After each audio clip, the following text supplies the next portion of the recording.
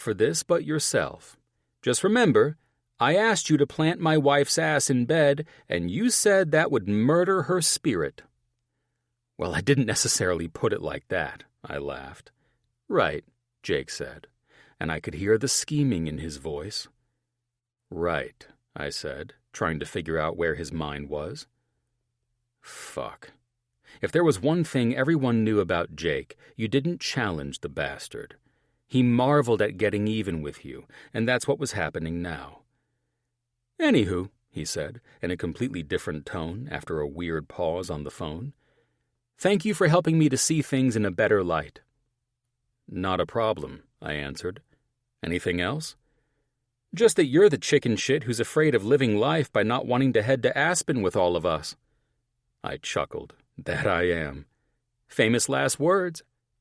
Jake hung up, and I knew this was far from over. I was relieved when Mickey rang my phone 10 minutes later, happy to be distracted from trying to figure out what was up Jake's sleeve. I answered.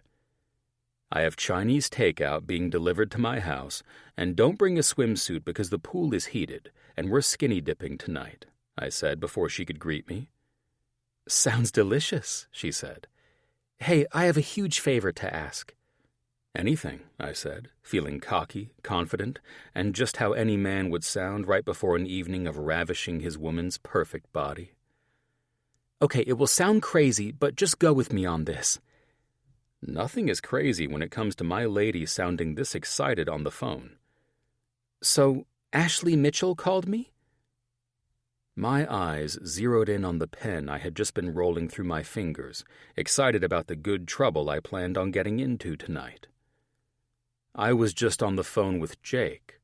How did she get your number?" "She said she got it from the hospital," she said, unconcerned that a random woman she'd operated on had called her. "I guess Jake's trying to keep her cooped up, but she heard him on the phone with you, and she wanted to call and invite us to go to Aspen with them. She said that if you said yes, Jake would have no option but to approve her wishes. She sounded really good considering the chemo." "That bastard," I said, leaning forward and running my hand through my hair. "He just invited us to go with them when we talked." "What did you say?" "I told him no," I answered. "Why? We would have a blast." "That's you who would have the blast, my love, not me. I would be in hell, trying to navigate these adult men who behave like teenagers." "And you don't?" she said with a laugh. "That is the pot calling the kettle black, pal." I was so confused. Why would Mickey even want to do this? "Who put you up to this?" "No one," she immediately responded, and instantly I knew there was more to this than Ash just crying on Mickey's shoulder. "Bullshit," I answered. Ping. I opened my text. Jake Mitchell. "Who's the chicken shit now?" How do these assholes even have medical licenses? I said to myself. "What?" Mickey said with a laugh. "The better question is, how the fuck did Jake get you to agree to this outlandish trip with people you hardly know?" "I love snow skiing," she said, "and I always wanted to go to Aspen at Christmas time." "You sound like you're reading from a script." "Maybe I just want to live a little," she said. "Maybe you keep quoting the shit he's covertly throwing into my face right now because that fucker didn't get his way with his wife." "That too." I smiled at the humor in her voice. "Did he text you?" "While you were on the phone with him. Honestly, after you had your moment last night, knowing that I have 4 days off back-to-back that week, I thought you and I could use a fun vacation like this. Neither of us really has any friends, so I think we should go have fun with everyone." "But you hardly know them." "So," she said, "I've met Ash plenty of times when she's come in, and you know Ash and Jake well enough. I think it would be fun. We could get our own hotel room if you're that afraid of being around everyone." "I'm not afraid of shit, lover," I said. "And no, we'll stay with the Lollipop Guild in whatever chalet those doofuses want to bunk in. Trust me, this might either be the time of your life or your greatest nightmare." "Well, it'll be neat, and I think we could use the adventure." "Okay, not to cut you off, but I want to get out of here before I get roped into anything else," I said. See you tonight, gorgeous." "Sounds good. See you then." Mickey hung up, and I immediately texted Jake. "John, how the fuck did you manage this shit?" Jake, "I'm a magician when it comes to getting even." John, "I didn't do anything to fuck with you, though." Jake, "Not directly, but you didn't do shit my way either. So, now I'm fucked by having to shack up with all these assholes in Aspen. And if I've got to be fucked, so do you." John, "You're a son of a bitch." Jake, "I know." Chapter 32. Mickey. As I pulled up to the fucking mansion, I had no idea what was more out of place. My trusty old Honda or me? Good God, who was this guy? Hugh Hefner? The driveway was big enough to park a helicopter on if needed, but from the looks of the sleekness of this place, John didn't go for that sort of luxury. I imagined him being more like the rappers with all different types of ridiculously expensive sports cars of every color parked in their 12-car garages. I stepped out of my car onto the perfect white concrete, and since all his luxury cars were probably in said garage, I had no idea where to park in front of the dark gray home. However, if I kept going, I'd head down the other side of the driveway and exit the place. So stopping anywhere and putting the car into park was my only option. He can repark this later if it's that big of a deal. I'm not on his perfectly mowed grass, so there's a plus, I said to myself, turning the car off and pulling the key out of the ignition. I stepped out of the car, and before I could take another look at the impressive home and intimidate myself further, I was pulled into John's arms, smelling his aftershave and feeling his hair was still damp from a shower. "You're all freshened up. I thought we were skinny dipping," I asked him with a laugh. "We are. I just got in a late workout. I need my biceps pumped for when the clothes come off under the party lights," he teased. "Come on, I'll give you a tour of the place." "Do you need the car parked somewhere?" I asked. "I'll pull it into the garage if you're worried about it." I glanced back at my oxidized paint job and laughed. "Well, it might force a neighbor to call the cops, thinking you're getting robbed." "My nosy neighbors can't see shit because of all the ivy and trees." "Well, don't you have it all?" I smiled, tucking into his side as we entered a door behind a landscaped hedge bush. "I do now," he said, squeezing his arm around my neck, bringing me close and kissing my temple before we walked through a large area with white marble floors. "This is the garage." "There's the 4Runner," I chuckled. "And that's just the Ferrari." "Just the Ferrari?" He laughed. "Well, I didn't mean it like that. I just figured you were one of those guys who owns this house, which should be on the lifestyles of the rich and famous, and you'd have more than 2 cars. I mean, you have a garage the size of a barn for one tiny little sports car?" He laughed. "I'm not one of those types of people. I bought this house for the privacy and not the garage space." "But don't rich guys like having all of that stuff?" "You watch too much reality TV, gorgeous," he answered. "No, we don't all like having that stuff. I wasn't raised with many vehicles, and I wasn't lying when I said that buying that 4Runner was splurging for me. It's not my style." "The 4Runner or the extra cars?" "Both." "Fair enough," I said with a laugh. "Show me the rest of the place."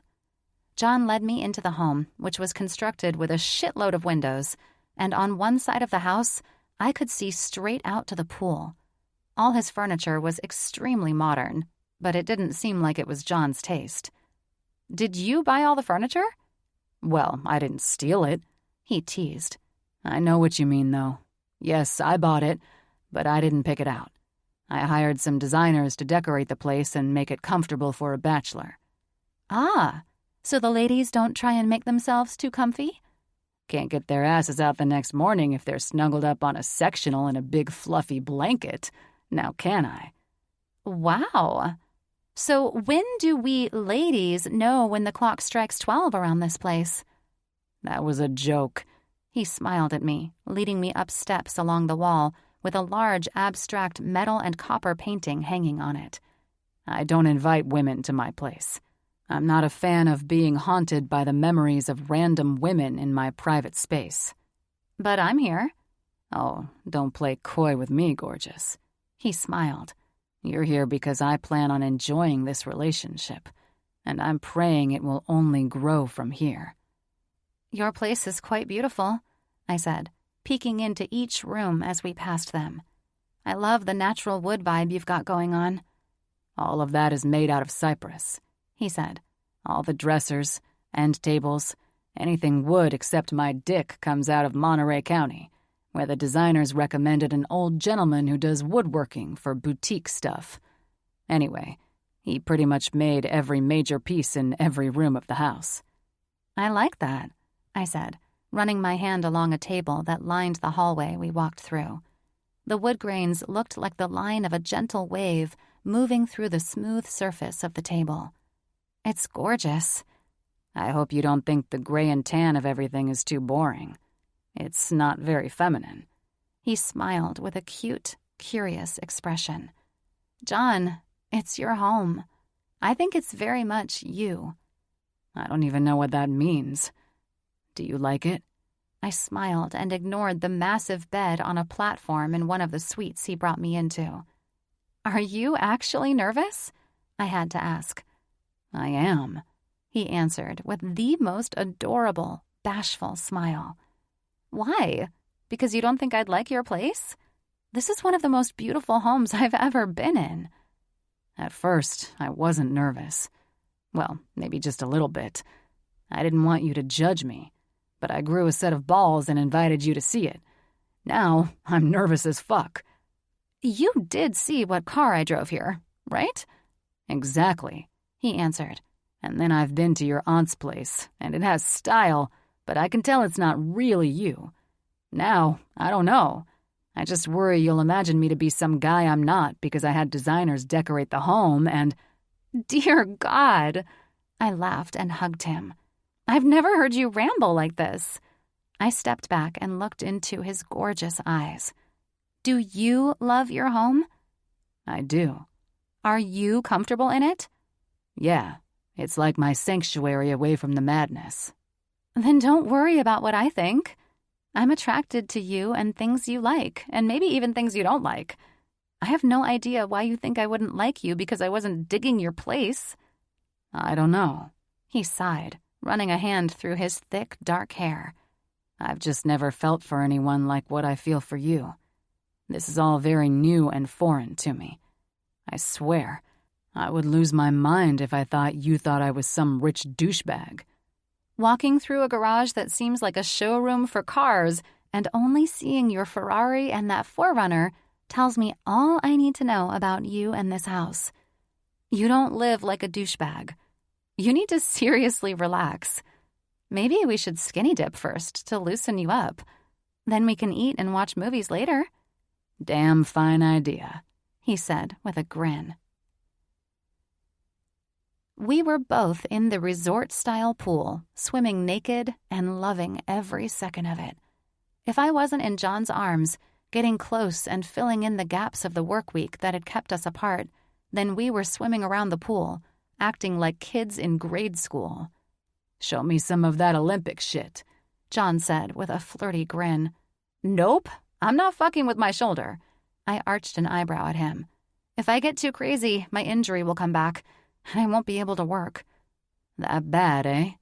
He used this moment to bring me closer to him, wrapping me in his arms and backing me against the wall of the 4-foot area of the pool. It's that bad. I might need you to kiss it after what I've already done by messing around in this pool. Oh? He said, with a sexy arch of his eyebrow.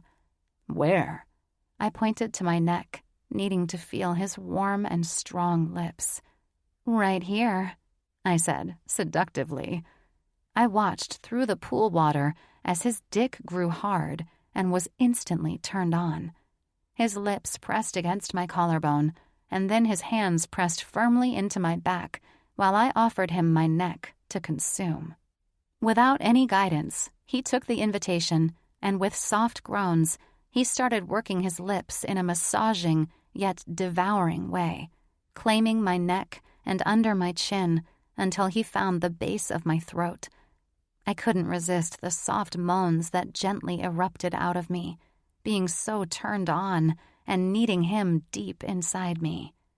When John's lips captured mine, I felt his thick penis spreading me open, entering me gently and moving to follow my small gasps and moans. God, I needed this.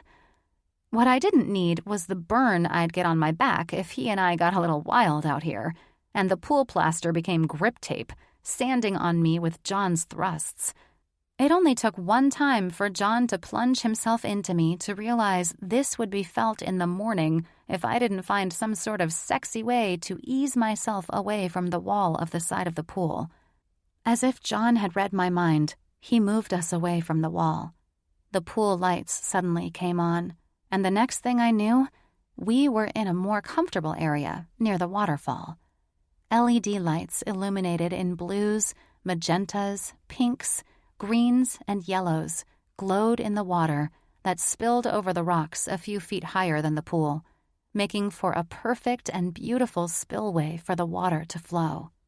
Behind the waterfall, there was a grotto with a bench, the perfect area for John to position me to straddle him from on top and ride his large cock in a way that massaged the boiling point of my G-spot that instantly brought me sensational pleasure. Fuck, I growled, reaching forward and gripping the top of his hair and twisting it into my fingers. I gripped harder, moving my hips forward in a hard thrust that prompted a growl from John as he clung to my ass. His dick was moving right against the most sensitive spot inside of me, and I felt like I was seeing fucking spots behind my closed lids. John's lips clamped onto my nipples, sending a jolt of electricity through me and right to my pulsating pussy, which wasn't ready to release the orgasm yet. Everything was building and growing deep inside me, and I knew this would be shattering in every way. I whined a moan of satisfaction when John repositioned his hips, and his teeth tenderly took my hard nipple into them while his tongue moved over the tip of it. All the sensations were glorious and sent me over the edge as my hips moved faster and faster, begging and pleading with John's cock to pull this orgasm from me and give me the release I'd been waiting for all day. John pulled my chest into his and thrust upward. With that movement and his grip on me, my entire body tensed and then released everything at that moment. My head fell back while I let John pump himself into me, and after 2 hard thrusts, he tensed and shouted "fuck" before we fell into a rhythm that carried us through the intensity of the pleasure together. "Shit," I said, rolling my hips and moving him in me before he softened. "God, I love your dick." "My dick loves you," he said playfully as we grasped for air, trying to steady ourselves in the waves of the pool that we created. "I'm starving," I said with an exhausted laugh. "We haven't even really worked up an appetite yet, baby," he chuckled. "There's plenty of hours left in the night," I teased. "Let's grab something to eat. Then I'm fucking you against my shower wall." "Oh?" I glanced back at him as we swam through the water.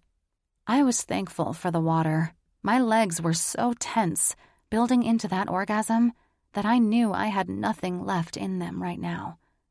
"You want to eat in the living room and put on Casablanca?" he questioned. "Black and white movies? Really?" "I wasn't kidding when I said I dug that shit. I have my theater room all set up with the gas fireplace lit, blankets and pillows on the floor, and I even got a brand new popcorn maker to add the final touch." After I got out of the pool, I turned back to him, and he wrapped an extra-large, white, fluffy towel around me. "You're the best, you know that?" "That's just the after effects of the sex talking." He kissed my lips. "No, this, all of this. Your place, your cute way of being concerned that I wouldn't like you because of it. And now something as romantic as just me and you watching old black and white films with a popcorn maker. It's a romantic wish come true. Well, it's my romantic wish come true to hear those words come out of your beautiful mouth, baby," he said. "Let's go get the grub and get the night started. You're staying over, right?" We can commute to work together in my car in the morning. I laughed. "Only if I can drive it." Oh, I'm sure that Honda will make you glad you left the Ferrari at home. The night was better than I anticipated. It wasn't only about sex. That part came at intermission during the switch out of movies. Instead, it was a night of lying in John's arms, the fresh smell of popcorn filling the air, laughter, and just being comfortable with each other. I'd never had a relationship like this before. It was a mixture of everything I held most important: love, laughter, goofiness, friendly conversation, and most of all, feeling the desire of someone who was as entirely into me as I was him. It was surreal. It was so much fun to let my guard down and enjoy everything without worrying about what could go wrong. Chapter 33. Mickey. I was starting to second-guess this Aspen trip after John picked me up from work in a Bentley, and we shuttled off to the airport, only to realize we weren't boarding a commercial jet. No, we were flying on one of 5 private jets that Jim Mitchell owned. I was entirely out of my element, and I had no idea what possessed me to think that a ski trip with a group of billionaires would exude anything less than extreme wealth and power. I had met Jim Mitchell before, CEO of Mitchell & Associates and Forbes 500 top wealthiest men on the planet. And although he seemed stiff, he ultimately came off as a regular man who ran a big company. Knowing his younger brother, Jake, a little better as in he'd said hi to me on a few occasions in the hospital dining area, and when I assisted John during his wife's surgery, I could tell Jake was the more approachable and outgoing of the brothers. Still, I hadn't added everything up in my head, which was that these people were the 1%ers and had more money than most people could spend in multiple lifetimes. Somehow, that vibe never really oozed off them. At least, I didn't pick up on it. The other Rich Kids Club member joining this excursion was a neurosurgeon at St. John's, Dr. Colin Brooks. From what John had told me, he came into money through his father, a world-renowned architect and close friend of the Mitchell family. Basically, I was the only one from Podunk, Tennessee, and try as I might to act cool, I felt pretty goddamn intimidated as soon as I saw the jet. I tried not to think about what I'd roped myself into, but I felt a tad more at ease that John's family had offered to let us all stay at their place just above Aspen, overlooking the ski resort. If I was lucky, John's family was a bit more down to earth than his friends. I mean, this jet was unreal, and I might not feel like such a simpleton for the rest of the trip. "Dr. Smith? Dr. Astor?" The flight crew greeted us as we approached. "It's a pleasure to be flying you today," one of the pilots said with a friendly smile as he led me up the stairs and into the plane. "Thanks," John said in acknowledgement. I smiled, trying to access my inner Coco Chanel and appear to be a proper lady. I was overwhelmed. It's not like these people were really our friends. They were just a cool group of people I'd met a couple of times, and they seemed like they'd be a lot of fun to go on a ski trip with. Ashley was the essence of sweet, a total ray of sunshine, even through the most challenging time of her life. But honestly, I never would have associated her with this whole private jet situation. Champagne? A stunning woman with a crisp, tailored suit greeted us. I'm Kat, and I'll be at your disposal for your flight today. Do you have any preferences? Preferences? I smiled and looked at John, out of my element in the biggest way possible. Yes, preferences for food before the meal is served, she politely answered. My eyes shifted to where the captain sat in his cockpit, his attention on the hundreds of lights shimmering on display around and in front of him. This was wild. I'd never boarded a plane and looked into the cockpit area. As I looked around the cabin, I was surrounded by oiled wood and luxurious, supple, cream-colored leather. I'd only seen the inside of private jets on television, but there was no comparing this one to any of those. It was like the difference between a Rolls-Royce and a Honda Accord. Amenities were laid out as far as I could see, and it seemed there were even personal cabins toward the back of the plane. I was awe-stricken. "Ma'am?" Kat kindly spoke, no doubt having a good sense of humor about me being flabbergasted as I looked around. "Sorry, it's my first time on a private jet," I admitted, as she and John laughed, walking farther into the cabin. Preferences? No, I like everything." "Same here," John added. "Very good. Now, I hope the accommodations meet your needs and your flight is enjoyable." "I'm sure it will be," I answered. "Excellent," she said. "I will allow you to make yourselves comfortable, but please do not hesitate to call for me should you need anything or have any questions." "I will, thank you," I said. "Thanks, Kat," John said. "Before you go too far, can you bring a tray of the La Madeleine aux truffles I had shipped in exclusively for the trip?" "Right away, Dr. Astor," Kat said promptly. I smiled like I knew what he'd had flown in, and then turned to follow him through the plane. "I'm so happy to be here with you," John said, pulling me off to the side far enough to where I could see there was a business center in this jet. "I think the last time we did anything outside of work was before Thanksgiving." "It really has been that long," I said. He and I had spent the last month working like crazy to be able to take off this third week of December. Our Thanksgiving was spent on call at the hospital, delivering little bundles of holiday joy. But it was perfect. There was no family stress or fighting over politics and turkey. It was just him and me, and a whole lot of babies. It was a welcomed sense of togetherness that we both needed, though, even if it was at the hospital. The only actual date we'd been on was when I went to John's house for the first time. We'd had the best night ever, watching old movies, laughing, swimming in his luxurious pool, and enjoying each other's company with no pressure. We sat on the floor, wrapped in a blanket in front of John's electric fireplace, and watched TV on oversized pillows. As much as I hated for that to end, we knew we'd have to work overtime to be able to take this trip, and so we did.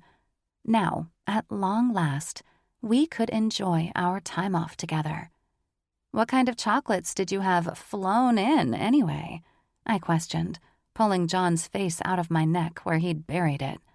His lips and face had found my neck and nuzzled it with every brief hug or encounter we'd had over the last few weeks. That seemed to be John's favorite place, and I loved it. "A special kind that's going to get me laid as soon as we reach the house," he chuckled. "God, it's been almost 2 weeks since I've had the privilege of enjoying my lady," he said, his hazel eyes sparkling and dancing with their usual excitement. "Seriously," I laughed, feeling his excitement for what I had also been aching for these past few days. "That's a pretty fancy name for a chocolate." "It's just a fancy French truffle. I love them, and I thought you would too. Fancy flights call for fancy foods," he teased, with a handsome raising of his eyebrows and a snap of his fingers. "Come on, dollface. Everyone is in the lounge, waiting to get this bird in the air and ski our asses off over the next couple of days. They're a lively group since they opted to leave the kiddos behind with their nannies." "Wasn't this supposed to be a Christmas trip?" "It is," a scratchy voice said. "You must be Michaela. I'm Avery, Jim's wife." She was stunning. Her eyes were a piercing icy blue color accentuated by her pitch-black, wavy bob haircut. Her sharp features would have made her seem intimidating if she didn't exude a certain warmth. "I'm only Michaela if my mother is mad at me," I said, feeling more relaxed by the casual atmosphere. "Please, call me Mickey." We'd arrived at the lounge area, and Jim ended his conversation with Jake and another man and approached us, joining his wife. "You made it," Jim said, extending his hand to shake John's. "Wouldn't miss it," John said before turning to me. "This is Mickey. Correct me if I'm wrong, but you might have met already." "It's a pleasure to have you, Mickey," Jim said, shaking my hand formally but warmly. "I believe we met when my brother insisted I come and taste the pizza from the brick ovens we installed in the hospital kitchen." I nodded and smiled. Jim was much less stiff than when I'd first met him in passing. It was unbelievable how a three-piece suit changed everything about this man. Now, wearing a black leather jacket, light gray sweater, and denim jeans, he seemed much more approachable. That, and it was endearing to see him steal a glance at his vibrant wife, his emerald eyes sparkling and setting off his onyx hair. "It's great to meet you in a more casual environment," I said, inwardly cringing that I'd said something so stupid after I spent the last 5 minutes gawking at my surroundings. "You think a private jet is a more casual environment than watching my brother choke down pizza at St. John's?" Jake said, bouncing over to us. The only difference between Jim's and Jake's features was that Jake had blue eyes and Jim had green eyes. I would have believed they were twins if I hadn't known Jim was the older of the two. "True," I chuckled, "but the pizza was pretty extravagant." "It's dog shit, and Jim knows it," another man said as he approached with a drop-dead gorgeous Latina woman. I recognized the man from the hospital, but had never been introduced.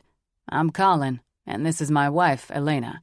He put his hand around the smiley woman with an air of pride that I thought was quite beautiful. All my fears and insecurities of being with this group for the weekend had melted away. I could sense the kindness and welcoming moods from them all.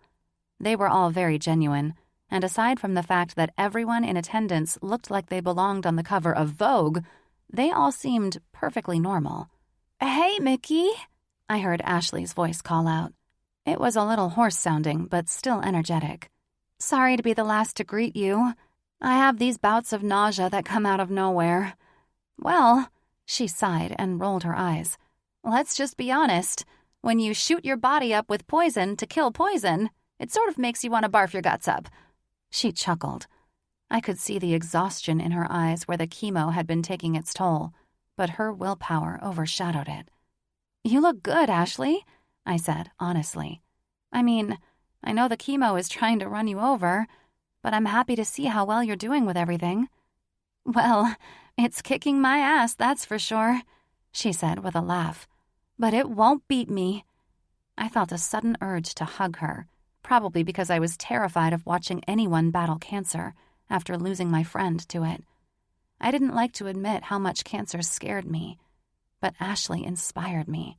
She was a fucking champion in my mind. Something told me that this trip would be therapeutic for me, maybe even more than it was intended for Ashley. And since all the kiddos were away, the party was just beginning. The flight was exciting after I'd met everyone. Ashley, Avery, and Elena were incredibly down-to-earth, lively, and fun. They welcomed me very graciously, and I was filled with appreciation for that. The men were in an entirely different class of crazy. It was funny because John had mentioned that he was more of an acquaintance to these men than anything, but you'd think they'd all grown up together after the way he and the other guys were buddied up. It was refreshing to be around this type of friendly dynamic. Everyone fit together perfectly, like pieces to a puzzle. As the sun set, we drove up to the house, and my mouth dropped open. A brief feeling of intimidation dropped over me, knowing that it was my guy who'd provided this home for us to stay in for the next 4 days. The place was magnificent. Jake was driving with Ashley, his brother, and Avery in the SUV behind ours, while Colin and Elena rode with us. The 2 black escalades pulled up the curved stone driveway and parked in front of the granite staircase, reminding me of a tour I'd taken to Hearst Castle with Aunt Bev when I was little. I couldn't believe people owned homes like this to use for only a few days a year. How could anyone have that much money?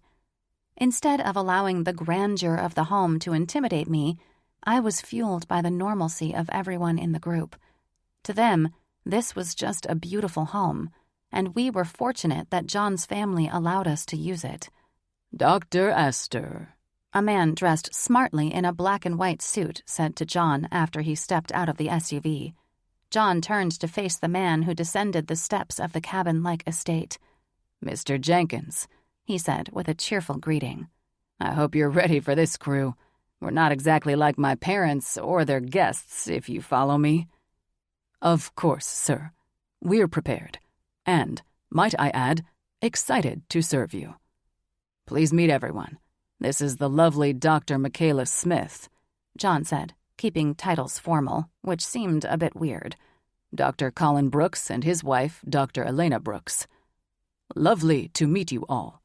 The white-haired man spoke in a stiff yet sophisticated voice. I do hope that the staff and I will meet all your needs on this visit, he said, the fine wrinkles on his face giving the appearance that even though the man was highly formal and professional, he might have had a humorous side buried somewhere in there. And these are our other guests, Dr. Jacob Mitchell and his wife, Mrs. Ashley Mitchell, and finally, Mr. James Mitchell and his wife, Mrs. Avery Mitchell. I watched how Avery and Ashley reacted like me in response to all this formality. I could also see that the wives of these guys were accustomed to having butlers, maids, and nannies. Well, maybe they all didn't have this. I honestly didn't know. But I knew I was definitely out of my element, trying to act like this was normal. It is my humble pleasure. My staff and I are honored to care for all your needs. Everything has been prepared, and our chef is at your leisure should any of you work up an appetite at any hour of the day. He stepped back and held his white-gloved hands behind his back while we stood there looking like a tourist group. Please enjoy your stay. While we won't be in your presence, we are close by and ready to meet any needs you may have. Thank you, Mr. Jenkins, John said, then dismissed him with a nod while taking my hand into his. Well, shall we see if this home meets our requirements for this Christmas party, vacation, ski trip getaway? As 4 men descended the steps to gather the luggage from the vehicles, I glanced at John, wondering if I was about to see the real John Astor, son of Mr. and Mrs. Sebastian Astor IV, the family in the photos he'd shown me at the hospital while I was getting stitched up. This was a new side of John, and I was intimidated if I was truthful with myself. I didn't know how to act or react in a home with servants. I was used to showing up at an Airbnb, excited when the homeowners had stocked the kitchen. This was far more than that, and even though it was exciting to feel like I was Elizabeth Bennet touring Mr. Darcy's home, I was nervous I'd screw something up. I had no plans to allow my insecurities to ruin this ski trip, but I was curious to learn more about this side of Dr. John Astor and find out if I had what it took to go the distance. Chapter 34. John. Because Mr. Jenkins was pretty much my parents' informer and had practically raised my brothers and me in every home we'd ever lived, I kept things extremely professional. After seeing how my brother behaved at dinner the other night, it was undeniable that my mother was up to something. She'd been perfectly fine with me staying with friends at our Aspen home plenty of other times. She'd never sent the main house butler to babysit me and my friends before, but this time she'd pulled out all the stops. Word must have traveled to her that Mark and I had an extremely strange dinner, or perhaps she was just on red alert because my brother was ready to jump ship on his wedding and engagement. It was easy to tell there was drama back home in New York, and I did what I'd always done best when shit flew around any Astor family estate: dodged all communication about it. My mother wasn't one to lay low. She was known for controlling the entire family. Don't get me wrong, my dad was a strong-willed man who ran his boys with an iron fist, but that always came behind my mother's desire to have this family run as she saw fit. Mark's behavior at dinner was a fair enough warning that my mother was now putting eyes on me and what I was doing, or who I was entertaining in my personal life. This could easily bother me if I allowed it to, but I wouldn't. In fact, knowing that my mother had sent Mr. Jenkins to run the house made me a bit excited. I knew the old man would report back to headquarters, so I might enjoy giving my mother something to worry about. "This is the price you pay when you get nosy and don't trust my decisions, Mother," I thought with a grin, leading everyone through the grand entrance and directing them to the suites of their choosing. "And you and I are on the master suite floor," I said, kissing Mickey on her temple while leading her up the stairs. "What do you think of the place?" "It's insanely beautiful," she said with awe. "This is just the Aspen home, eh?" "Ha, yes, and how do you feel about the staff on hand?" I questioned, understanding that not everyone might be comfortable with having an entire staff around. I had to keep things in balance, and if I did that, this trip would go off without a hitch. The guys and their wives were most likely used to this pretentious nonsense. They, like me, didn't prefer all the fuss, but we could all deal just fine without issue. What I worried about was that it would be overwhelming for Mickey, and that was the last thing that I wanted. "It's different," she said with a laugh, after we crossed the landing area that overlooked the large stone fireplace of the living room and finally reached the master suite. Mickey turned to me, shook her head, and smiled, evidently overwhelmed at the vast room that was easily the size of an average home, complete with its own fireplace, living area, a bed that could fit 10 people, and walls garnished with antique Nordic skis. The place was something one would dream about for their ideal log cabin. It was complete with a sauna, heated pool room, billiard room, gym, 2 suites on the first floor, 3 bedrooms and a suite on the second floor, and this entirely isolated third-floor master suite. The house was my favorite of the multiple luxurious homes my parents owned all over the world, but it had a tendency to be a bit much for the average stay. This time, however, for this occasion, it was perfect. "Listen." I walked toward Mickey after she turned to face the windows that gave us a sprawling view of Aspen's slopes and the village below. I wrapped my arms around her from behind and kissed the side of her neck, inhaling her sweet perfume. "I know it's probably overwhelming with butlers and maids and shit, but you'll hardly see them." She turned to face me, and her beautiful eyes lit up the room better than the brilliant white, snowy hills that came from beyond the massive windows of the home. "Is this honestly how your family lives?" The long answer will probably make you bored to tears, but the short answer is yes. "I find it intriguing, although a bit intimidating," she said, her eyes scanning the smoothly carved logs that were fashioned to create the massive bed and the matching furniture decorating this suite. "Don't be intimidated, love," I said. "I'm nothing like them. I don't live this way, and you know that.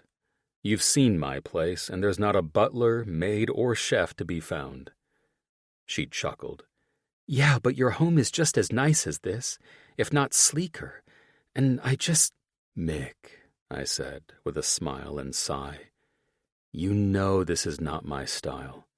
Sure, maybe I bought $100,000 of camping equipment and a vehicle to haul it for an overnight camping trip, and my home is up there with some of the better ones in my neighborhood, but it's all just stuff." I think I was saying this more for myself than for Mickey. I saw the woman standing before me, and these raw emotions that warmed me and made me feel complete were worth more than anything else. This woman was worth more to me than any possession or dollar amount I could ever see in my bank account. "So, what's first on the agenda?" she asked, walking around and inspecting the room. I eyed the luxurious quilt that covered the log bed. "Well, we can start with me proving how much more I've fallen in love with you from—" Knock, knock. I frowned. Probably Colin, I chuckled. The guy can't rest unless he's giving me shit. It's all good. We have all night, she chuckled while I opened the door. Mr. Jenkins? I questioned with a frown. May I help you? Forgive the interruption, sir, he said, knowing my mother always had strict orders for the servants to keep their distance from the family whenever we were home. Mr. Jenkins knew this rule well, so unless the place was on fire, his intrusion was very well noted by me. May I ask what brings you to my room so unexpectedly? I would like to ensure all is well with your sleeping quarters. Mr. Jenkins, perhaps you can answer a question for me, I said, annoyed that this asshole was on some mission from my mother to keep an eye on me. Certainly, sir, Jenkins responded, while I studied his solemn expression. Do I look like some wild teenage boy who needs to be policed and watched after outside of my parents' presence? No, sir. However, no, I interrupted him. I don't. And I do hope that your rude behavior, coming to check on my girlfriend and me in our room, was not extended to the rest of my guests. Just because you watched me grow up as a child doesn't mean I still am one. But Mrs. Astor... Ah, yes, of course. My mother has put you up to this, I said with a smile, narrowing my eyes. Listen, Mr. Jenkins, I trust you are aware that you're not only attending to extremely important guests, but one of those guests happily chose to stay in this home at my behest to relax and keep her mind off of a most unpleasant and unfortunate circumstance in her health. If any of these guests are rudely intruded upon during our stay, I will be most displeased. I will deal with my mother and her orders for you to keep an eye on me later. For you, I trust that you will behave as though you are waiting on my mother for the remainder of our stay. I'm sure you understand what I'm saying. I understand, sir, Jenkins said, his head held high. Thank you. We will not be dining in tonight, so save the chef his trouble. That's all. Jenkins quickly bowed before spinning on his heel and closing the door behind him. As he left, I began to feel my blood boiling beneath my skin. I was not one to be treated like I was some teenage idiot who my mother couldn't trust to be unsupervised in her home. Mark was right. Things weren't normal, and to have Mr. Jenkins spy on me and my guests was nearly enough for me to find another place for us to stay. My only hesitation in proving a point to my mother and uprooting us all at the last moment was for Ashley. She didn't need any stress. She needed 100% relaxation and positivity, and that's what I intended to offer everyone, regardless of my mother's machinations. Chapter 35. Mickey. I opted out of hitting the slopes first thing in the morning since the large, oversized bed was cozier and more comfortable than the idea of gearing up in a ski outfit, putting on stiff, clunky ski boots, and going out into the frigid temperatures.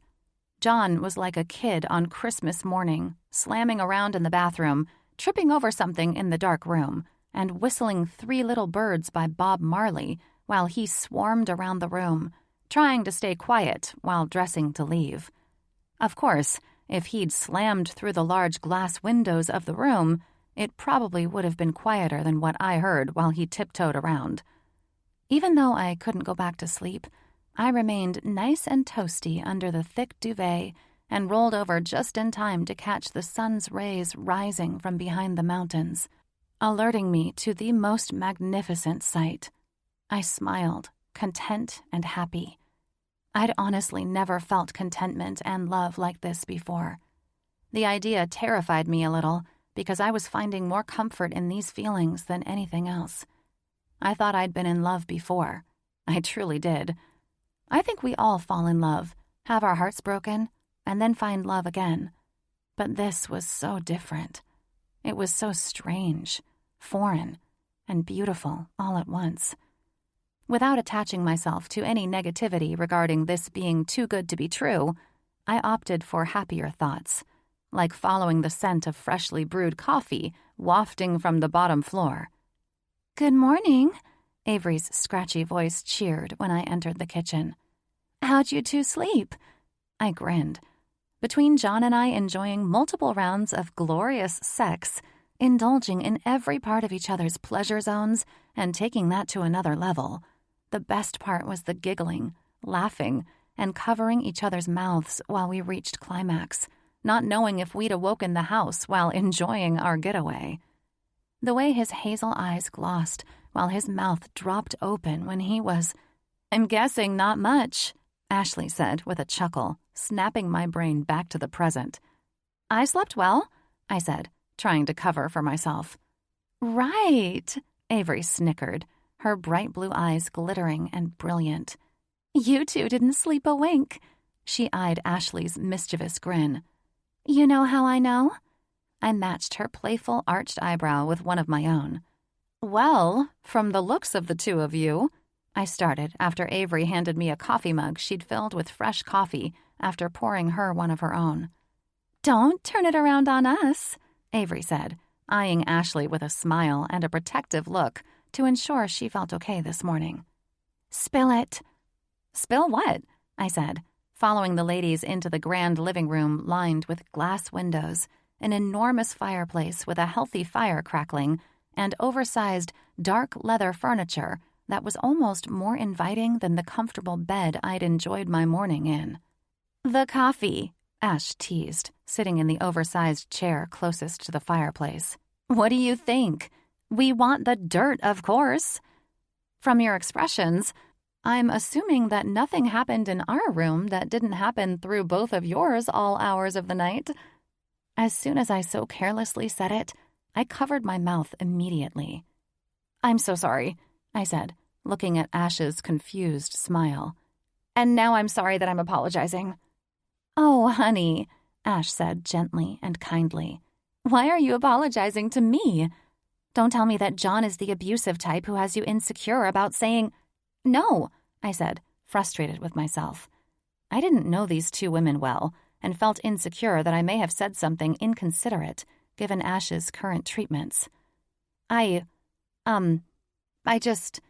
had no idea what to say or how to explain why I felt terrible for implying that we were all having sex last night.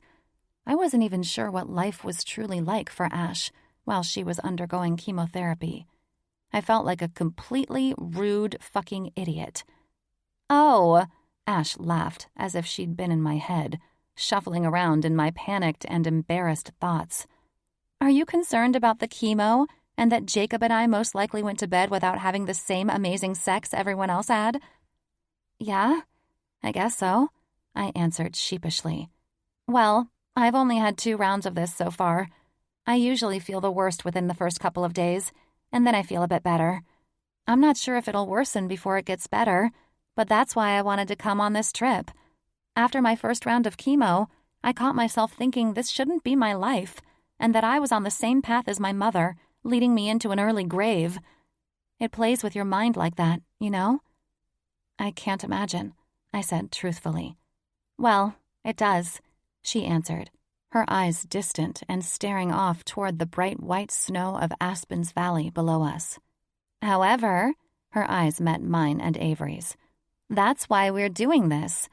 I want to live, and when I say live, I mean there are so many things that happen in life to take our minds off the importance of why we're here. Initially, I feared losing this battle, but then I realized it was just one big mental game. Entertaining those unhealthy thoughts would have me lose this battle before it ever started. And that's not who I am. I'm a fighter, and I know that everything happens for a good reason. We embrace that, or we hide from it. I will tell you this, though. When you realize your importance and that you're on this crazy earth for a reason, that's when you really start to live." "That makes sense, babe," Avery chimed. "But when you feel like shit from chemo, I'm sure you're not thinking of all that existentialism," she said with a laugh. I could tell she and Ash were close, given how brutally honest she was with her friend. "Well, no shit," Ash chuckled. "The part that fucked with me the most was when I had to flush my pee down the toilet twice and not let the kids sit on the toilet seat until the chemo left my system after a few days. Shit like that. and Jacob taking my laundry to be cleaned separately from the other clothes to keep it from hurting anyone else. Jesus, I said, unaware of that part. How did you cope with that? Her eyes pooled with tears. I felt like a monster. I broke down in tears and went to bed, not wanting to see or speak to anyone. It was a bad moment for me, and I remember sitting in that dark room thinking that I could push away everyone who was trying to help me and who was hurting right alongside me, or we could all fight this together. I chose to fight. I chose to get out of my head about it and just fucking live. That's why we're all here. She smiled cutely at me with a scrunch of her nose. And yes, once I started feeling better, and that waste was out of my system, you better believe I made my husband a happy man, just like I did last night. I laughed with Avery. You're inspiring, I said. Ashley's endurance and mentality showed me that I had no reason to be afraid or to feel awkward. I'm not trying to inspire or anything. She paused and chuckled. Or maybe I am. You are, Avery teased. In fact, I'm hoping that your energy levels are ready to shred something up on those slopes. You know I'm not meeting those boys for drinks later, only to hear their war stories about killing each other on the double black diamond slopes, while we sit in here and drink coffee. Good morning, ladies, Elena said as she entered the living room from the kitchen nook. I'm trusting you're all here to discuss that those men won't know what hit them when we take to the slopes. You know it, Ash stood and smiled. Now, this is how it's done. She fanned her hand out and waved across the room. Good friends, good appetites, and good fun. I couldn't agree more, I said. I'll agree after I eat breakfast, you crazy hippies, Avery said. Good God. We go from existential motivational talk to kicking the men in their balls on the slopes. And no one has made mention of the homemade croissants that the butler told the chef to prepare for us. Dude, Elena said, her eyes wide. What's with that guy anyway? Who, Mr. Belvedere? Avery said, mocking Mr. Jenkins while sipping her coffee. He gives me the creeps. I've been around plenty of people who have butlers and maids and shit, given who Jim is and all, but this guy is a bit over the top. How so? I wondered if John would be mortified if he knew his guests felt this way about his butler. Well, Avery said, smiling at me. Jim had this conversation with John first thing this morning, so I'm not gossiping behind John's back, just to be clear. But John said he interrupted you both last night, being nosy and shit. I just thought that was normal with rich people, I teased. The ladies all laughed. Not hardly, Ashley chimed in.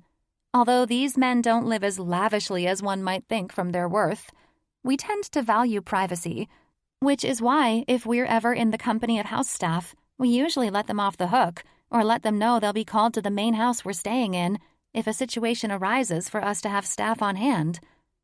Yours is mainly on the yacht, Avery said to Ash. But what this guy did last night to Jim and me, checking up on us, was surprising to Jim.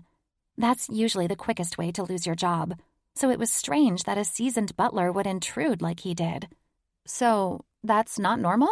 I questioned, confused. No, Avery answered. These men don't like to be treated as though they're a bunch of college kids in someone's home, and the staff needs to keep an eye on them.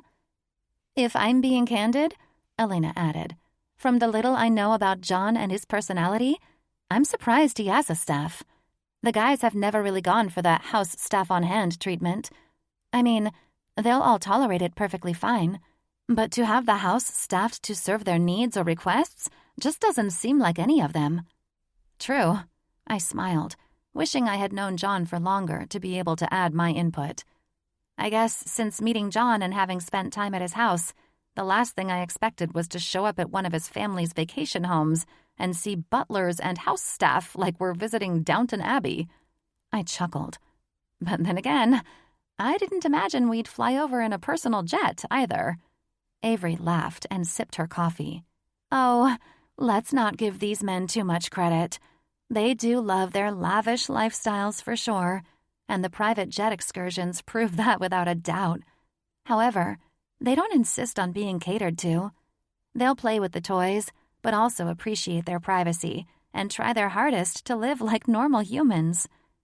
I don't know much about John's family, I said, feeling a bit more relaxed in the company of these women who seemed completely down to earth. But it does seem like his parents might run the show a little bit. Avery nodded. He's from old money, she said knowingly. And old money people are quite different. When I married Jim, I was all but homeless. She laughed. But that story is for a different day. Anyway, with Jim's status and the circles he's in, I've learned quite a bit about how these people conduct themselves. It used to be extremely intimidating because I didn't appreciate the eyes staring me down as if I were Cinderella every time we made a public appearance. The shit Jim has taken from some of the upper elites is absolutely ridiculous. But the pressure to behave a certain way and the expectation to live up to everyone else's standards is real. I'm just happy that Jim chose love over proving himself to those fuckers, and I'm grateful every day for him. With or without money, that man is the other half of my heart and soul, and I couldn't imagine living without him. I frowned.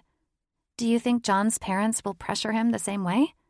I recalled John's concern a few weeks ago, when I'd never seen him so down. He was seemingly terrified about his parents, his future, and his life. With me.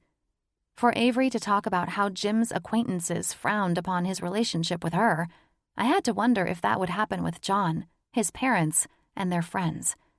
I had no idea how the life of the wealthy worked. I figured it was the same as ours, except they were all blessed with a bit more than normal people. I'm not sure about them, Avery added. But just be yourself.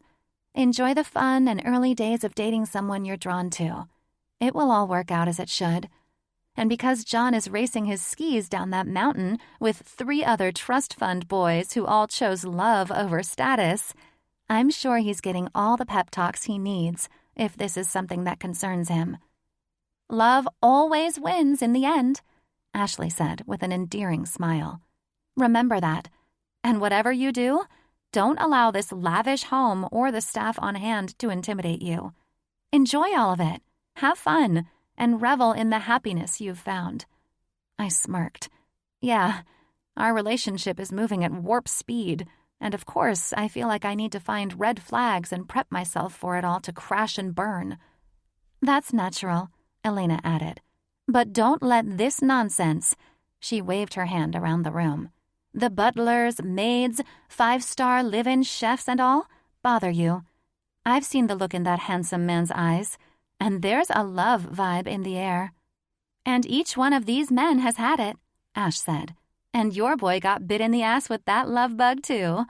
So I say, let's head up to the slopes, meet these men for lunch and beers, and do what we came here to do. I agree. I smiled, a bit relieved. I have no idea how we even got onto this subject. Because John expressed how pissed off he was that he's got a lurker or a spy for a butler in the home. Avery laughed. But I'm telling you, when he and Jim were discussing this Jenkins character, the lively John I met yesterday turned into quite the irritated man. I had no idea, I answered honestly. Avery smiled. That's why you'll both be just fine, parents or no parents, to interfere with their son's love life. He's already shielding you from the bullshit, so that's a huge plus in my book. Shielding me? Great. There's something else I didn't notice. It's not like he's keeping secrets, Ash added. But he's not okay with his family interfering. He doesn't want to scare you off. From what I know in these circles, if a man wants a future with a woman and she's not from his class, so to speak, he keeps her as protected as he can from it all. Part of me wonders if that's what his parents are doing with staffing the house, Elena asked. Could be, I answered. Don't worry, Ash added. It appears John is already ensuring that it stays out of your life. Well, that's nice to know, I said. But enough of this subject. Ash smiled, stood up, and stretched. Agreed. We need to give these men a run for their money. I couldn't agree more. I stood and smiled. It was nice to know I wasn't the only woman who'd accidentally fallen in love with some rich guy from an entirely different world. These women were special, and I was excited to see how the rest of the trip played out. Chapter 36. John. Being up at the ass-crack of dawn, thinking about the ass-crack of the most gorgeous woman I had ever known, yielded me one of the most thrilling days on the mountain. After Jim and I discussed the inappropriateness of my overly controlling mother and her staff of spies, I felt a sense of freedom about my situation. Before this trip, I'd hardly known the former Playboy doctors of St. John's, Jake and Colin, and I'd only had minimal conversation with Jim. But after 2 daring rides down the double Black Diamond slopes on the Aspen Highlands mountain range, we'd formed a bond that made me wonder why I'd never gone out with these guys before when they invited me for drinks. That's what sucked about working at a huge hospital and being isolated from other practices at St. John's. I'd never really been around them, except for trading stories in the lounge or possibly a staff meeting. Other than that, we all worked together, but it felt like we were never in the same building. I think the main reason I'd avoided mingling with the Mitchell brothers and their friends was because of the way I grew up. The people in my parents' social circles were just different. And since I was no longer living in New York, I didn't need to subject myself to that lifestyle. I guess I'd just figured these guys, who had earned the nickname the Billionaires Club years before I'd moved out here, were the West Coast version of the people I grew up around. So I'd imagined hanging out with them after hours would put me back into the lifestyle I'd escaped. But I was wrong. Regardless, I was thankful Mickey and I had come along on Ashley's Live Your Life While You Still Have a Life to Live vacation, and that I didn't dodge the invitation like I usually would. If I had, I'd never known that they were all ordinary people, and just like me, they didn't let their money or status define them as people. We'd taken turns flying down the slopes all day, trying to decide who could do the most dangerous maneuver without breaking any bones or killing themselves, and it felt great just to cut loose and act like a bunch of jackasses without worrying what people might say. "Oh my God, this pho is fantastic," Colin announced over his steamy, oversized bowl of soup. "And I'm not just appreciating it more because the wizard here kicked my ass on that jump either," he said, pointing at me before pulling up a string of noodles from his bowl with his chopsticks and shoving them in his mouth. I'd just taken an enormous bite of my massive burger, which couldn't have been placed in front of my growling stomach fast enough, so I had to finish inhaling my first bite before responding. "What's with the nickname?" I asked, reaching for my craft beer and taking a couple of large gulps. "You're over here whizzing down these slopes as if you've got your magic skis on," Colin laughed. "He's jealous," Jim said with a smirk. He'd ordered the same soup that Colin had, but wasn't nearly making as big of a deal about it. "Ignore him." "Jealous?" I chuckled. "You were tough competition. This is where I'm going to have to stop you," Jake interrupted, his club sandwich and fries now a pile of uneaten crumbs on his plate. "You don't want to play that shit with Colin." "What shit?" I questioned. "Boosting his self-esteem. Colin's the biggest dip fucker on this mountain. You know it, Jimmy knows it, I know, and most of all, Colin knows it." He laughed, while Colin smirked at his best friend. "You know," he said, eyeing Jake and then me, "whenever we start to spend time with a new, poor, unfortunate soul such as yourself, we play shit out a little longer. Jakey is letting you off a little too easy." "Who says John wants anything to do with either of you?" Jim answered. The group dynamic was amusing. Jim played the older brother to his actual brother and Colin as if he were the one who kept the two in line. Jake threw his hands up, his spy sunglasses sharing the reflection of the stunning landscape surrounding us from where we sat on top of Buttermilk Mountain, where the girls should have met us half an hour ago for lunch. "Listen," Jake announced, as if we were in a treehouse and getting ready to add a new member to the group. "I like you, dude," he said, smirking, "but you're going to have to cut ties with that weird-ass butler. Jesus, I said, embarrassed by the domineering mother situation. I am sorry that... If there's one thing you should know about me and these knuckleheads, Colin added, mid-conversation, don't ever apologize to us for anything. We get it, man. I don't think you do, I said. For the first time, I felt comfortable confiding in these guys and letting them in on my trust fund brat situation. My parents roll completely differently than most people, your families included, I would imagine. Well, without you knowing each of our family histories, Jake took a sip of beer, I'll quote Avery on this. The rich are weird, he chuckled. I think everyone agrees with that, Jim added with a laugh. What Jake's trying to say is, it doesn't matter. We've all grown up with the same sets of rules and boundaries. It seems none of us let it define us as adults, though. Bullshit, Colin interjected with a sigh. All of our asses belong in therapy, and you know it. That's exactly why we go ride horses at your wife's horse clinic, Jake said with a grin. Right, Colin said. That's why you're more damaged now than you were before she opened the damn thing. I'm completely lost, I admitted. Elena has an equine therapy for those dealing with PTSD, Jim said, pushing his finished bowl of pho away, taking his beer in his hand, and leaning back in his chair. Either way, you can see and judge by our conversation here today that it somehow works for everyone but Jake, Colin, and me. I don't mean to be blunt, I started, but I avoided hanging out with you guys a lot because I knew you all came from the same kind of money that I was born into, and I wanted nothing to do with that shit in Los Angeles after I worked so hard to move away from it.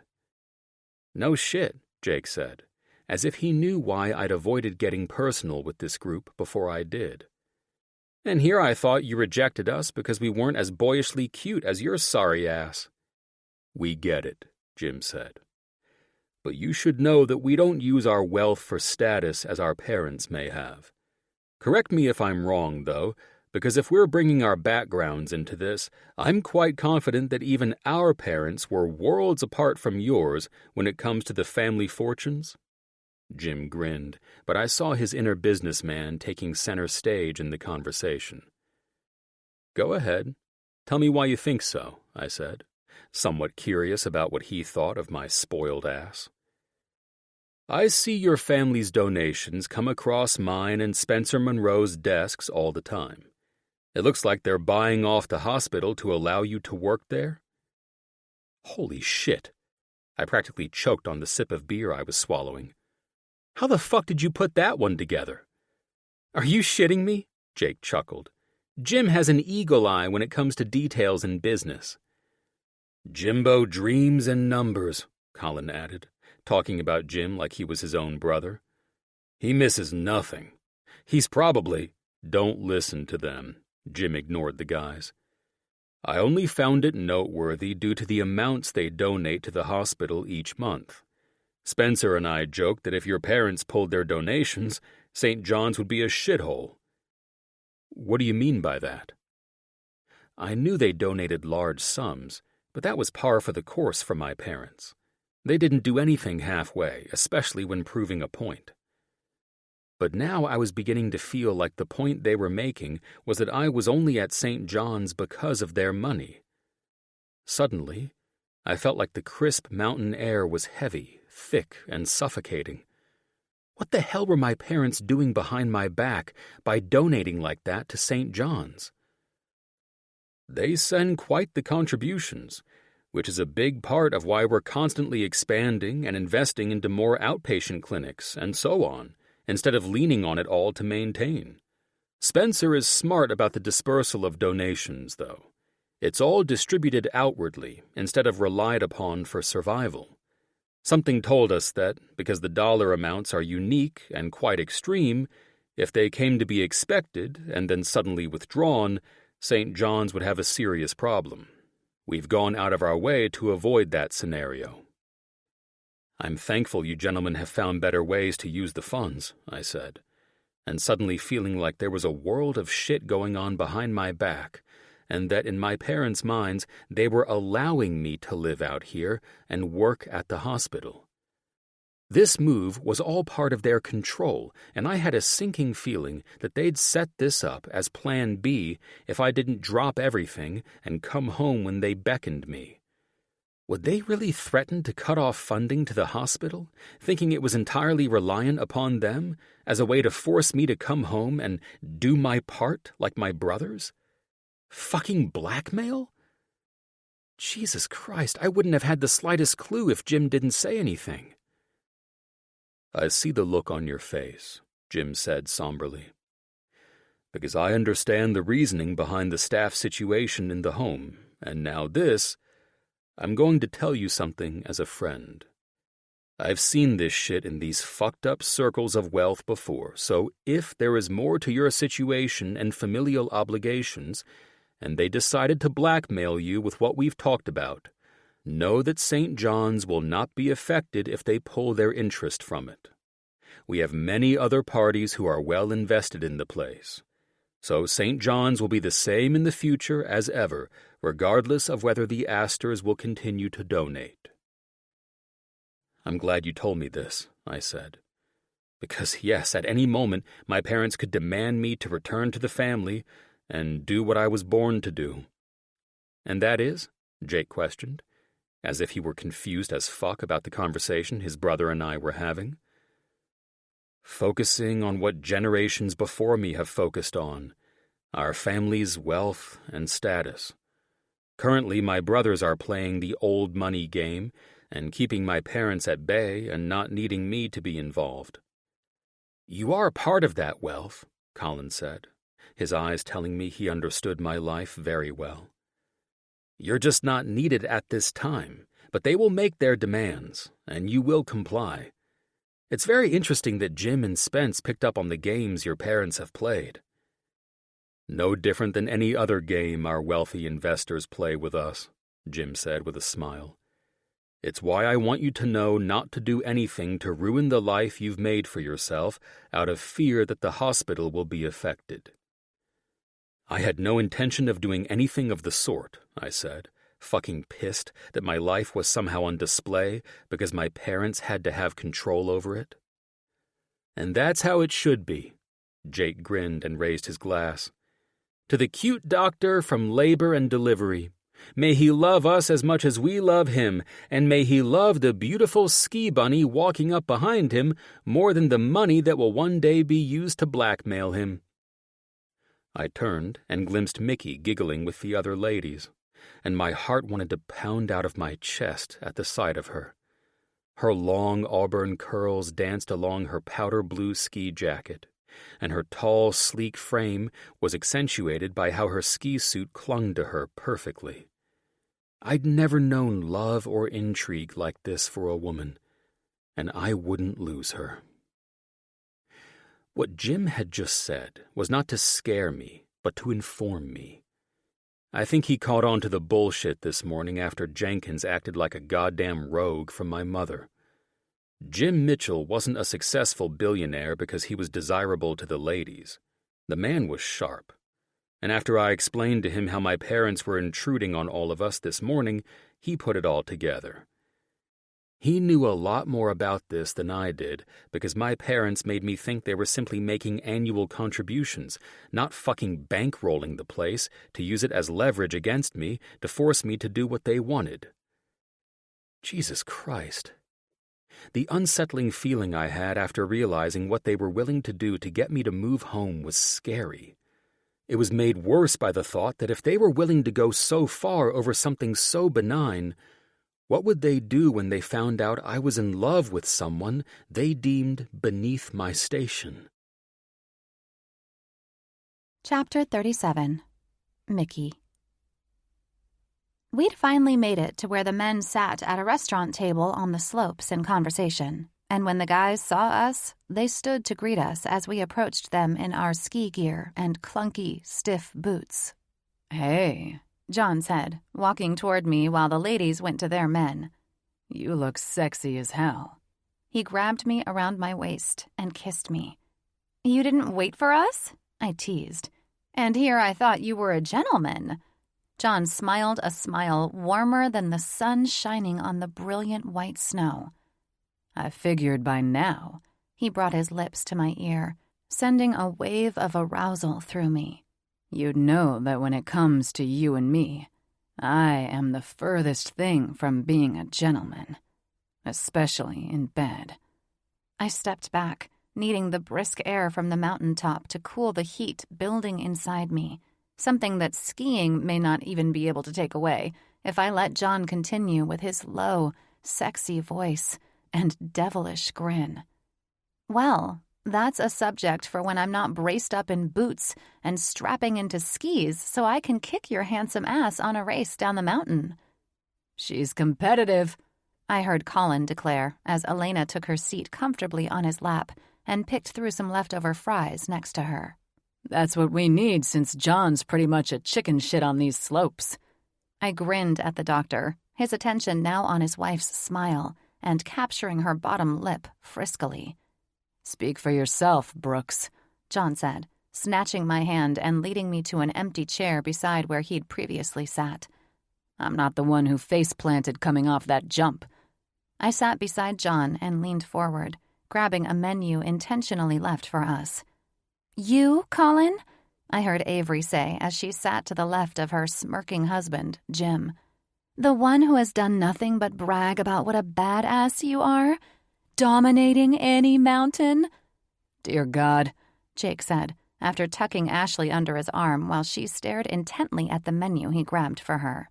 We could go on all day about how Colin should have been an Olympic skier and that it's a shame for the U.S. Olympic ski team that he never pursued it. But we all know he would have never made the team. That's bullshit and you know it, Colin defended himself. I perused the menu, my growling stomach in search of something that would appease my appetite. Funny you all mentioned the Olympics, because you're sitting in the presence of someone who actually made the Olympic swim team, John said, beaming at me proudly.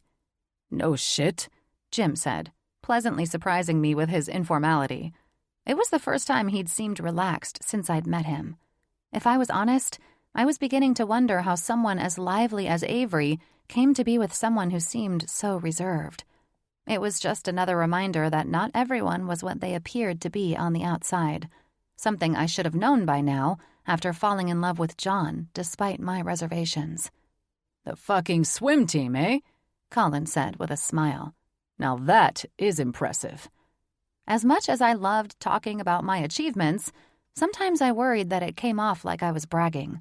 So now that I had everyone's attention, I wasn't sure how much to share without sounding pretentious. "Ha," I said, nodding when John pointed to the burger I was eyeballing on the menu when the waitress came with beers, asking if we were ready to order.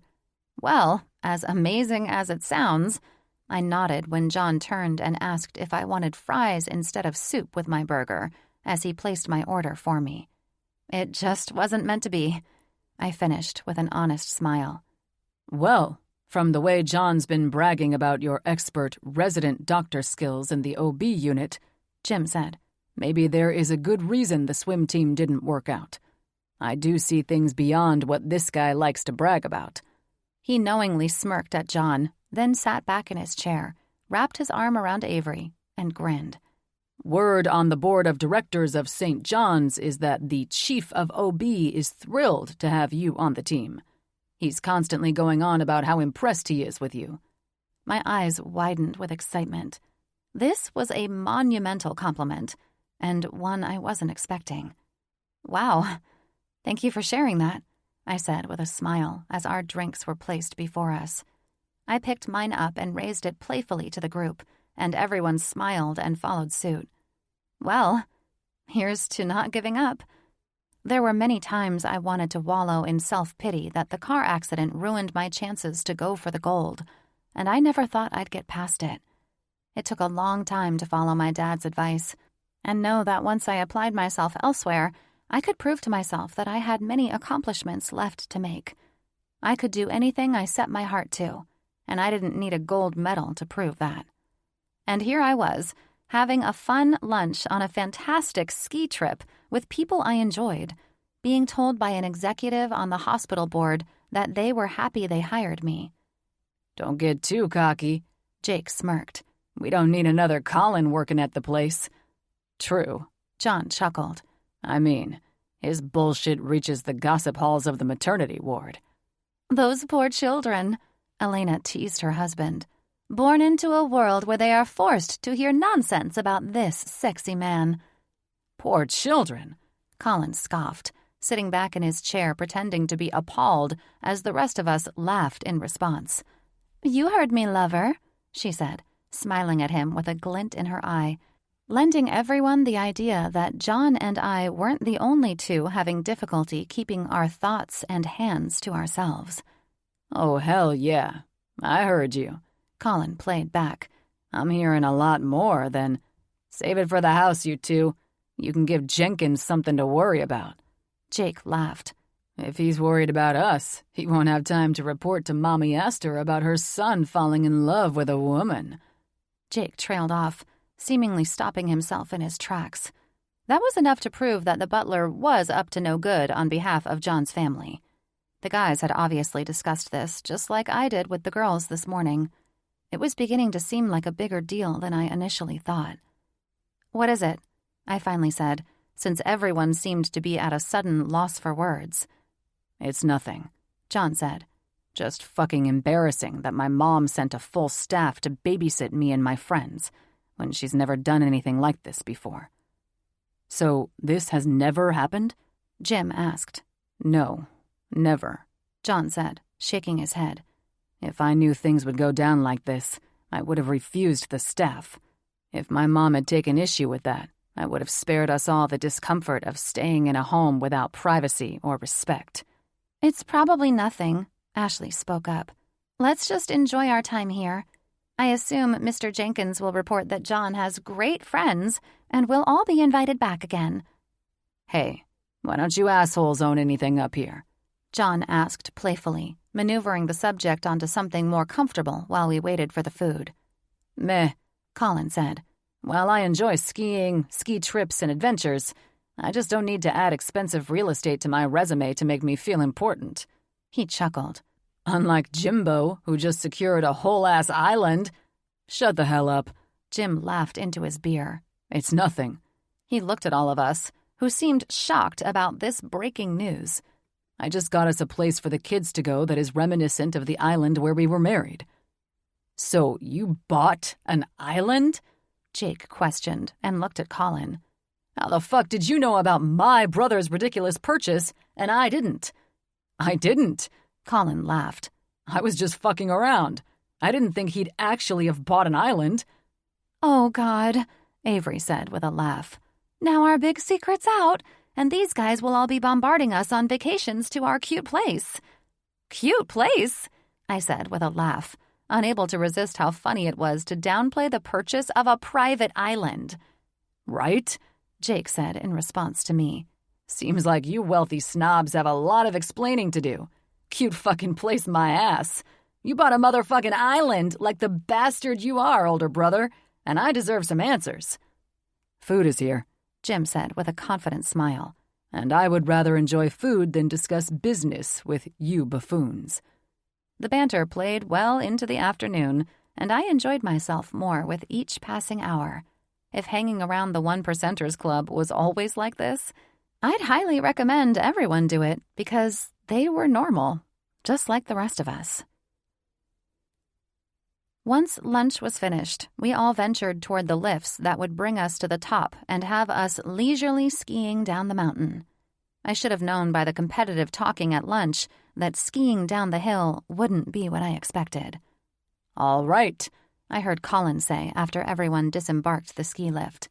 I situated myself in my skis, enjoying the fresh hot wax applied to give them a smooth glide over snow, which grew slushy under the sunshine. "We've taken this run a couple of times. Now, you ladies are all pretty good at skiing, yes?" Colin glanced at me while asking that question because I was new to the group and hadn't gone skiing with them before. Elena and Avery were sitting on the snow, locking their boots onto their snowboards since they'd both opted to snowboard while the rest of us challenged the slopes on our skis. Mine were rented, of course, because this wasn't my first choice as a fun winter sport. Who knew? If John and I worked out, maybe this would be something we did during the winter season. For now, I wasn't trying to be like John on our camping trip, buying all new gear just to ski for a week in Aspen. Yeah, I'm an okay skier. The girls and I took this run to get my ski legs back before meeting you boys for lunch, so I'm good to go. But I'm not following you guys down some crazy black diamond trail or anything like that. We got you, kid. Let's head toward this run, Jake said before he glanced at Ashley. Are you doing okay, sweetheart? If doing okay means I'm ready to kick your ass, then yeah, baby. I'm doing better than okay, she said, smacking his butt with her ski pole. You good? John asked me with a smirk. You trying to act all cute like Jake? Jake ain't got shit on my Casanova game on these slopes, he answered. Where the hell is Jim? Colin asked, glancing around the area. He's hanging back at the bar for another beer. A CEO from some company caught him while we were walking out, Avery said, hopping on her board to get it moving. Let's get this shit rolling. That doesn't annoy you? Elena asked Avery as the guys moved ahead of us. God, no, Avery said. Jim knows I don't need him holding my hand on the slopes for me to enjoy myself. Honeymoon didn't last long for you two, eh? I teased. Oh, girl, the honeymoon never ends with that man, Avery said, bending her knees and guiding the board to move to the right a little. But hey, I know who I married. When a business opportunity knocks, my man is going to answer. It's what he does, and I love that about him. Besides, we have an entire week here, and I'm not getting my feelings hurt if the man sits out a run. He's just a bitch, Jake said from in front of us. He doesn't want you all to see how shitty of a skier he is compared to us badasses. Let's hit the tree trails, Colin said. There's jumps, John said. That's when the men seemingly forgot we were skiing behind them. We followed them into the forest of trees that 2 ski runs went around. It was all thick powder, and I loved the feeling of my skis smoothly cutting through it like butter. Before I knew it, the 2 ski runs that split off to the right and left of this forest pocket were gone, and so were the voices of all the people coming off the lifts and riding down the groomed area. Are you sure this is safe? Avery asked with a laugh after we all fell into a single-file line. We followed the wild men who were cussing and yelling excitedly as they launched themselves off small jumps that others had made before us. It's as safe as skiing down the groomed part and having another skier come out of nowhere and collide with you, Colin said, his voice echoing back to us where we were lost in the damn trees. Holy shit! Jake hollered, catching air on a jump he took fast as hell with John behind him. This was fucking incredible, skiing through the trees like we were the only people in the world.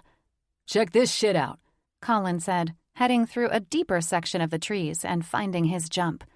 Throughout the area, the men darted through the powder as we moved down the mountain, each finding some cool jump and taking it. Fuck! Ah! Jake growled. Jesus Christ, John said, after the tone of Jake's voice made us realize something wasn't right. I stopped first while Avery and Elena spun their boards sideways to stop downhill progress, and then Ashley wound up down by Colin, looking up to where John and Jake seemed to have disappeared into the snow, up to their waists. You 2 dip fuckers.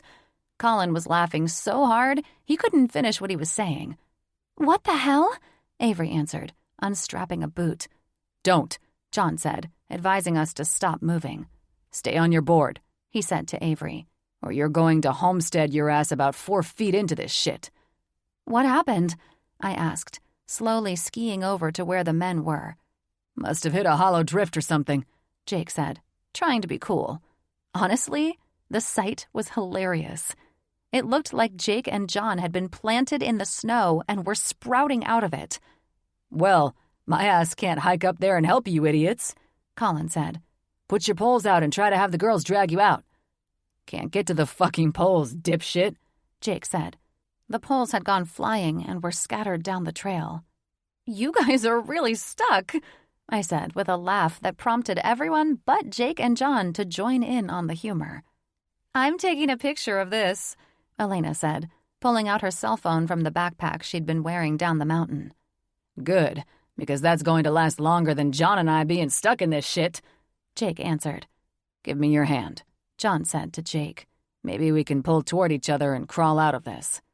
Good idea, Jake said, both in a survival situation to save their lives from the depth of the snow that had swallowed them up. How is that supposed to work? Colin questioned, watching with humor and some satisfaction that his friends were royally fucked right now. We pull each other out, Jake answered, as if he'd solved the problem. You do know you're still wearing your skis, correct? Colin questioned them. You're both fucked. We all started laughing again. I knew it was all fun and games, but we did need to find a way to get the guys out of this situation. Jesus Christ, Jake said, looking at John. My balls are starting to get hypothermic, John answered him. Well, my balls are triple layered. I'm getting ski patrol, Colin said, almost excited to announce it. The fuck you are, John answered. We don't need fucking ski patrol. I'm getting ski patrol, Colin said to Ashley. We'll most likely be back before they turn purple. For fuck's sake, Jake answered. You're the dumbasses who wanted to take this trail, Avery said. And now we're all waiting on ski patrol to rescue you two.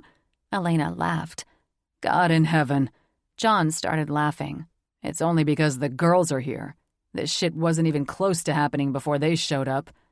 It was an hour of Jake and John bitching, laughing, and then the jokes started flying about dying because they were so cold that they couldn't feel their legs. They're right this way, Colin said as we heard 2 ski-mobiles coming through with stretchers. Buried up to their chests. The engines cut on the snowmobiles, and Avery and Elena got their cell phone videos rolling. I couldn't take my eyes off the 2 badasses being approached by a ski patrol man and woman walking out to them in snowshoes. Well, well, the man said with a smirk. We finally caught you two, eh? Mountain caught us, Jake said. Well, that's the same thing. You see, all you kids come up here and think you can ski wherever you want. And now we're here to say, stay on the groomed trails for your safety, the lady said, as John and Jake's egos kept deflating. Seriously, man, the guy added, pulling on Jake after using a shovel to dig him out. Well, I do this shit all of the time, John argued as I chuckled with Avery at my side. Right, Avery said softly. They gotta act like they're still in charge, even though their balls are frozen off and their egos are shot to shit. Ha, I answered once John was freed and the patrolman clicked his boots out of his skis. Okay, we'll ride you down to the medical building and warm you both up. Once they clear you, you guys can return to skiing on the groomed slopes, the lady advised. I'm not taking a ride down on a goddamn ski patrol stretcher, Jake argued. You think you can ski? Colin said with a laugh. Jake sat on the stretcher board and rubbed his legs briskly. Once I get these bad boys warmed up, yes. That's not going to happen by rubbing your legs, the guy answered with a grin. I'll ride down with these two, Colin said. Head that way. He pointed toward the left. The groomed part is right there. At the base, meet us at the medical patrol building. That was the end of the conversation, and the next thing everyone saw was Jake and John being carted down the mountain in defeat, egos blown to hell, and us girls laughing and doing our best to follow them down so that Avery could keep videoing the entire event. I can't wait to show this to Jim, Avery shouted. The rest of the day was a blast. It was filled with challenging ourselves, beers in between runs, and tons of laughter. John and Jake didn't let their situation stop them from anything. In fact, once they'd thawed out, it bolstered their desire to find double diamond slopes to prove how skilled they were. Thank God we were here for the entire week, because though I liked to ski, I never believed I would genuinely love it like I did today. It's all in the company you keep, and all this did was make me want to keep John around for a long time. Living these adventures and having a great time together doing crazy shit like this with him and our new friends who made it all that much more enjoyable. After After we were done skiing for the day, we were all set to go out to a lovely dinner in Aspen's charming village with everyone and most likely have Jake and John be the butt of all our jokes. Well, that was the plan anyway. I went into the dressing room after I'd applied my makeup and tied my hair back in a sleek ponytail. I looked through the clothes in the closet until I found the burgundy cocktail dress I'd brought for an occasion like this. I slipped into it, then placed 2 pearl stud earrings in my ears and turned to see John watching me dress from the doorway with an expression that made me wonder if we would even make it out the door. "You simply look stunning," he said, breathlessly. I'm going to freeze to death wearing only this. I don't know what I was thinking when My lips were captured by his firm ones, possessively taking me in a way he'd never done before. His hands ran up the bare skin of my arms, reaching my shoulders and gripping them as he steadily walked me back toward the dressing room wall. His tongue greedily swirled in a motion with mine, making me immediately fall victim to the man whose strong hands were the only thing holding me up at the moment. I had no idea if it was me, melting with each move of his body pressing mine against the wall, or that I desperately wanted him after a day of dreamily fantasizing about him as we enjoyed the slopes that made my knees buckle, making me more lightheaded by the second. Since being intimate with John, this had never happened to me before, feeling weak in my knees. But something was different, and I would have welcomed it if it didn't make it so hard to engage. John gently pulled back and brushed the back of his knuckles over my collarbone. "You're so beautiful," he said. His eyes spoke more to me than his words, and a lovely energy soared through my entire body as I smiled at him in response. Something changed at that moment, and John's expression became so sincere that I felt it pull through me like a powerful sense of knowing that this man would be the only man I could ever love, and, if the chance presented itself, spend the rest of my life with. His hands came up to my neck while his lips pressed gently into the base of my throat, then to my chin, and one last taste of my lips before he pulled back and studied my eyes. "I won't lose you," he promised in a deep, earnest voice. "I swear that whatever happens from this point on, you're mine, and no one is going to fuck with that." I had no idea what had gotten into him, but my sex and entire body weren't arguing about it. I was wet, ready, and willing to give him anything he wanted, as if a spell had been cast over me by the sound of his voice as it declared these promises. The air seemed to spin all around us, filled with the potent energy of true devotion and love. If I were in my normal frame of mind, I'd like to think I wouldn't have fallen victim to this. Instead, it seemed Cupid had shot us both with his arrow, and we kept falling deeper and deeper into this romantic affair that appeared endless and filled with so much love, I could hardly believe it was real. Except it was real. It was authentic. My dress lying in a pile on the floor where my feet once stood, and my hair being released from my ponytail as I tugged off John's suit pants, told me all I needed to know about where John and I were headed. And it wasn't to the restaurant with all our new friends. It was straight to ecstasy, and God only knew where it would go from there. The room was lit well enough to see John free his dick, large veins displaying the angry way it needed to be inside of me. John dipped his fingers into me, moving them around in a way that touched every nerve craving him. "I need you," I begged. "Now." John's lips crashed into mine while I felt him enter me with as much aggression as this sexual situation was calling for.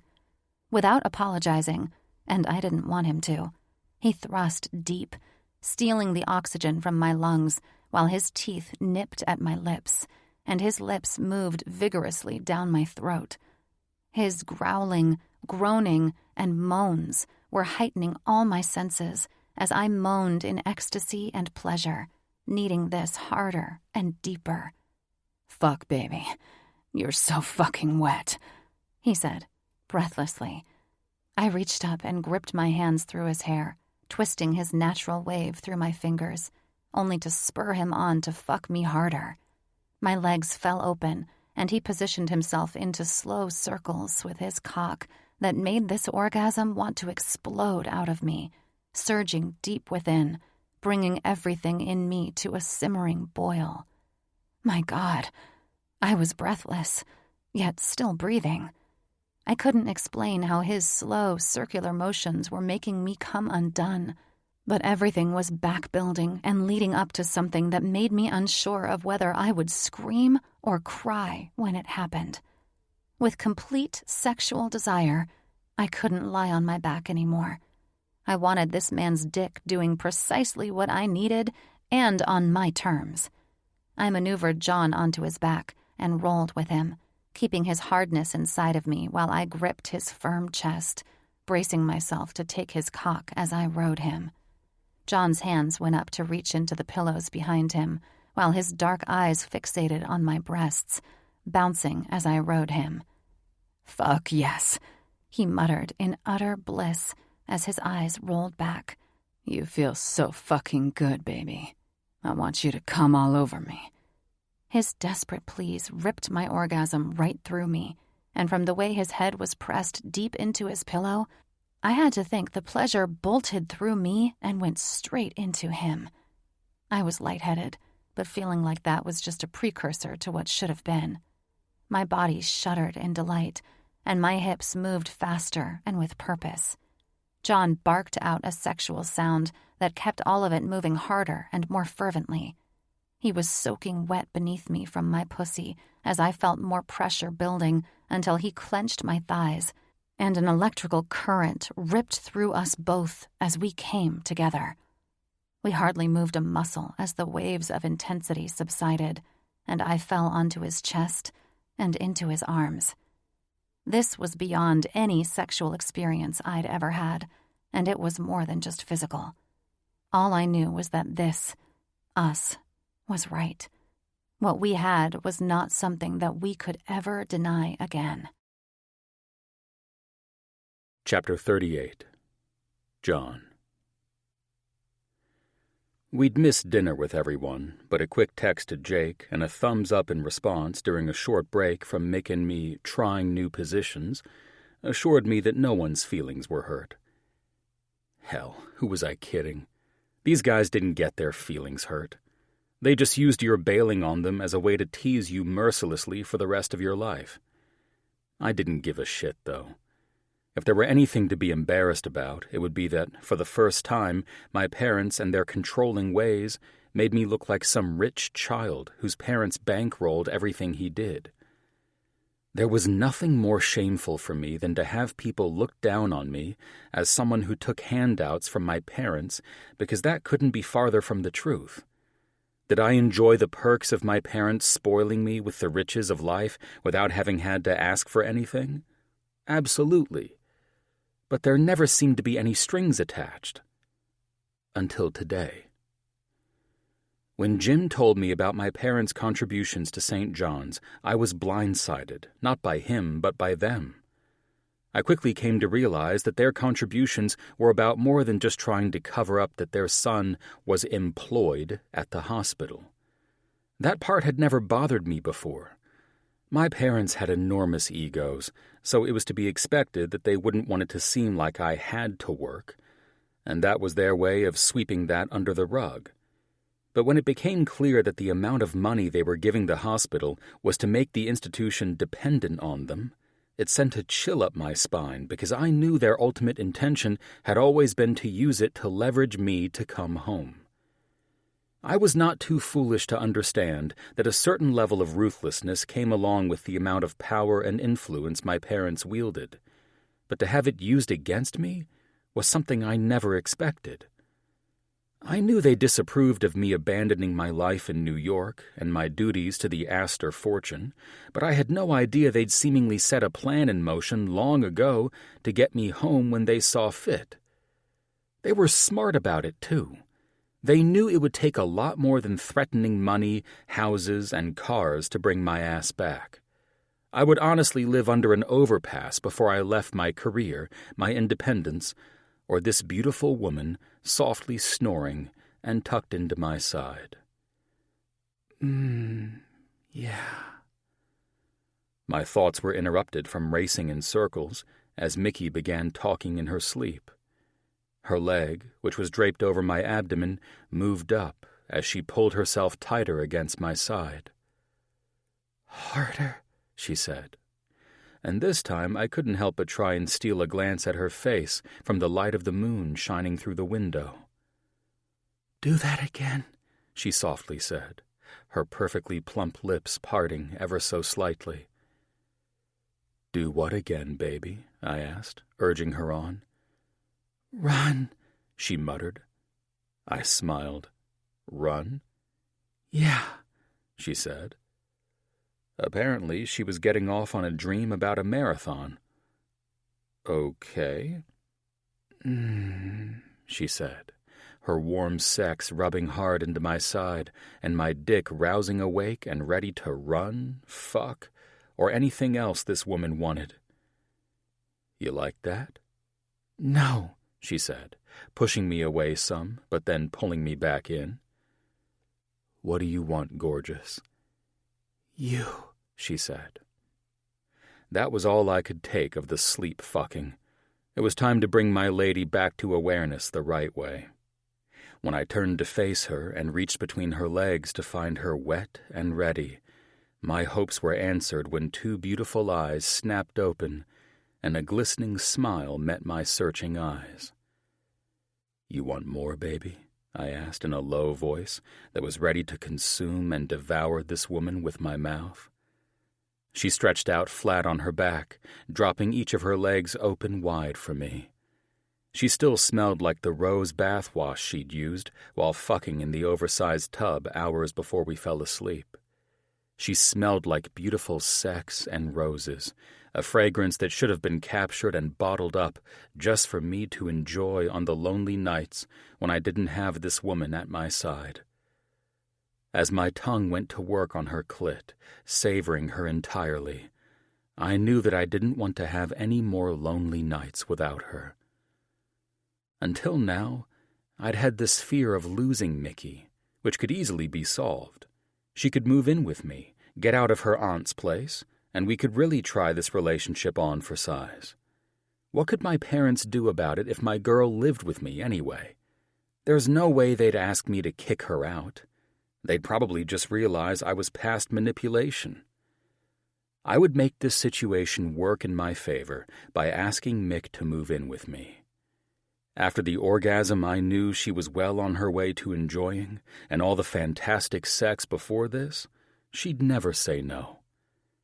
Everything about Mickey was perfect.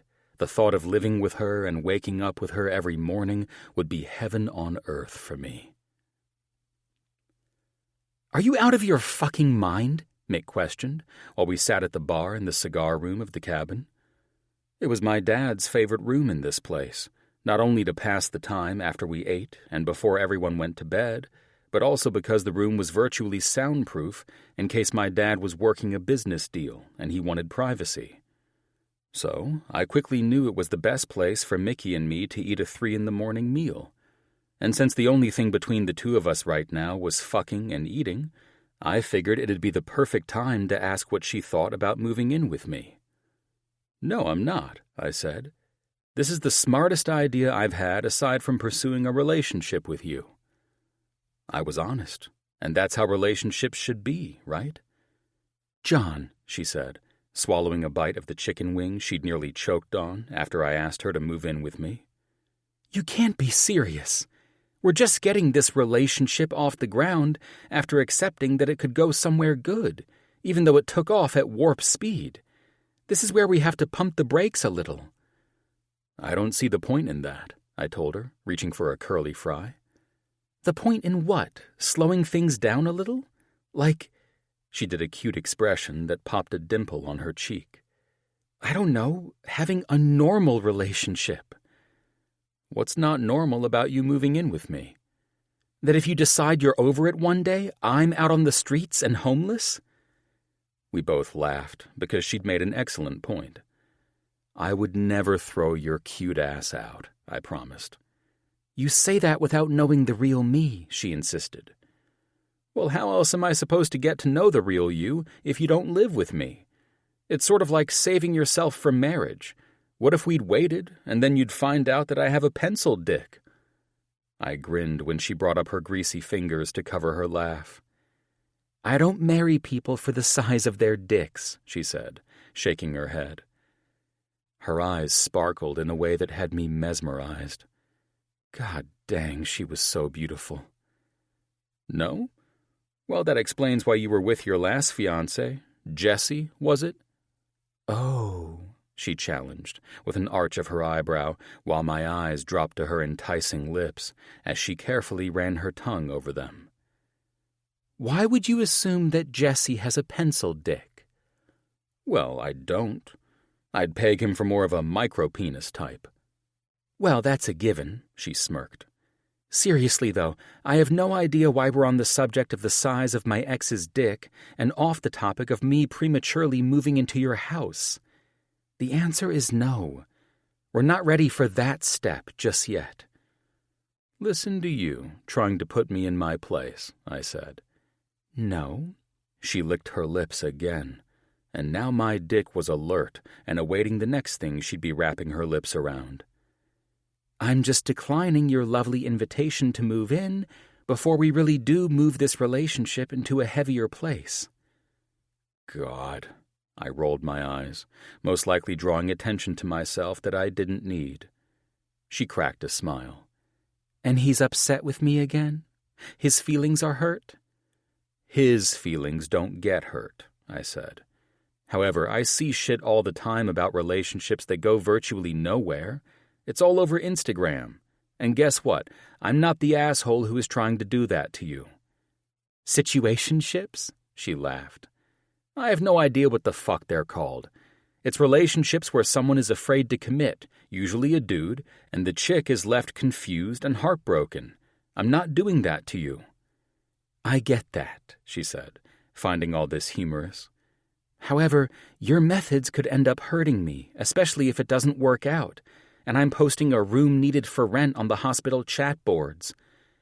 Can't we just try to work on finding a healthy place in the middle of the situationship and marriage? I'm just terrified I'll lose you somehow. I finally stopped playing games and became serious with her. Then don't screw it up, ding-dong, she teased. No, I'm serious, Mick, I said, fighting the gut feeling, telling me that I should enjoy her and what we have while I can. I can't lose you. You can't make decisions like that based on fear, or it'll never work, she said, becoming more serious. You're acting like you did that night when you came to the hospital and talked about the whole fear of the future thing. That's exactly what this is, I said. I'm not fearful of you in my future. I'm fearful of you being pulled out of my future. I get that, she said. But I don't plan on leaving you anytime soon. It's not that, I said. You don't understand. Then help me understand, because last I checked, we had an amazing day with everyone, came home, had mind-blowing sex, and now we're sitting here eating air-fried food, and you look terrified. I am, I answered truthfully again. I see those guys. I pointed my thumb back toward the door, referring to Jim, Jake, and Colin. They're so happy and living fulfilled lives. Are you going to propose marriage now? She teased. Careful, I might. I gave her a wink. Anyway, they grew up kind of like I did. Hell, it's half the reason I avoided a friendship with them all these years, because I feared it would be the same bullshit that I left in New York. She stayed quiet, so I went on. Even though they're extremely wealthy, they don't let it define them. I don't see that you let it define you. I don't, but my parents do, I said. And they see me almost as an investment account of theirs. These guys here don't have that problem. However, a strange fact that Jim relayed to me this afternoon assured me that I would be a fool to believe I could live the rest of my life happy and free like I've done all these years. Her face grew solemn. John, she reached for my arm, running her hand over it. Before I say anything, I understand you're a grown man living life the way you want to. I nodded. But may I ask why you seem so terrified of your parents and what they expect of you? Because it's not as easy as just controlling my own life, I said, not sure if I should really explain how ruthless and horrible my family might become if they find out I'm in love with a woman they didn't choose. I know I could live comfortably in Los Angeles without my parents bankrolling anything. Right? She seemed to be struggling a bit to follow my current paranoia. However, let's just say I don't follow the rules, or perhaps I go against what is expected of me. I learned today that many other people could be affected if my parents need to get their point across to me. Oh, shit, she said. That bad? It could be, I said with a shrug. Well, let's not worry about that, she said reassuringly. To worry about something that hasn't happened or may not happen is pointless. I used to think like that all of the time, I answered, realizing that her method was the healthier approach to my current concerns. And look how far it got you, she grinned, enticing me to pull her into my arms. It got me happy in a profession I love, I said, kissing her. And the woman I love. And there you go, she said, melting into my arms. I pulled her bottom lip between mine, brushing my tongue over hers. I'll never let you go, I promised. I scooped the woman who owned my heart into my arms and carried her back to our room, where I could prove to her that she was a silly fool for turning down the chance to have me any time she wanted, if only she'd taken me up on my offer to move in. Chapter 39. Mickey. The ski trip to Aspen was an eye-opener, to say the very least. I'd love to say all wealthy people were like Jim, Jake, Colin, and their lovely wives, but I wasn't that naive. In fact, John's second brush with fear about losing me due to his family's power dynamic told me that not everyone with that amount of wealth was the same. I didn't concern myself too much with John's concerns about his family's approval of me. That was another conversation he and I had after we'd returned home, and he dropped me off at my aunt's place with great protest. He was so funny to me. Maybe some women would say he was behaving like some immature, childish boy, but I found it quite charming. Adorable, in fact. I loved that he was a spontaneous, knee-jerk reaction kind of a guy. And it was kind of funny because usually outlandish behavior like his, purchasing an $80,000 vehicle to go camping, last-minute trips to Aspen, and begging me to move in after only a little over a month of becoming exclusive would ordinarily seem like chaos to me. I loved that we were the poster children for a yin and yang relationship. It was a true opposites attract scenario with us, but not the kind that makes you want to fight. It was the kind that brought balance. John was the type to live in and for the moment, and I was a planner. He tended to overreact, and I was the one to remain calm and level. I'd never had that before, and maybe I was just head over heels, but it felt nice to be with someone who was all the things I was not. She's 4 centimeters dilated. We need to break her water and induce her labor if she wants to have this baby by New Year's, I said to Tomas, the nurse on call with me this New Year's Eve. I'll talk to Miss Blakely about what she wants. She's adamant about the baby being born this year, Tomas answered. I twisted my lips. Then we're going to need modern medicine to help us along. And even then... I understand. He smirked, his green eyes filled with humor about our picky mommy. Babies come when babies want. And it's her first child, so she might want to get used to that bit of wisdom since that little thing will be running her show in no time, I said with a chuckle. Let me talk with her and see if she's up for us inducing. The baby is ready, but we don't want to risk injury or anything else by rushing a birth to have a specific birth date. It had been a long holiday season for me, but it was fun and exciting. I wasn't surprised that I spent Thanksgiving, Christmas, and now New Year's working on call. I hadn't had a day off since before Christmas, but I wasn't complaining. The days off I did have were spent playing in Aspen or going to the opera in San Francisco, all of which were spent with John. I was grateful for the time we shared, so I didn't care that FaceTime was the only time I got with my family over the holidays. These days, the only time I was home was to sleep, and even with all this work, John never failed to bring me lunch when I was on call or insisted we eat together in between patients when I was in the office for regular appointments. Hell, with as much time as we spent at work, it would have been impossible to maintain a relationship if we didn't work together. And the best part of dating my coworker was that I got paid to see him. "John's here," Nicole said as I passed the practitioner while heading to Miss Blakely's room. "With coffee." I nodded and gave her a silly roll of my eyes. "He's cute, isn't he?" I teased. It was much easier to deal with our relationship at the hospital these days, mainly because it was now the norm. There were no new shocking revelations of landing the hottest doctor and the eligible bachelor stuff. That had all faded, and now it was just Mickey and John to everyone. "He's beyond cute, lucky devil," she teased. "Tell me about it," I played back. "Hey, Nicole, I'm probably going to need the anesthesiologist in about an hour. Miss Blakely is pressing pretty hard to have her baby before midnight, so that gives us 6 hours. Can you call and give them a heads up? I'm sure she's going to insist on an epidural once the Pitocin kicks in." "Got it," she said. "But why? I wonder why she wants the baby born before the new year. Most people want the baby born on New Year's Day, practically crossing their legs to wait for a special first baby of January delivery." "I have no idea," I grinned. "But I'm not mama. So long as it's safe for both of them, I'll make it happen."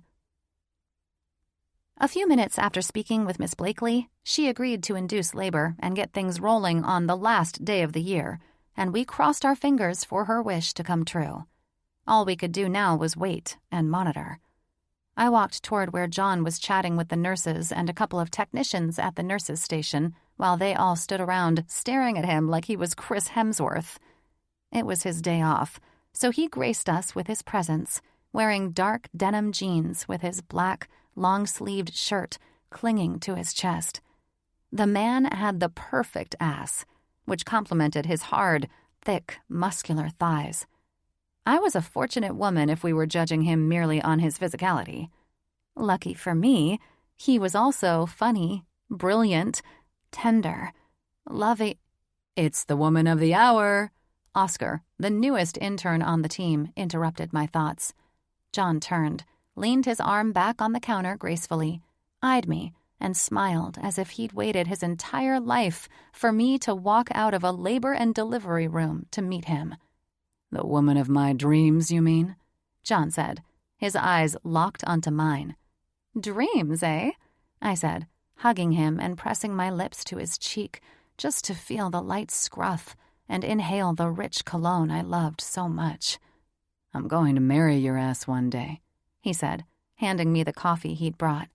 "All I need is a yes." I sipped the coffee and smiled at everyone, watching us act young and in love. Keep proposing to me with a cup of coffee instead of a ring while I'm on a 72-hour shift, and you'll definitely get a yes. Then that's exactly what I'll do. Can't hurt to insist on having 2 Dr. Astors working at St. John's. I leaned up and kissed him as the small group he'd been entertaining upon my arrival walked away, returning to their routines. "Listen," John said, as I reached into the brown bag he'd handed me and pulled out a fancy blueberry muffin. "I have a huge request of you." I nodded, catching the crumb that fell off the warm muffin after I took a bite. "I'm listening. And no, I'm not ready to marry you." I eyed him with humor, knowing that any request was possible with John these days. "Close," he said, seeming a bit nervous. "John," I said, starting to feel nervous myself. "Just come out and say it. I don't think I can safely guess with you anymore." "My brother gets married in 2 weeks," he said, making it sound like he was going to a funeral. "I want you with me." "I most likely gotta work," I said. "How long will we be gone, and where will it be?" "You will be able to get the time off. You know that's never been a problem here if they have notice." "Right. Okay," I said. Again, where is it and how much time will I need to take off? So you're okay to come with me then? He acted relieved, like a 1,000-pound weight had been lifted off his shoulders. But I still had no specifics. I don't know. I need to know how long we will be gone. From what I gather from the importance of your family, this event will not be small. It's probably on some isolated island in Greece or Italy. Italy doesn't have isolated islands like Greece, he said factually. It was a joke, but from how you make your family out to be, I wouldn't be surprised if they raised an island over there just to own one. Yeah, that wouldn't surprise me either, he said with a roll of his eyes. It's going to be in Monaco. My family is pretty close with the royal family there, and it promises to be quite the event. Holy shit, Monaco? I said, trying not to suck in the muffin out of shock. So, this is like a Grace Kelly wedding then? A big affair? He shrugged. It's just a show to inform everyone that two powerful families are joining forces. And what the hell am I supposed to wear? Those little hat things like the cousins did for Prince William and Kate's wedding? I knew I sounded extremely American about this, but what did anyone expect? I was the kind of girl who didn't miss a royal wedding. I watched live coverage of Harry and Meghan's wedding from when I woke up until I went to sleep, and I loved it. The fashion was as classy as it gets, and if I was going to attend such an event, I had a lot of shopping to do. That's what I'm nervous to ask you about, John said, snapping me out of my thoughts about whether I was up for the job to show up as a powerful family's son's +1. I have to wear that headband thing, don't I? I said, recalling how everyone poked fun at Prince William's cousins showing up with their unique hats. Do I need a cape or something? Well, because you'll be attending as Mark Astor's guest, it might be best if we had a stylist help you with your attire for the week we'll be there. I don't want to be a bitch about this at all, John, but a stylist? That's not who I am, and I wouldn't want to go into this as if I were. I would be misleading your parents by doing so. That's why I would need the stylist, right? No, he said. Well, not really. It would just help keep my mother's nose out of our business. So long as you look the part, she'll leave you alone, and you and I can have a wonderful week together. Most women would dump your ass for what you're asking of me. Well, I sighed. Either that or they'd go along just to live a lavish lifestyle. I, however, am going to have to pass. I can't do that. That's what I was afraid of, he said sadly. You look adorable when you pout, you know. I laughed. Really, though? I would be a fool to try to mask who I am as a person with some stylist dressing me to fit in with your family. I'd look like a damn fool. And then what? Next, you're teaching me how to curtsy or walk at your side? No, he said, still defeated. You realize the tall order this is, right? I mean, jumping onto a private jet with your friends and staying in a fancy house in Aspen with butlers and chefs is one thing. Dressing up with a stylist and heading to a snobby wedding to watch powerful families unite is an entirely different thing. This is me, though, John said, sadness radiating from him. I mean, it's not me, but it's where I come from. I'm embarrassed to have to admit it because I fell in love with you, but I'd be an asshole if I didn't let you see that part of my life. I can see that your family means a lot to you, even though you say you don't act like the rest of them. They do, he answered. I want them to meet you and fall in love with you like I have. Do they know about me? I might as well get the one crucial question out of the way if I had to meet the family for their approval. I was no fool. That's precisely what this was, and I had a feeling that John was using a joyous occasion to break our relationship to the family. Not really. He cringed. You can't feed me to the lions like that, I said. I tell you what, run this past your mother and see how she feels about it. Don't start this off by playing games with your family. Whether I'm dressed up to fit the fashion, it's rude to drop me in on a family wedding without a proper invite. It's not like that. I can bring any guest I want. They're not that horrible. He chuckled. They just don't know the depth of my feelings for you. And you think it's wise to have me dress up like I'm one of them, when I couldn't be more different, so they'll accept me, and then everything will be fine? I just want you to have fun and not be intimidated. You don't have to, though. I guess it is rude of me to hire the stylist. It is, I said with a laugh. But I understand you have good intentions. I only hope it doesn't backfire on you when I show up as my glamorous self. It won't. He hugged me and kissed my head. Thank you, baby. John said that with a confident grin that I had to imagine was what he offered his family when he most likely got his way with them. Good grief. What the hell was I getting myself into? One thing was for sure. I needed my aunt and my sister's style advice for this. Chapter 40. Mickey. I didn't know much about places overseas, except that they filled my bucket list, or more like my fuck it, this will never happen list. And yet, here I was in Monaco. At first, I thought Monaco was in France, so it was a good thing I took some time on the long-ass flight to Google it and find out that I was wrong. Monaco was the second smallest country in the world, but I let myself off the hook by thinking it was part of France because France surrounded Monaco on 3 sides. It was so exciting to be here, standing on this terrace and capturing the sparkling hues of the Mediterranean Sea. This place made me feel as though I were living in a fairy tale, and made me wonder if Grace Kelly felt this way when she married Prince Rainier. I would have loved to fully immerse myself in this place's history. However, an extremely intimidating date was on full approach. I was doing all I could not to seem like a fish out of water while joining my boyfriend's family for an overly ostentatious wedding tomorrow.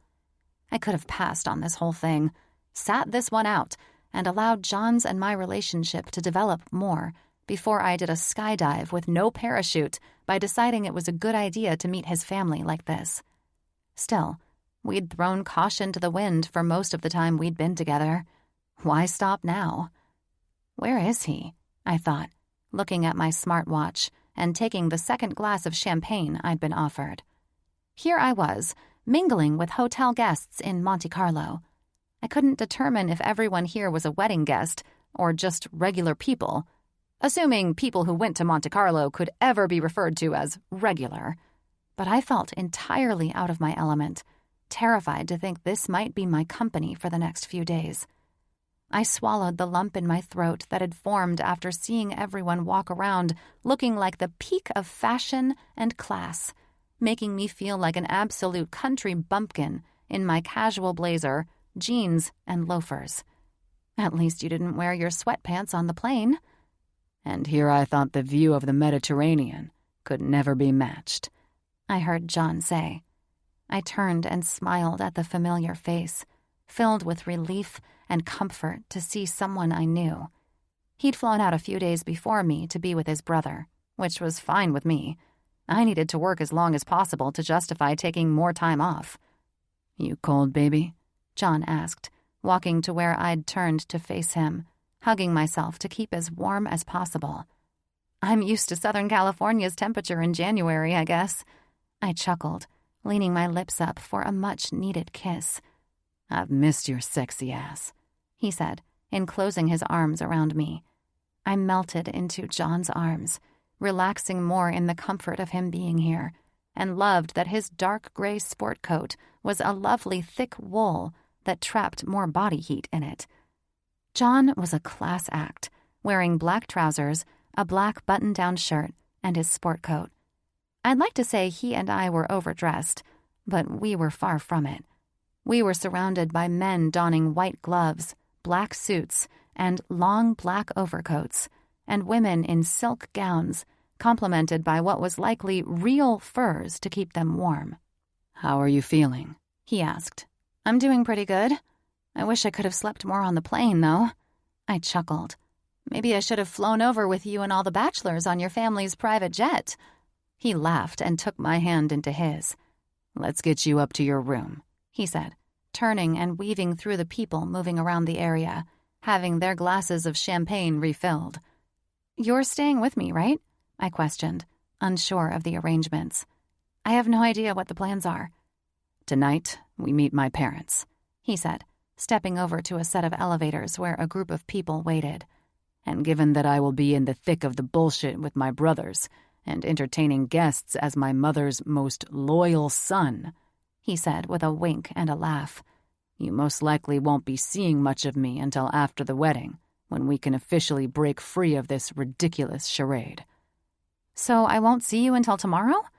I didn't want to sound insecure or confused, but I thought I was only here to be with him while he dealt with this life he claimed he wanted nothing to do with. "Pretty much. It's typical wedding shit, so you know how all that goes. Once the event ends, everyone in the wedding party can be themselves again." "Oh, right," I said, unsure of the next step. "Are you even staying on the same floor as me? So we can sneak into each other's rooms?" I teased as we stepped out of the elevator and turned down the exquisite hall leading to different rooms on the floor. "I'm not staying on this wing. My family has a designated area where we stay while visiting the hotel, and as part of the groom's party, I must be there for anything he needs." We walked into a large suite that stole the air from my lungs with its grandeur. My attention was drawn to a stunning terrace beyond the glass doors, where a table and 2 chairs awaited. I imagined a couple enjoying wine and cheese as the sun set over the Mediterranean, sitting here before attending a lavish dinner, or eating croissants and coffee in the morning. This was beyond luxurious, and more than I ever expected. "Wow," I said, completely taken by the beauty of all of this. "If this is my room, I can't imagine what your family is staying in." "Anything that makes them feel more important than the bride and her family, of course," he teased, then led me to a bar where there was wine on ice and a lovely platter of cured meats and cheeses that had been prepared and waiting for my arrival. "I need to get dressed and freshen up for dinner tonight. I won't be able to make it back in time to take you there because I'm rushing around and handling loose ends all day. It doesn't matter, though. I'll have staff escort you to the dinner reception." "John, wait," I said. It was apparent that he was on autopilot. "I don't need to attend any family dinners. I'm cool just relaxing in this awesome room and—" "Shit," he said, sighing and running a hand through his hair. "You're already uncomfortable, and that's my fault." "It's no one's fault. I'm just a bit jet-lagged, obviously, and trying to adjust to a lifestyle I've only read about in magazines. I just expected we'd be in the same room, and you could prep me so I don't feel out of place around your family. I'm a big girl, though. I can handle it, just like I handled flying on an airplane by myself." I laughed. "I swear to God, this isn't my life," he said with some agony in his voice. "So whatever happens, or however all this makes you feel, please know that—" "If we get married, it won't be in a place with a royal family?" I said with a laugh, but my words changed his expression. He subtly smiled. "Just try your hardest to know that a life with me will not consist of anything on display here over the next days with my family. This is virtually an arranged marriage between 2 extremely wealthy families trying to elevate their status even more than it is." "Seems pretty depressing." "When love is not involved in a marriage, it's always depressing." "It's tragic, actually," I said. "It is." He nodded, then stepped back. "Listen, I need to run up and get ready, then head to another hotel to confirm a few things there." He smiled. "You look beautiful, and I can't wait until this is behind us. I want to introduce you to the Monaco I love, not this place and this way." "Okay," I said. I didn't know what else to say at this point. I had no idea why I was even here now. I mean, I wasn't complaining because it was a trip of a lifetime, but something was giving me a sickening feeling. I'd intended to come only to be supportive of John. He seemed so desperate to have me join him, and now he was telling me I wouldn't even be seeing him? We weren't even sharing a room? I hated feeling like a third wheel, and now I was beginning to feel as out of place as a tractor tire on a Lamborghini. I hoped I was feeling this way only because I was entirely out of my element. But John was acting weird too. He'd insisted more than once how he hated things like this with his family, and given this was his brother's wedding for show, he dreaded it even more. So, it was honestly bad vibes all the way around, and that was easy to see. One thing I wasn't going to do was ruin my time in this miraculous place because I was feeling sorry for myself that my boyfriend had all but ditched me. Fuck that. I was in Monaco and was going to make the most of it. Before I boarded my flight, John told me that after I arrived at my room, the stylist would be here with my wardrobe, something I reluctantly agreed to after I realized what it would cost to buy a trunk full of ball gowns while I was shopping for my trip.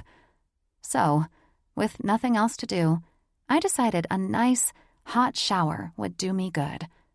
God only knew what the night would bring, but I wanted to be ready for anything. Chapter 41. John. I walked into the block of rooms, or rather the magnificent villa section of the hotel, which made it seem as if this were our second home and we were the royalty who were here to attend the wedding. These accommodations came as no surprise to me. My parents liked to act like they weren't the most influential people in attendance, but that was laughable. Everyone here knew the power my father wielded in his vast network of the most influential people in the world. The bride's family, the Meltons, were expected to be grateful that they had the acceptance of my parents. After all, they only had a mere 3 generations of wealth, which basically made them upstarts, in my mother's opinion. Despite this being an event that should have made the bride and groom the center of attention, it was clear that wasn't the case. And they would have been foolish to expect it. It added to my disdain for these gatherings, but it would be easier this time because I had Mickey. Even though I was sure this would be overwhelming for her, I knew she could hold her own. I'd watched before as she enjoyed the opera and how the art had inspired her, and I felt that this would be no different. It was all amusing theatrics, if you allowed it to be.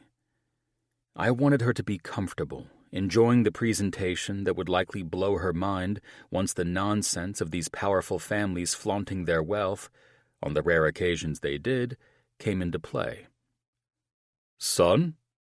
My father's voice boomed from where he sat at a desk across the room in a high-backed leather chair next to a crackling fireplace. The way he said son and the curious pitch he used made me know he was talking to me without calling me by name. "Business on such a beautiful occasion?" I teased, taking one of the leather seats across from his desk. He'd retired to the library of this suite, mainly to disappear from the orderly chaos that would be involved if you were near my mother and sister-in-law in the main sitting area of this villa.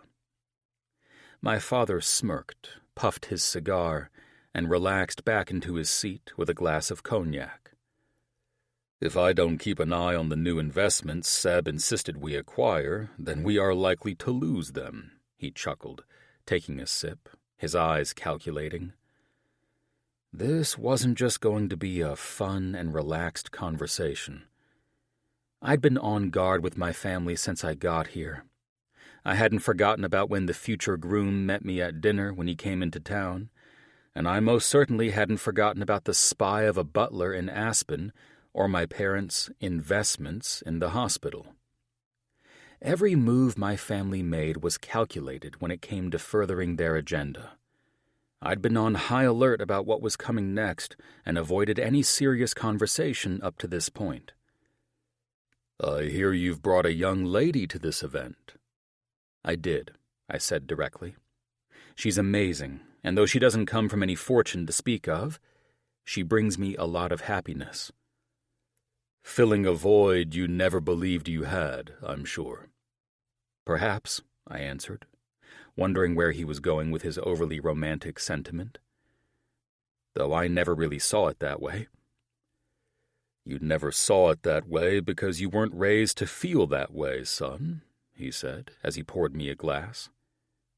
"Fair enough," I smiled, taking the glass from him.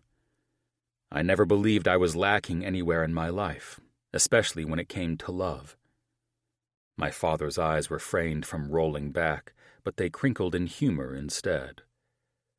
I've always admired your bold and daring spirit. Did you know that? For as long as I'd been alive, my father never went about conversations this way. In fact, he removed himself from the conversation when it came to women and love, so I was in foreign territory with the man. His smile at the word love, or even complimenting me on anything at all, was unusual. It was wise to know this wouldn't be a light, friendly conversation where we discussed what I wanted in life. Instead, it was the age-old manipulation tactic of making me believe my father cared about what I wanted so he could insist upon what he wanted. That's interesting, I said, feeling the warmth of the cognac spread through my chest. You've never acted as though you admired anything about me. Ah, his eyes widened. And he doesn't play games? I wasn't raised to play games, although you and Mom think that's all I do.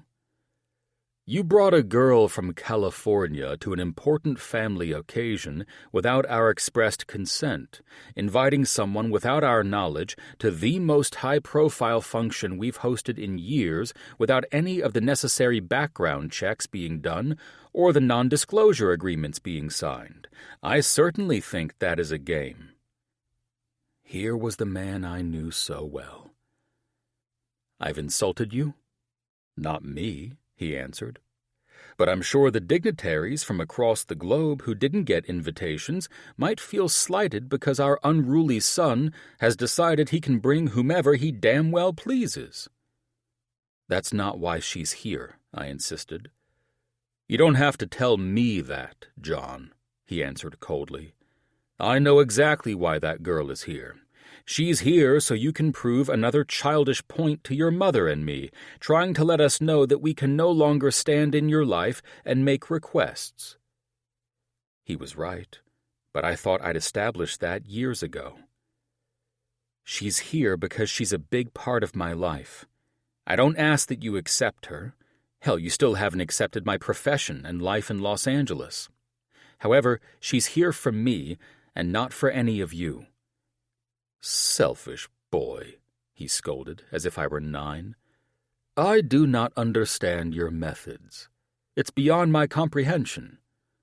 Even for a man who nearly runs the world, I taunted. You'll hold your tongue. I will not sit here and be insulted. Even though my mom ran the show, she was easier to talk to about things of this nature. I'm not trying to insult the family, and most certainly not you, I said.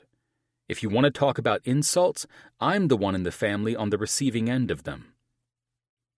His eyes squinted through his cigar smoke as he puffed. His brown eyes became darker, black, and unwavering. How in the fuck could I be almost 40 years old and still feel like I was a child every time I sat under this man's gaze? He wasn't hateful. He was stern, set in his ways, and extremely protective of his family. But it sucked because all it proved was that he didn't trust any of us to make our own decisions. All any kid wants is for their parents to be proud of them, but short of doing exactly what they wanted, I'd never experienced that. That's because you chose to be rebellious. You know how this family expects things to be. You bear the name of my great-grandfather, and yet your actions, your utter lack of interest in this family, would shame him. If I didn't take interest, I wouldn't be here for my brother, I insisted, knowing nothing I said would get me anywhere. My parents didn't care what made me happy, and I knew it. So what was I doing, thinking they were going to give 2 fucks about the woman I loved? What's done is done, he said. We are your family, and we come first. We are not simpletons who play games with their children, allowing them to roam through life aimlessly. We know what is best for our children, and we will not waste time allowing any of you to make mistakes you'll regret. I won't regret this woman. I know that. You say that now, he smirked and waved his hand to dismiss me. I look forward to meeting the young woman who seems to have stolen my son's heart from where it belongs. After this conversation, I think it wise to wait. I will not have Mickey feeling uncomfortable around my family. We're always on our best behavior, and you know it, he said, softening his tone. We aren't children like you, John. Thanks for that. I rolled my eyes and stood. He was letting me off the hook so easily because he had bigger fish to fry this week, and my trivial relationship was the least of his concerns. But I would be a fool if I left here believing this was over. My father was right about one thing, though. He would not embarrass himself or this family by letting Mickey know she was unwelcome. If it isn't my beautiful mother, I said, rejoining the room of wedding chaos. If it isn't my dashing young boy who decided to bring a guest of honor, she answered with a coy smile. I took a chair opposite where she sat, perfectly erect on the sofa, sipping tea like the Queen of England. Don't get me wrong, she acted like this naturally. However, there was a different vibe here, and I had to level out the resentment I felt brewing beneath the surface about inviting Mickey to the wedding. The thing was, I had deep feelings for Mickey, and I planned on remaining in a relationship for as long as I avoided screwing it up. So, because I felt so strongly about her, I had to do the right thing and get this dreaded part out of the way, introducing them. Something was telling me that this was not going to work out as I planned by simply being the manipulative baby of the family, something that had always gotten me what I wanted up to now. I'm looking forward to having you, Dad, and my brothers meet her, I said, casually draping my ankle over my other knee as if I were feeling relaxed. My mother's eyebrow arched in expected disagreement, and she stared down as she stirred cream in her delicate porcelain teacup. Funny thing about weddings is they're filled with emotion, and I wouldn't ask you to understand, as you are not a woman. I frowned. Her tone was icy and calculated. Well, that's awfully sexist of you, Mom, I answered, preparing to send Mickey an abort mission text at any moment. Don't be ridiculous, John, she said with reproach. Even though all three of my boys were raised with manners, I struggle to figure out what happened to yours. You acknowledge this guest of honor, knowing that this young woman, whom you have chosen to sleep with to get you through your lonely nights living in California, is far from any guest of honor who will be attending this affair. Mother, I said, feeling even more of a child with her than in my previous discussion with my dad. I bring up the emotional affair of weddings and how they are a day to be celebrated for the bride and her groom, and you make a stupid joke about sexism because you are incapable of being serious, I presume, she chided. Most would agree that this is the bride's day to be celebrated. Sweet Pollyanna is to marry your brother tomorrow, and these past couple of months have not been easy for her. I heard something about that when Mark came to visit. It was something along the lines of him not being too sure about things. I'm sure he was just getting cold feet, as all grooms do. Her eyes narrowed at mine. Cold feet is not something any child of mine experiences. The three of you know better than to cower or cave to your emotions. Instead, you rise to meet your family's duties. Mark and I have had extensive sessions about this, and thankfully, he's remembered who he is. Sessions? I questioned, and covered my smile. What the hell had my family turned into to salvage my brother from ditching his arranged marriage to the spoiled bitch from hell? Her eyes nearly crossed from irritation that I dared mock any point she was trying to make. Sessions, yes, she said through clenched teeth. It seems it would do you good to be reminded who you are as well. I had to say something, because this surpassed any bullshit I'd ever encountered from my family. Mom, Mickey's just a girlfriend, and not my fiancé. I understand how important all this is to you, but instead of treating this like I've quit my job and am homeless on the streets to embarrass my family, why don't we treat this like a simple date that I've brought with me to my brother's wedding? Why don't we treat this as it really is, John, she pressed. You do whatever you want without regard for how it makes your family feel or whether they approve. We have allowed you to slide outside what we want for you for many years, and now you are smearing it in our faces. I remained quiet because this was hopeless. Whatever Mark went through with my parents over the last few months still lingered in my mother's mood. I mean, I get that parents don't want their children to fuck up their lives by marrying someone who might destroy them, but why were we dealing with extremes?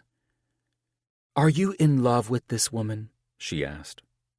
I could only assume she needed to know how to size up the next victim she may or may not be calling her daughter-in-law. "I am," I answered firmly. "And her family? May I inquire about them?" "Perhaps you should ask her yourself." She smirked at my challenge. "Oh, dear boy. You don't want me poking around some innocent woman's mind who has made the mistake of flippantly giving her heart to my son without acknowledging who he is." "Well, you pride yourself in having manners, so I'm sure you'll be nothing less than supportive and civilized when she opens up about her personal life." "You challenge me in ways neither of your brothers ever have." "I can tell you're pissed off, Mom. That's for damn sure." "Oh?" "You and Dad got a little concerned when Mark broke the family rules," I continued, probably to my detriment. "I don't know what it is with you both, though. Is it that tying your sons to powerful families makes you feel more powerful, or the fear that we might marry someone unimportant who'll steal us from you and ruin all the plans you've made for the three of us?" "Guard your words," she snapped. "That's what it is, isn't it?" I shook my head. "You're afraid another woman will take me away from your rule over my life and that I'll become hers and no longer be either of yours to control." "That's how it's supposed to be," she innocently said. "Maybe with these women, who are raised to obey their husbands. It won't be that way with me," I said, and I knew it in my heart. "What way?" She acted confused. "I will not marry a woman and insist she live her life by doing what I want like both of my brother's wives. They're all just chasing your approval." I stood up, disgusted with this conversation. "Where are you going?" She looked at me like she was afraid I would burn the place down. "We have dinner in 30 minutes, and your special guest will arrive within 20 minutes. "I'm going to warn my special guest that she is not to take anything that comes out of anyone's mouth seriously. I will not have anyone here make her feel uncomfortable, unwanted, and treated like some idiot who dared to show up to an Astor family event." My mother rose to meet my pissed-off expression. "I assure you, she will be made to feel as comfortable as any of our other guests. I just want you to know that your father and I disapprove of her. However, she'll be none the wiser in our presence." "Fine," I said through gritted teeth. "I'll personally escort her here, and I swear to God, if you make her feel uncomfortable in any way, she and I will leave, even if it means I miss the wedding." "Try not to be so upset, John," she said. "Try not to piss me off next time, Mother," I mocked, then spun on my heel and marched out of the room. Chapter 42. Mickey. "Chérie," my kind stylist Ruby said as she encouraged me to turn in front of the 3 full-length mirrors in my opulent dressing room. "Merveilleuse." I smiled at one of the few French words I could understand. Bless this woman's heart. I must have aged her at least 35 years after each wardrobe change. Everything until now had been a disaster. Not because the plethora of clothes she'd brought wasn't suitable. She'd gotten my measurements last week, and everything she brought was exquisite. But because my nearly 6-foot-tall frame initially made me feel slightly oafish in the offered couture. Fortunately for me, she was a pro and came prepared for anything, including the insecurities of a woman who was clearly out of her depth. I wanted to say I was relieved when we decided on this perfectly cut designer gown. However, if this was what I needed to blend in at dinner, I couldn't imagine what I would wear to the wedding. But if my wedding attire was anything like the gown I wore now, I was guaranteed to feel more beautiful than the bride. While Mrs. Masterson busied herself with her assistants, picking out the perfect jewelry to match my gown, I stood in awe of the glamorous woman staring back at me in the mirror. The gown boasted intricate cream lace detailing, adorned with delicate sequins that caught the light and winked with each subtle move I made under it. Its silhouette, a perfect blend of sophistication and allure, featured a plunging neckline and a train that trailed behind like a whisper of opulence. "I'll help with that," I heard John say. I looked up, still mesmerized that I'd been transformed into an unwitting princess, to see John wearing a sleek black suit, more handsome than ever, and his vibrant hazel eyes practically matched the glittering sheen of the nude gown I wore. "Hold still, gorgeous," he said, as he stood behind me and gently brought the most stunning necklace filled with glittering gemstones around my neck. With careful fingers, he fastened the strand of jewels, and I felt goosebumps cover the back of my neck as his fingers gently brushed over it.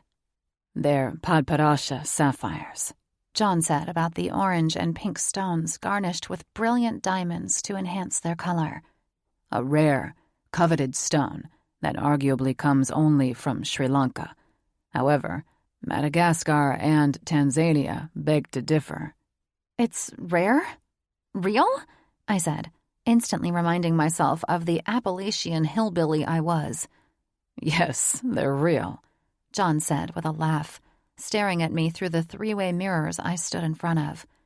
"They're highly sought after because there are so few, making them extremely rare." He turned me to face him and brought his lips to mine for a tender kiss. "Like you are to me."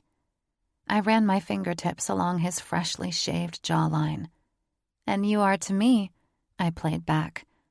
"I feel like a princess, you know," I said truthfully, wanting John's usual fun and lively personality to keep me grounded. John smirked. "Well, you're my princess, my rare gem, and I will never lose you," he said, but his expression didn't reflect his sweet words. He looked burdened. "Everything okay?" I questioned. I'd never met this fancy version of John, and perhaps I wasn't aware that a certain amount of wearing a mask was involved in being able to deal with these people. But I'd never known him to look so distressed, or just plain sad. "It's fine." John's funereal expression quickly brightened. He took a cleansing breath and smiled. "You look as beautiful as the day I first met you." "I'm not an idiot," I said. "I've known you long enough to understand when something is seriously bothering you." "What happened? Is it your parents?" "It's nothing for you to worry about," he reassured me. "I'm not spoiling this night with nonsense, especially when you look like this." "I think I should know what's going on. I want to be prepared, don't you agree? I mean, I didn't even think you were coming to get me for dinner." All sense of extravagance running through my mind while I looked in the mirror had faded. I was a bit grateful for that, too, because from how John was acting, I felt I needed to be sharp when I was introduced to his family. If they made him this unraveled, I could only imagine I had my work cut out for me. "Just be yourself, gorgeous." He smiled and touched my chin with his thumb. "You'll steal their hearts just as you did mine. And trust me, stealing my heart should have been the hardest thing in the world to do, but you achieved that with ease." I smiled nervously at him, not knowing what to expect. I was beginning to wish Ruby was also here to give me lessons in etiquette and tell me if there were any fancy silverware rules I needed to know about. God knows, I wouldn't want to eat the main course with a salad fork. The horror!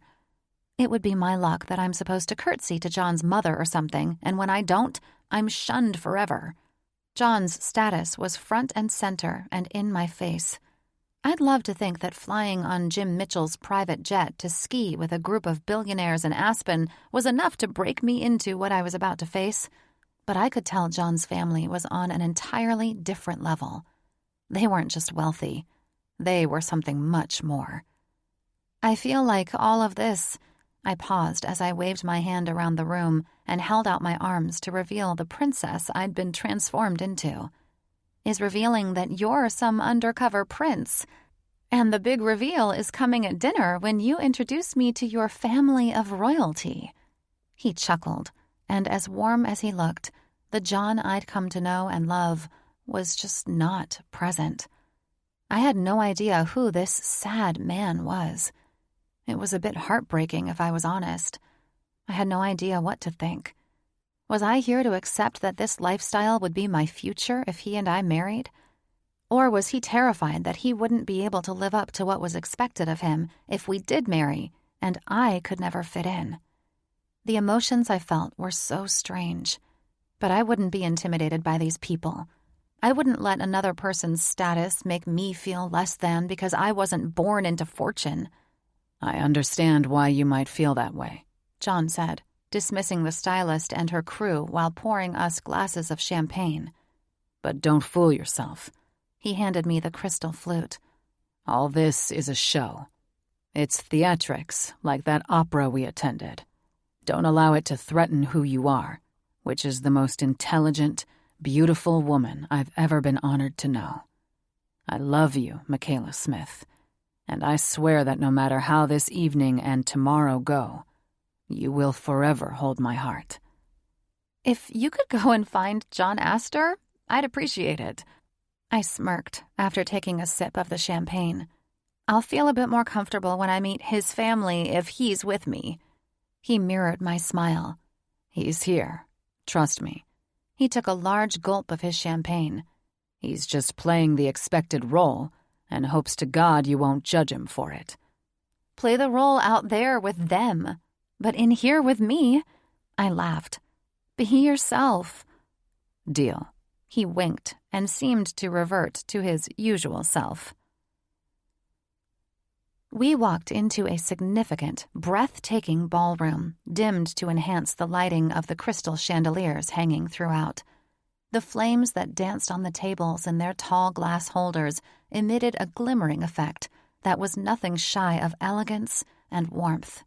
There must have been at least 100 round tables with golden chairs, white tablecloths, shimmering silverware, and burgundy napkins folded ornately atop golden chargers. Soft ambient music from a pianist and violinist filled the air, adding to the atmosphere of refined sophistication. John led me to a table and gently removed my hand from the bend of his arm to pull out a chair for me to sit in. My attention was drawn to the delicate crystal wine flutes, their stems gracefully rising from the table. The placement of a floral centerpiece added a touch of sophistication, while the soft candlelight flickered in the intricately designed holders. Dear God, why didn't someone teach me table manners for a dinner like this? I said, feeling like the moonshiner's granddaughter I was in the presence of such extravagant wealth. I looked at John, who took his seat to my left. Your parents put all this together?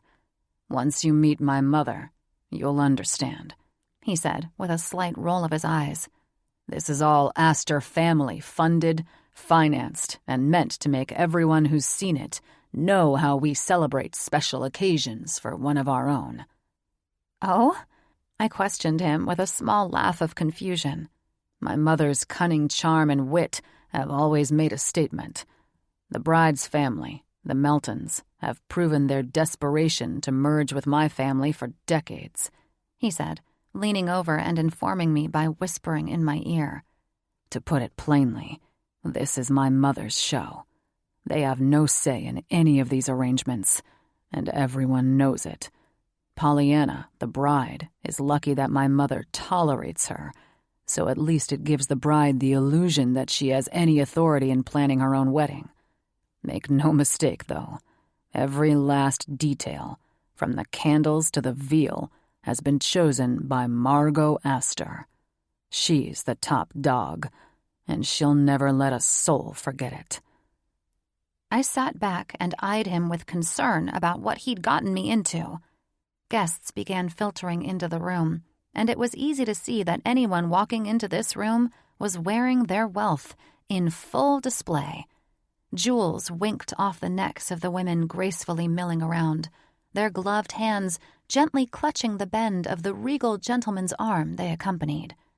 It was a sight I never would have dreamed I'd see when John invited me to Monaco, but maybe that was a good thing. Instead of being intimidated, I did what John advised me to do and immersed myself as I had done at the opera.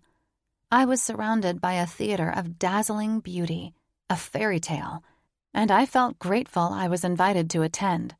I felt beautiful, and everything around me was a picture of loveliness. There was no reason for me to do anything but live in this moment and see where it took me. Chapter 43. John. I had no way to describe how beautiful Mickey looked tonight. Don't get me wrong, Mickey was just as beautiful tonight as she was wearing hospital scrubs for 24 hours, her hair pulled back in a ponytail, and her makeup faded, especially because her smile seemed to always beam through her utter exhaustion. My feelings for this woman were beyond me, but they were natural and genuine. The ridiculous conversations I'd had with my parents earlier faded to where they belonged, in the past, because they were meaningless.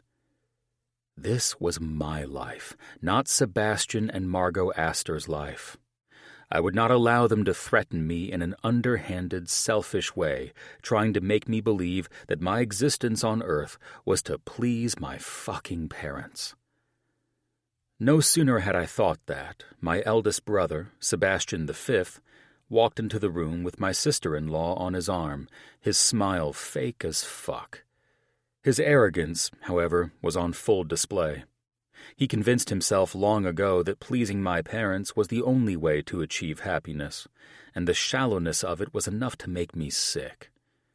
Seb had never even attempted to be his own man, and I couldn't imagine a more pathetic existence. That is, until I scanned the room and saw the groom. Mark was less than 24 hours away from selling his soul for the Astor family fortune, and he looked like the most miserable asshole in the room. Sadly, Mark was just as spineless as Sebastian, who wouldn't dare cross our mother or disappoint our father. Mark was about to willingly marry someone he didn't love because my parents made it clear there was no other option. And after looking around at this gathering, I'd say he was properly fucked. I casually sank back in my chair, relaxed and happy that I'd chosen to live my life for myself and not for my family. I'd chosen a different route, and the stunning woman at my side was part of my journey. No one was going to fuck with that, and this theatrical event would serve as a reminder that I chose correctly. "John?" I heard the bone-chilling voice of the woman my mother had always intended me to marry, Summer Cavendish. She came from a line of money that extended almost as far back as my mother's family, which made her a perfect match in Margot Astor's eyes. I'm pretty sure my mother had been secretly arranging our wedding since we were in prep school. "Summer," I said, standing to greet her and all the other eligible heiress bachelorettes who joined us at our table. "Lovely to see you again. Allow me to introduce my lady, Mickey." Establishing the ground rules was the best thing to do in this situation because I wasn't in the mood to fend off unwanted advances. After realizing who we were seated with, I knew my mother had intentionally put us here to make Mickey uncomfortable. "I didn't know you were attached," Summer said. Her eyes were green and filled with an equal mixture of jealousy and curiosity as she sized up the Amazonian goddess sitting next to me. "Mickey, that's a peculiar name." "You probably didn't know he was attached because we haven't stamped the whole relationship in stone yet," Mickey teased. probably thinking these women were the playful type. They were not. They were vicious, wicked, nasty, and bloodthirsty for money, status, and power, just like they were raised to be. What the hell was I thinking, bringing Mickey to this? I swear to God, if these women pulled her apart like hyenas, I would never forgive myself. She was only subjected to this because I was selfishly trying to find an easy way to get my parents to accept her. Don't listen to her. I eyed the most beautiful woman in the room. Then, just to piss off the rest of the table, I leaned over to kiss Mickey's perfectly contoured cheek. She's the love of my life, and once this parade of events is over, we can go back to the peaceful life we once had before— Peaceful life? Marguerite Rousseau spat out with a laugh from across the table as the others tried to hide their smiles. How is it peaceful when you live in the craziness of California? She looked at Mickey. I'm sorry, Mickey. I mean the state, no offense, but I'm sure the state of California isn't offended that you don't like it, Mickey bantered playfully back. And I'm not sure why you're apologizing to me for any of it. I certainly don't care if you hate or love the place. The thing I can't understand, Alessia McLouth added, is how you Californians don't have any— I think that's about enough, I said, stopping this bullshit. This is absurd and way too calculated. I stood and extended my hand to Mickey. If you will please excuse us. I hope the evening's events meet your expectations. It must have been the look on my face that clamped shut the mouths of the pecking hens, because they didn't say a word as Mickey graciously told them she was pleased to have met them, and we walked away from the table.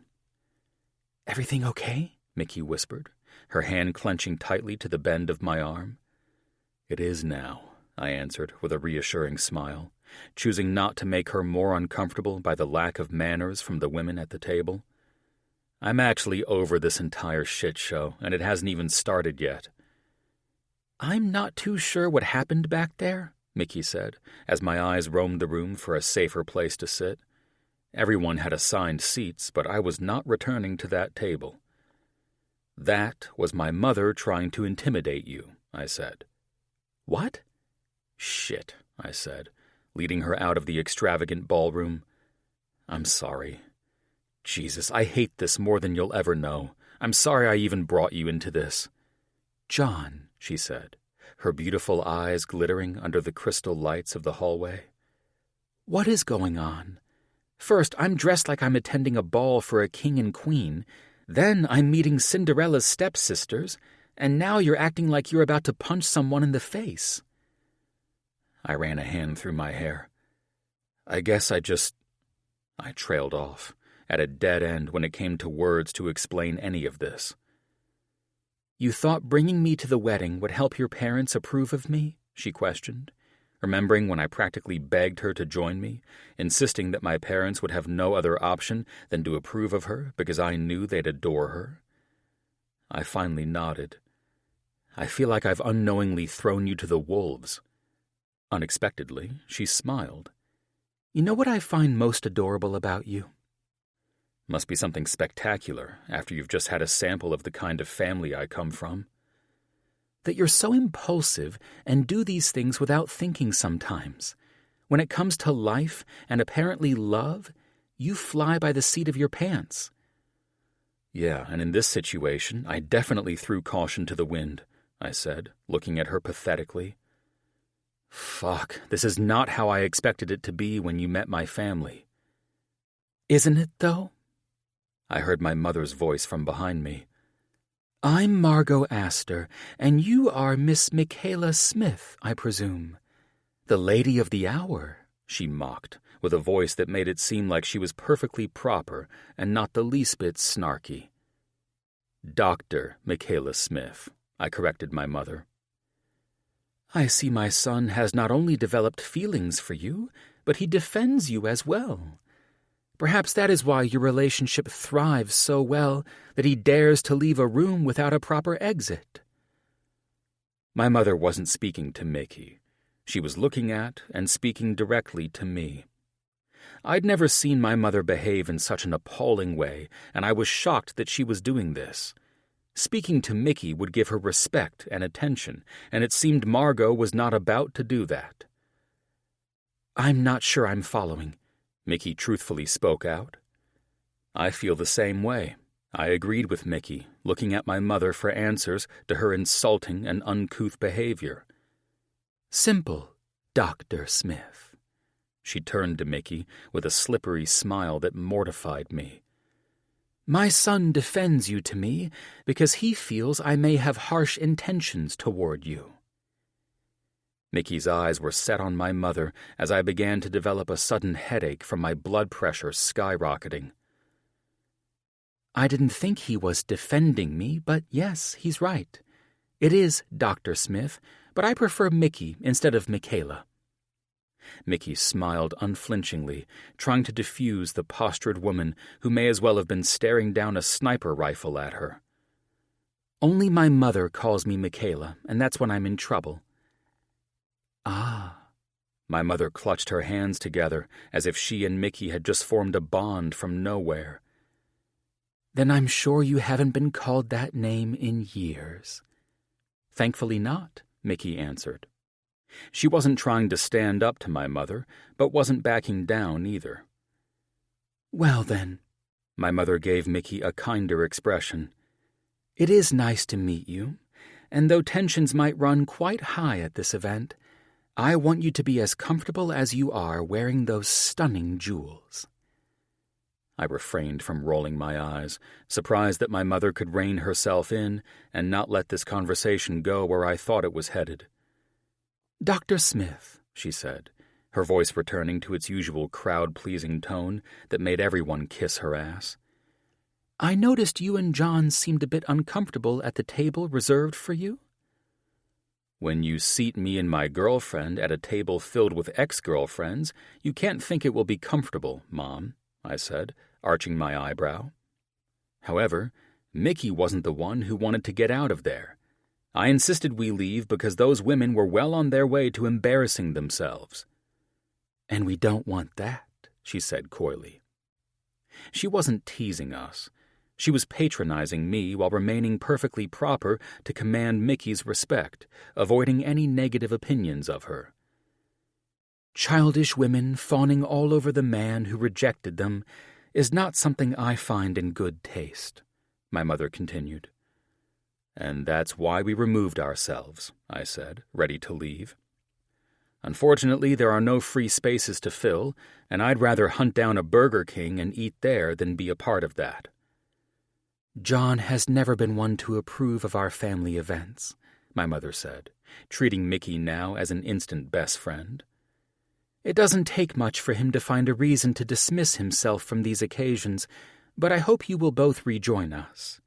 It was never my intention to make anyone feel uneasy." "That's fine," Mickey finally spoke, "and we'll be okay at the table.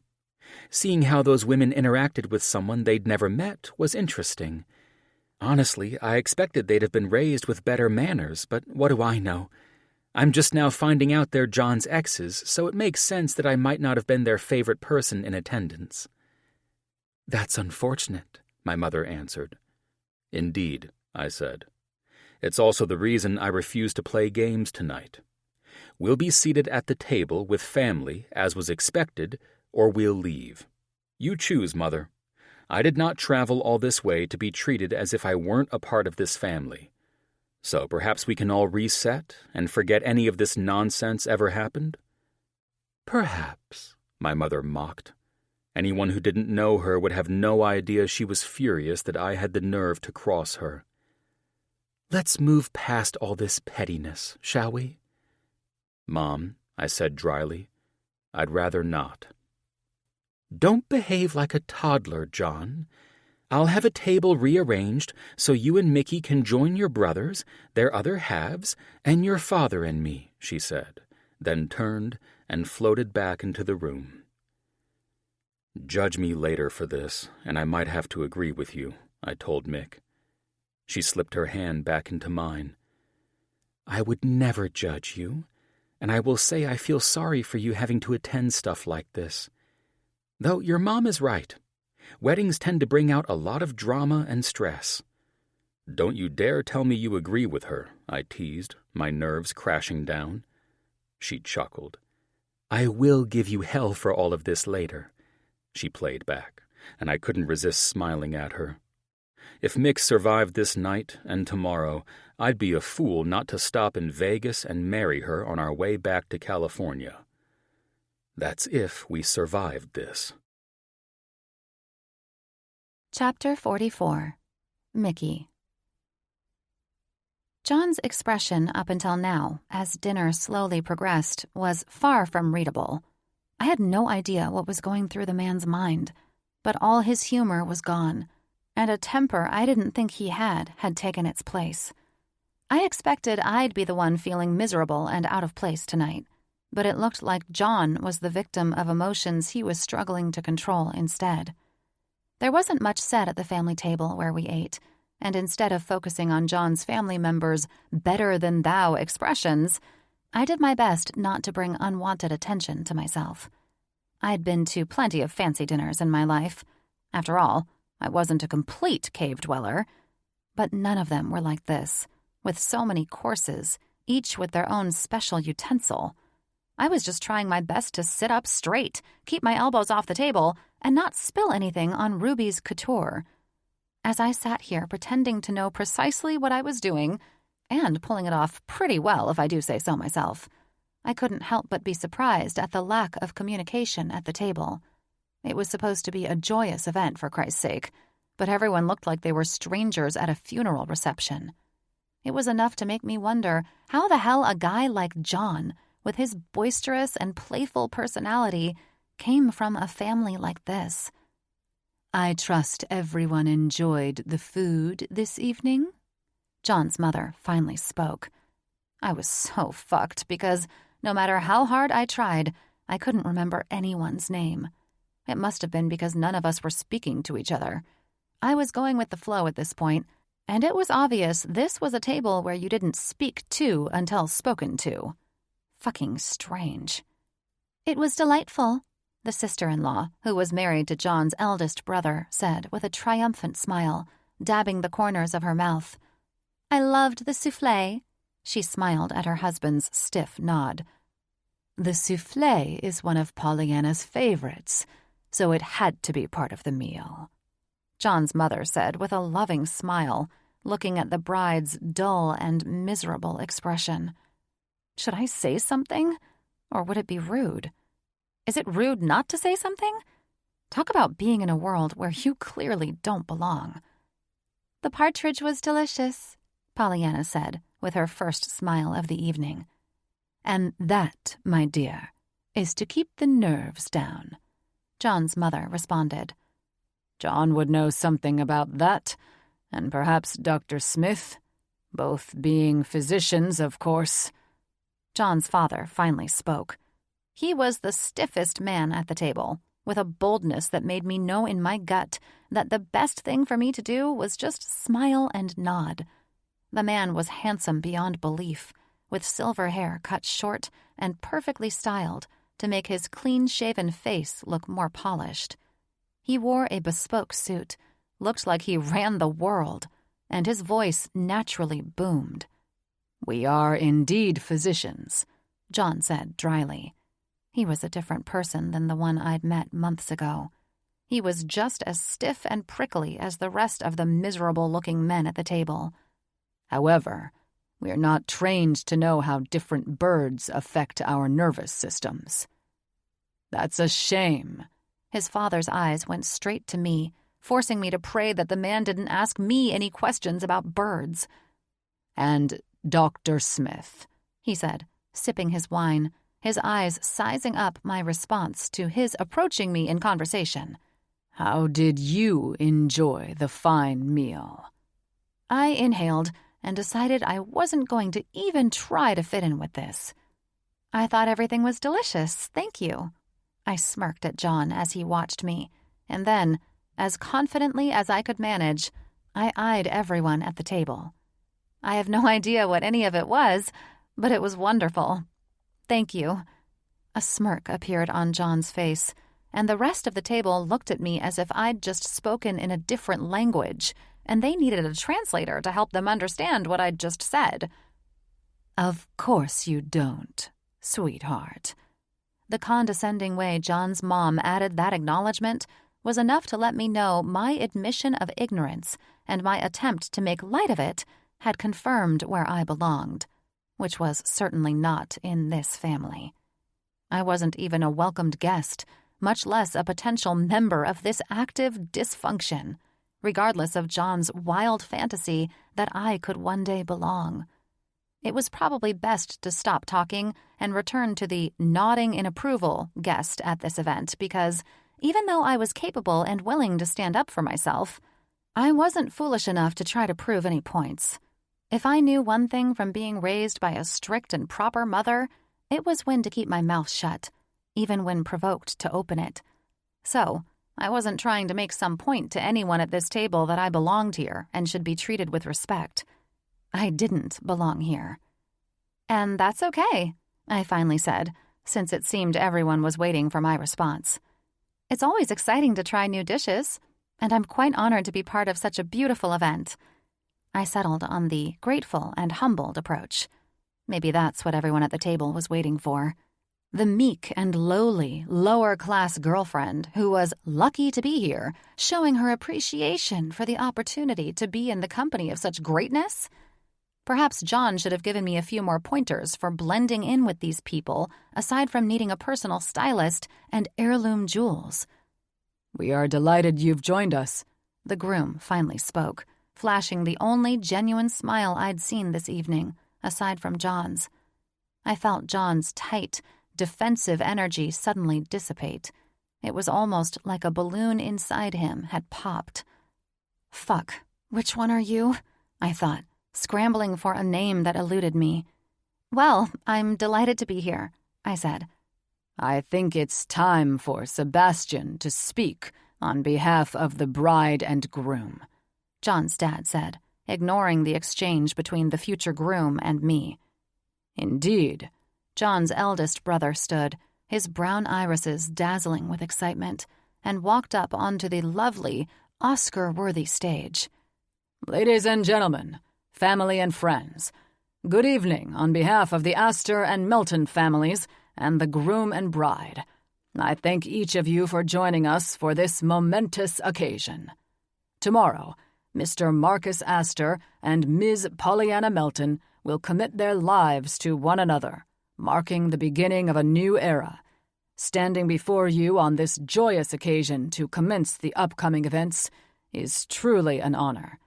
As someone fortunate enough to come from a family that values the bonds that tie us together, I've had the privilege of witnessing the growth of my brother and the love that has blossomed between Ms. Melton and him. Tomorrow, we will gather to witness their union and to affirm our support for the journey they're embarking on as a unified couple." Everyone clapped as Sebastian looked to our table in front of the stage and smiled at the honored couple. I immediately saw that Marcus looked like he was listening to someone read the eulogy at his funeral, but Pollyanna, a classically beautiful platinum blonde with high cheekbones gifted directly from the Nordic gods, wore an infectious smile. Her blue eyes sparkled in excitement under her long lashes and perfect eyebrows. The young woman was stunning and elegant, and I couldn't understand why John's brother seemed so horrified to marry her tomorrow. "To my brother," Sebastian went on with his speech after the audience quieted. "Your kindness, resilience, and the love you share with Pollyanna inspire us all. As you two prepare to embark on this journey together, may your days be filled with laughter, your challenges be opportunities for growth, and your love deepen with each passing moment." This is so fucking pathetic. John managed to whisper in my ear in a way that made it look like he was inspired to kiss me by Sebastian's words. I ignored him and kept my fake smile plastered on my face so as not to cause a scene with anyone. Whether anyone heard him or not, John's gesture had put eyes on us, and since I was the street rat in the room, it didn't take much to spark people's interest. And to you, Pollyanna, welcome to our family," Sebastian continued. "Your presence has brought immeasurable joy to us already, and we are thrilled to have you as a part of our lives. May your union with my brother be filled with understanding, compassion, and unwavering support for each other's dreams." During his speech, waitstaff brought glasses of champagne for toasting, and Sebastian prompted everyone to raise their glasses by raising his first.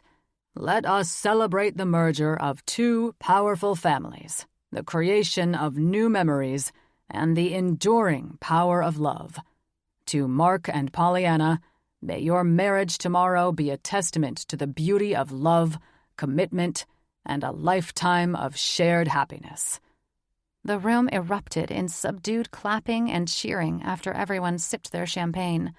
Instead of feeling like an alien amongst the rich and famous, I slid into the role.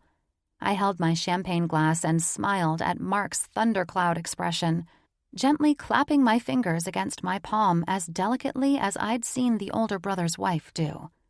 It was easy for me to pretend I was at the Academy Awards. It was neat to be a part of, but not a lifestyle I would ever want. So I hoped that if John and I became more serious and, God help his poor mother, he proposed marriage, this type of scene wouldn't be expected of us. Imagining my dad, Coach Smith, sitting next to me at this event, wearing a tux and picking apart the partridge, made me nearly burst into laughter. I could hear his comments in my head now. "I hope y'all got a pear tree to go along with this partridge, 'cause there ain't no meat in it."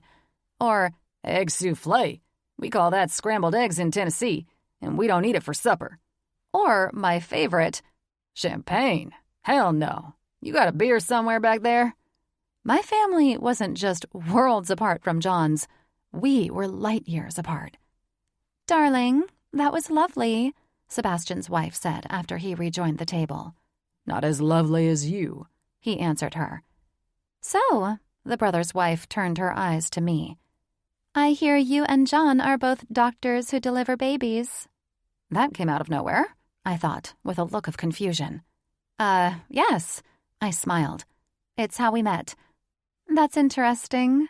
She sipped her champagne, her brown eyes darting to John's mom, then back to me. "I refused to give birth in a hospital when my daughter was born." "A fact you love reminding everyone about whenever you can," John stated dryly. "What has this to do with your husband's toast, Melissa?" "I am just curious," she answered John's stern expression. "Curious," John said, his brows knitted together. "Or finding a way to sling an insult at someone you feel is beneath your status. A status that, I'll remind you, you only have because you married into my family." I didn't know when John had reached his boiling point, but it happened, and I had no idea where this would head. "That's enough, John," his father said in a low, authoritative voice. I eyed John, seeing him clench his fist over his knee. "I agree," he said, sipping his champagne. "While we're on the subject of hospitals, and this one," he nodded in annoyance toward Sebastian's wife, "opting for home delivery. Does she know that this family donates large sums to hospitals? Seems like a waste not to utilize them." "I'm not sure I follow you," his father answered. "No? I spoke with James Mitchell in Aspen when you and Mother so graciously allowed Jenkins and his staff to spy on us, and he mentioned your exceedingly generous donations to St. John's. So generous, in fact, that no one else has ever matched one in amount or frequency." I watched as both parents looked at John, and if their looks could turn him to ash, he'd be blowing in the breeze. "Interesting. I was under the impression that Mr. Mitchell was a savvy businessman, not at all the type to gossip about sensitive information," the father answered. "Gossip?" John shot back. "Forgive me, but you misunderstand. He didn't tell me anything that wasn't accessible information via St. John's transparency policy through the board of directors. He merely extended his appreciation and gratitude for your donations on my behalf." They've used the funds to build more outpatient and specialized training facilities, as well as pioneering endeavors for multiple clinics in underprivileged communities. Luckily, he's such a savvy businessman that the hospital has done all these things with your generosity, and they haven't had to rely on a cent. Isn't that remarkable?" "Is that so?" his mother questioned with a venomous tone. "That is so," John snapped. "I just thought you'd both be thrilled that the hospital isn't dependent upon your contributions. You know, in case something arises, and you choose to move your donations elsewhere."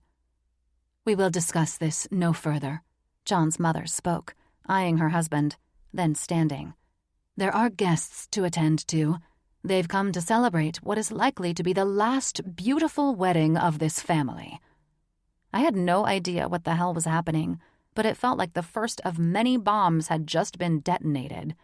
The look on Mark's face matched John's expression, which made it clear they were both ready to lose their shit. "There's no need for that," Mark said, Pollyanna standing at his side, tugging on his arm and trying to make him stand. "There will be no wedding tomorrow." "Don't play games," John's mother said, staring daggers at Mark. "I'm not playing games." Mark stood and looked at his dad while Pollyanna watched nervously. She must have known better than to interject during this family discussion, even when it had everything to do with her.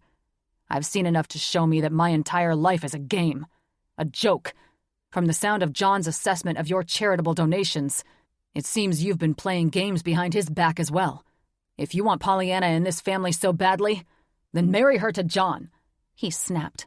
"But I'm done trying to please parents who are insatiable. I would put a bullet in my—" "That's enough, Mark," John spoke, his voice nervous. "I'll get him out of here. It seems everything tonight has been a bit overwhelming." He looked at Pollyanna, who stood in shock, looking as if she'd stumbled upon a dead body. "Let's get him some air and cool things off a bit." "That's a splendid idea," his mother said. She looked at me. "Perhaps you would like to dismiss yourself to your room." "She won't be dismissing herself anywhere," John said, taking control of this sudden shit show. "She'll be coming with me and my brother, as I'm quite confident she's endured more than enough of everyone here tonight. Good night."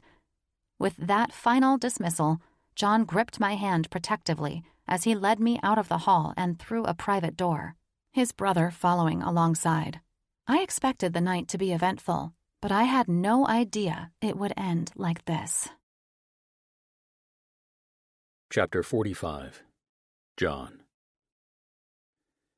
100 things were running through my mind as I led Mickey and Mark from the hotel, but the only one that mattered was what the hell I was supposed to do now.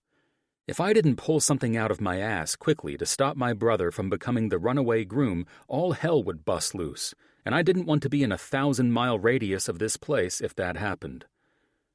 Mark marrying Pollyanna was the only way to avoid that, so I needed to smooth things over and get to the bottom of this. Selfishly, I hoped this was a case of cold feet or pre-wedding jitters, because that meant everything could go back to the status quo, and Margot Astor's wrath would never be unleashed. "Hey," I gripped the inside of Mark's arm once we were out of the hotel and on some cobblestone path that led around the building. "Dude," I said, out of breath, and nearly forgetting about the grip I had on Mickey's hand as I drug her ass out into the cold with my brother. "What the fuck is going on?" Mark turned and eyed Mickey and me as if we were soldiers sent to hunt his ass down and bring him to an executioner. "I'm sure your girlfriend can answer that for you," Mark spat out. "Leave her out of your bullshit," I snapped defensively. She'd been a target from the moment she arrived, but this had nothing to do with her. "She's here for me and me alone." "No shit," Mark said, running a hand through his hair. "Because you've always been the selfish baby of the family, getting away with murder, dating whomever you please, and doing whatever the hell you want. But me?" he questioned in a high-pitched, pissed-off tone. "Not a chance. My life is fucking over after I marry that bitch." "Whoa, take it easy," I said, shocked by his harshness. I looked at Mickey, who appeared to be freezing her ass off, and probably didn't want to have anything to do with this conversation, given where it seemed to be headed. She'd endured enough already. She didn't need a full-blown mental breakdown to go along with it. I conjured the best smile I could muster. "Would you mind giving us a few minutes? You can go to your room if you'd like, and I'll be there as soon as I'm done." "Yes, of course," she said, then looked at Mark. "I'm sorry if I upset you by being here," she said with a sad look. "And I'm so sorry you're having a difficult time right now." Mark's posture unexpectedly softened, like he'd let down his guard, and he smiled at her. "Forgive me for being so rude," he said.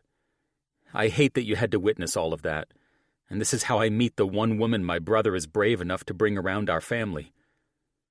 He stood straight, taking a cleansing breath. "My mother's brief introductions were one of the many things that set my outburst into motion tonight, so allow me to introduce myself properly. I'm Mark." He extended his hand to shake hers, and I grinned when she hugged him warmly instead. Her gesture was so kind and genuine that I thought Mark might collapse into her embrace. As if she'd known him her entire life, she pulled back and planted a hand on each of his shoulders, prompting him to look into her caring eyes. "Don't worry about me," she said. "Worry about yourself. I might not understand your feelings about the wedding or your family's expectations of you, but I know something about not wanting to marry the person you're supposed to." "Oh?" Mark said, seemingly waiting for her to give him the answers to his fucked-up life problems. I knew Mickey didn't have them, but maybe she could help him cope, and he'd marry Pollyanna and keep my parents from exploding and looking to ruin both mine and Mark's lives. "I was engaged once," she said. "The man seemed perfect, but over time, we just sort of fell out of love. It was nearly suffocating to think of being married to him. And just like you might feel now, I needed a break. So we separated." "And that helped?" Mark asked. She chuckled. "Helped him?"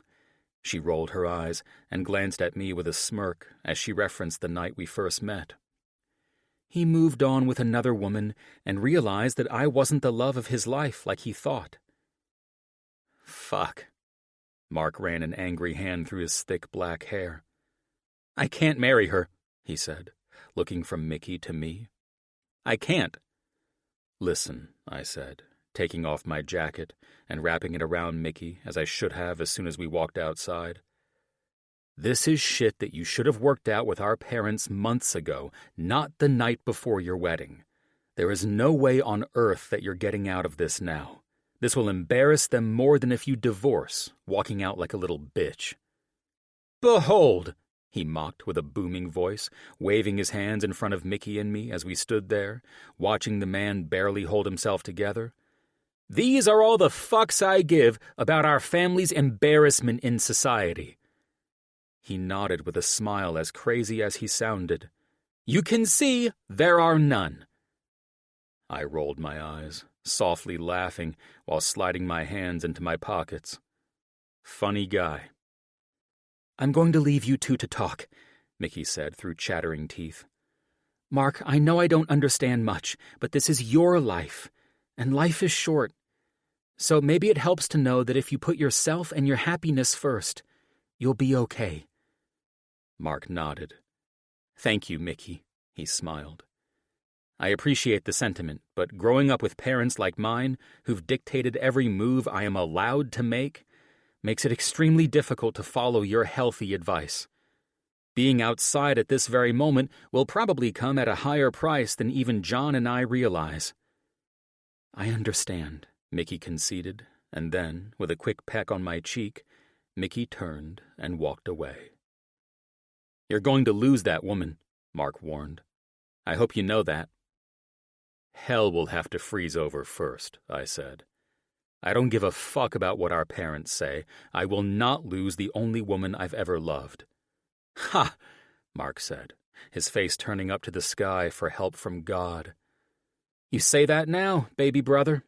He looked back at me. "But you were seated at the table with your future tonight, and you know it." "The table of ex-girlfriends?" I laughed off my mother's petty game.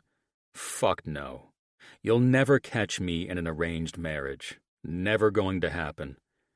You say that like you have control over it, he answered. I sure as fuck do, I countered. He shook his head, slid his hands into his pockets, and bit his bottom lip. Why the hell do we have parents who are so fucking self-absorbed that they bred children to be used as status symbols to hang on to this family name that I now hate? Come on, Mark, I said with some annoyance, knowing he was more pissed that he felt controlled by our parents than he was upset to be marrying Pollyanna. Polly is fucking gorgeous. The woman could have any man on the planet begging to marry her, but you're pissed because our parents insist upon you being the one. Not true, he said, shaking his head. Sure, she's beautiful and she's amazing in bed, but she's nuts, man. I mean it. She's fucking crazy. I watched his eyes go wide as he proclaimed that truth. I felt he'd come to this conclusion before he came to see me in California because he'd never seemed to have an issue with her before. Now it was clear that something was up with this chick, because my brother seemed more terrified than pissed to have to marry the woman. The icy chill of the air was biting at my skin since I'd taken my jacket off, but the heat rising inside my body made me warm from the inside out. It was panic setting in, and not for me, but for my brother. "What exactly are you talking about, her being crazy?" I asked, trying my hardest to help the guy level this all out in his head. I mean, if we're honest, every chick in that room is out of their damn minds, hungry for money and status. You know how Mom is, right? He questioned. Yeah, and poor Mick got half a dose of her true colors tonight, too. Well, Polly is sure to be 10 times worse from how she controls every move I make. I can't even fucking think for myself without her insisting I do or say something a certain way. She nitpicks everything. Oh, and if I'm out golfing with Dad, she'll randomly show up. I swear to God, she follows me everywhere I go. Everywhere. Jesus Christ, I answered. Why? Did she catch you with another woman or something? Hell no, he said. It's almost as if she treats me like I'm this weakling who does everything wrong and can't be trusted out of her sight. Maybe it's just childish insecurities, I said, hoping I was right. Really? He said. Is marching into my room at 3 a.m. because my phone was on silent after I landed in London, jet-lagged and completely exhausted from the flight and 10 hours of meetings, just a childish insecurity? Holy fuck, I answered in disgust. Please tell me she was on that business trip with you. He grinned in a sinister way. No, he bit out. She flew over on her parents' jet because I only texted back okay to a 10-paragraph text she'd sent while I was in a meeting. I stood there stone-faced and not knowing what the fuck to say in response. Have you brought this up to our parents? I asked. Why would I bitch about a psychotic fiancé to our parents? No, asshole, I talked to her about it. I fucking communicated and insisted that if she didn't knock this shit off, I wouldn't marry her. I'm guessing she did? I cringed in response. Since the wedding is happening tomorrow? She did not. But she did tell our mother that I was psychologically abusive toward her and I needed therapy. Well, that goes without saying. I think we all need therapy, growing up the way we have, I tried to tease. What did Mom say? I think that's the pressing issue. Our mother told her that she would deal with me and that not a word was to be spoken about my abusive behavior. So she set Polly in her place? No! She lost her shit on me and said that if she ever had a woman come to her with complaints like that again, she would make sure I regretted it. That's just an empty threat, I said, rolling my eyes. There's nothing our parents can do to ruin our lives unless we allow them to mentally fuck us up. Mark did that snake grin again. You think so, eh? I know so, I answered assuredly. Well, plans are already underway to get you back to New York before they ship you to France to take Sebastian's place there. Well, that idea can go fuck itself, I said, furious to hear that plans were underway for my life and my brothers knew about it. "Our family isn't one of the most powerful in the world because our parents are stupid, man," Mark said. "They know what they're doing and are extremely stealthy in achieving whatever they want." Well, whether you run away from this life or stick it out and deal with it, I'm not playing along. There's nothing they can do or say to me. I'm serious as fuck about that. "You love your job?" he asked, eyeing me as if he knew the plan to get me back and under my parents' thumbs. "You know I do, and I love my freedom. Most of all, I love Mickey, the woman who's probably going to dump my ass after all this shit tonight." "And that's where they have you, brother," he said. "That's how they'll bring you to your fucking knees and make you do what you were born to do." "Don't you think you're overreacting a bit? I mean, come the fuck on," I said, getting sick and tired of hearing these ridiculous, fearful threats spill out of my brother's mouth. "We aren't all the Rothschilds or the Kochs." "Exactly," he answered. "And until the Astor family name hits like those names, our parents won't stop climbing their way to the top." "Well, they're going to need some conspiracy for people to give a fuck about our family."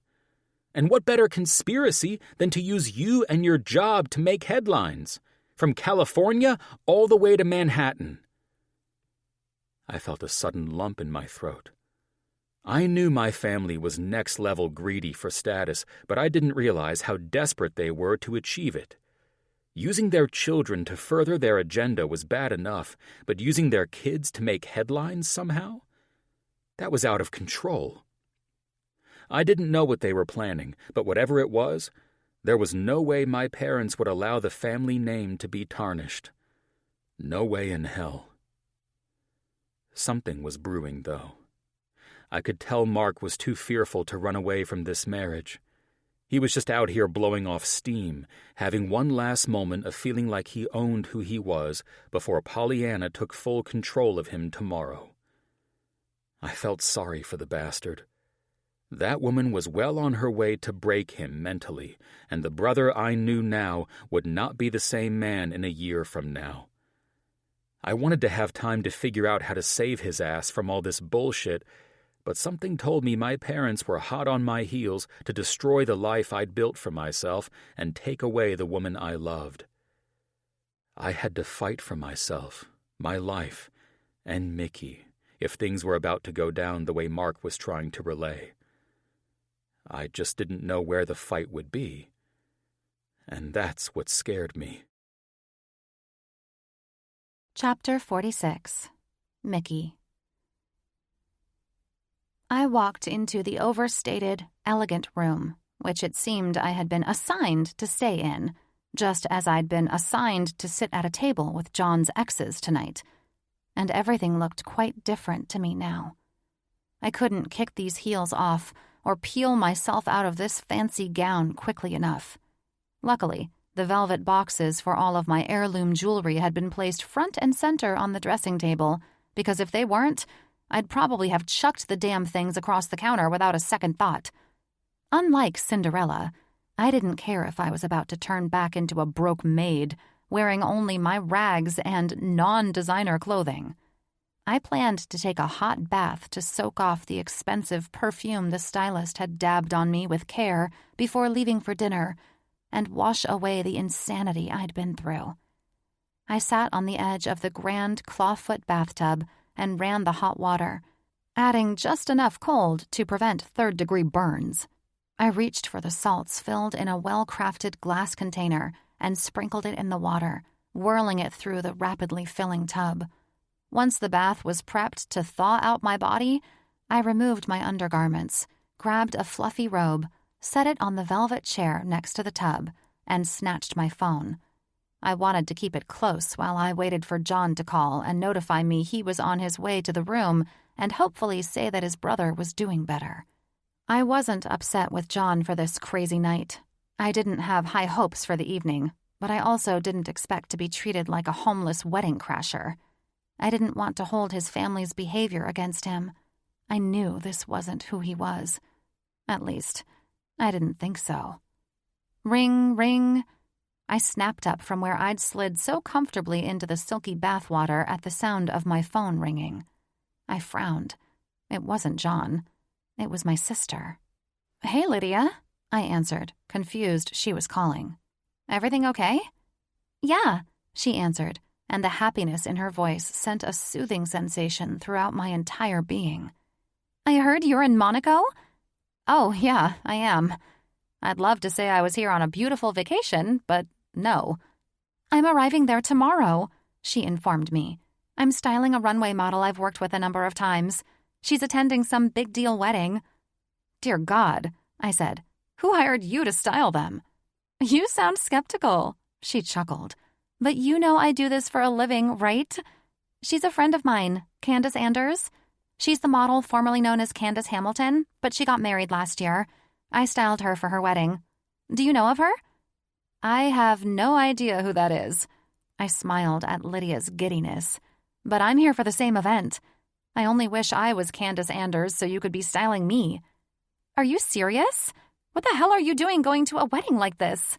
She sounded almost shocked. "Well, that came out wrong. I don't mean it that way. Obviously, you're gorgeous and glamorous, and you can be fancy when you're not wearing scrubs. I know what you mean, dude," I said with a roll of my eyes. "But don't sound so shocked. Trust me, I'm the same mud pie slinging, toad catching, down home Tennessee sister you've always known and loved." "So, give me some details. How did you score an invitation to this primetime event?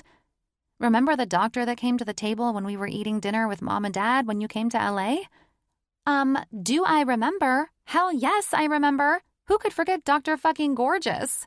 "Surely nobody," I laughed. "Are you two dating?" "So, wait," she interrupted herself. "Did he invite you as his +1 to this wedding? How did he get an invitation?" She paused and sighed. "I'm sorry, I'm confused." "It's his brother getting married," I interrupted my chatty sister. Anyone could see that my sister and I were polar opposites in all aspects of life, from our personalities down to our footwear. An event like this would perk Lydia right up, and she'd embrace all of it, the good, the bad, and the ugly.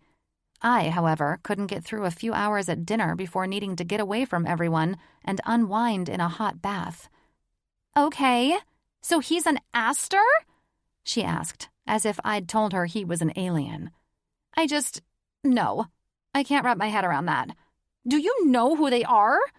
"I got a taste of that introduction tonight," I answered. "Well, by the dry tone of your voice, it went about as well as I'd imagine. I don't mean to go dashing any fantasies, but believe me when I tell you there's no way in hell you're dating a child of Sebastian and Margot Astor." "Huh?" "You heard me," she insisted. "He can't be an Astor.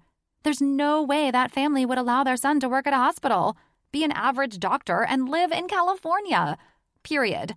They're way too high up on that social ladder for basic bitch shit like that. That family is known to stare down their noses at anyone who dares to approach them. I'd be shocked if they didn't expect all leaders of every damn country to pay their respects to them. They probably have more than half of them in their pockets anyway." "How the hell do you know any of this?" I asked, wishing my sister and I had had this conversation months ago, before I succumbed to John Astor's advances and threw myself into a lion's den. "Like I said," she answered, "I'm pretty good friends with Candace Anders. Her family and the Astor family are extremely close. She's had a rough start to her marriage after marrying into high society. She and Cliff seem to be doing okay for now, but the last thing she said to me about her marriage, his family was fully involved in what was going to happen in their future." "Jesus," I said. "Jesus can't help any of those people," Lydia chuckled. "Well, it seems I should have asked you about this a while ago." "How is John related to the groom?" she asked. "I wasn't kidding," I said, my stomach churning in knots, knowing that things would probably only get increasingly ugly in the relationship John and I thought we had figured out. "He is his brother." Silence. "And I'm fucked, it seems," I said, breaking the silence. "Nothing more to say, I'm sure." "Please tell me you're not serious with this guy." "I am serious. He's the fucking brother of the guy who's getting married, Mark." "No, I mean, relationship-wise. Are you and... She paused. What's his name again? Dr. Gorgeous? John. Are you a couple? Like exclusive? Or just good friends? I pinched the bridge of my nose. My sister was not a bitch by any means. She was a brilliant woman who was deeply connected and well-informed, so I knew she wasn't full of shit or trying to overstate things. She was my sister, and we always had each other's backs. And if there was danger ahead for me, there was no way she'd let me walk into it unknowingly. It's too late, I said in defeat.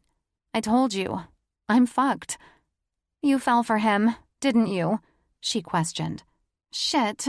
He was a rebound from that narcissistic prick you were engaged to. Not that I blame you at all. I mean, I've met the guy, and I can't say I'd have the strength to push him out of bed. But yeah, this is one guy you should have stayed far away from. You act like his family will invite all their rich friends over and hunt me for sport. I tried to turn this into the joke I hoped it sounded like. No, she said, but they will get rid of you in one way or the other if that is really their son. Who knows? You might get lucky, and it turns out he's just some adopted kid from a scandal with a maid. I laughed. What the hell, Lydia? Maybe I'm wrong, and it's not that. They're just going to hunt you for sport. She laughed, too. Seriously, though, that family doesn't seem the type to put their name out there like that. Well, maybe the guy I fell blindly and stupidly in love with was adopted, but I doubt it. After what I went through tonight, I'm pretty sure I'm fucked, and his mom will stop at nothing to end the relationship. Well, I won't fault you for falling in love because love is blind, dear sister, she said. But you better pray he's a scandal baby, because if he's blood, it's never gonna happen. John mentioned something about his fears for the future, and I think what you've been talking about is what he was worried about. Because he knows that he doesn't have a future unless it's something his family chooses for him. Fuck.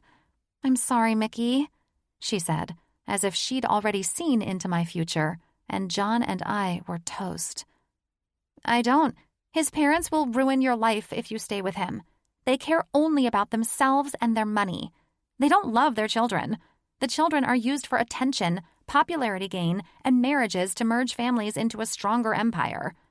John seemed like a cool guy, but I don't think he'll have the happy life he seems to be living now for very long. I heard a knock on my door, and I was relieved John was finally here so we could talk about this. I was not going to bed with a head full of worry. I needed the facts. I wanted to know how screwed I was for allowing myself to fall in love with some trust fund prince. I gotta go, Liddy, I said. Hopefully, I'll see you tomorrow. I love you, she said. Then we hung up. I threw on my robe after stepping out of the tub, soaking wet and not caring. I needed to see John. I wanted to hug him and hold him and never let him go now that I knew I might lose him. I flung open the door and sucked in a breath when two hazel eyes stared sternly into mine. Unfortunately, these hazel eyes belonged to Margot Astor and not John. "May I come in?" she questioned with supreme authority. "Something tells me that you aren't the type to need permission," I said. Her stern expression didn't waver. Hell, she didn't even blink. "It would be rude of me not to ask," she stated. "Come in," I said, not wanting to get into a pissing match. "Do you know where John is?" "John is speaking with his brothers and father. Don't concern yourself over him, please." I suddenly felt like I'd been transported to some strange world where everything was prim and proper. It wasn't comfortable. I wasn't even fucking dressed, and I was soaked beneath my robe. But I also wasn't in any mood to be intimidated. "I trust John and you have discussed the finer details of his life by this stage in your relationship," she said, turning and clasping her hands in front of her. "Why don't I go get dressed?" I told her. "Give me a second. You caught me getting out of the—" "There's no need for that. I won't be long." "Okay," I exhaled. "John and I have discussed the details of his life. He's an excellent doctor. He loves last-minute, spontaneous—" "That's not what I'm speaking about." and I think you know that very well." I studied her, lifting her chin in superiority to speak, and eyeing me in a way that should have made me shrink down to the smallest person on the planet. "What are you talking about, then?"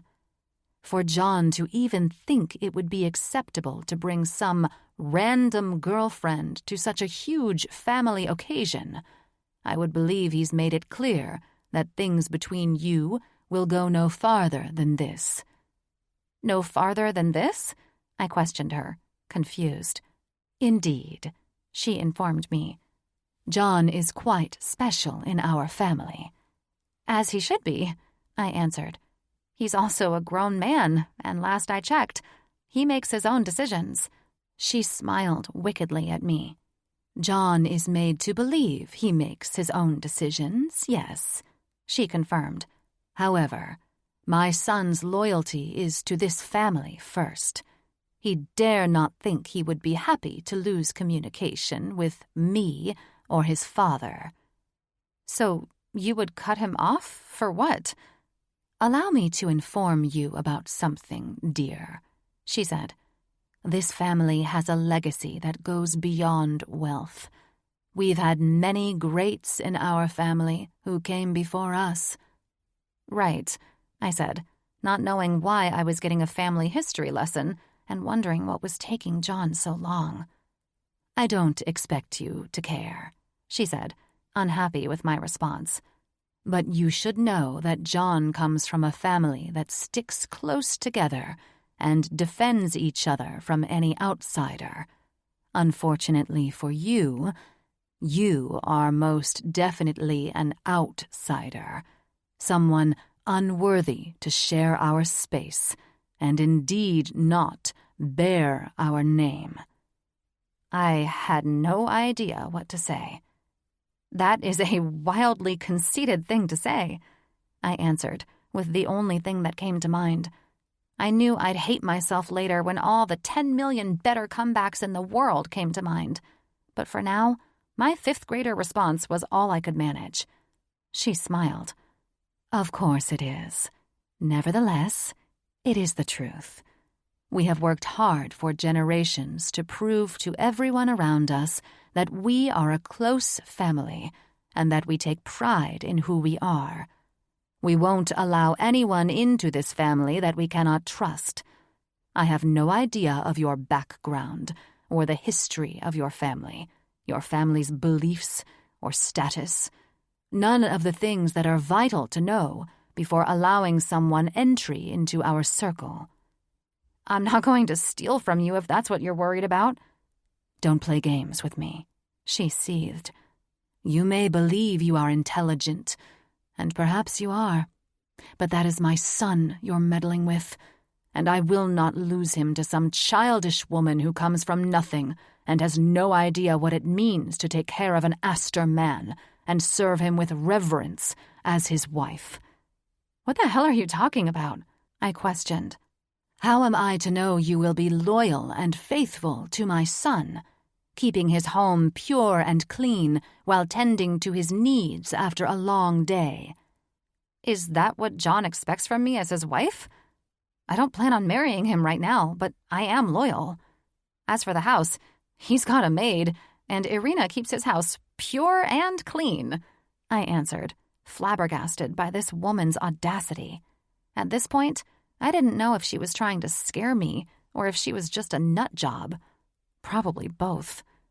"John will expect from his wife what his fathers and brothers expect of theirs, a dutiful woman who appreciates him, loves him, and adores him." "Dutiful," I said with concern. I was a lot of things, but Mama didn't raise me to be some subservient little woman, keeping my man's house pure and clean.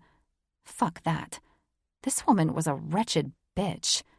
"Our family values seem not to meet with your approval." "What I don't understand is why I am the one being confronted. I'm not the one marrying your son tomorrow, and last I heard, the son getting married tomorrow is terrified of it." "Mark is fine now," she assured me. "His issues were a simple misunderstanding. I know the woman's family." "Listen, I'm not trying to insult anyone here. Yes, John and I are dating, but we aren't getting married.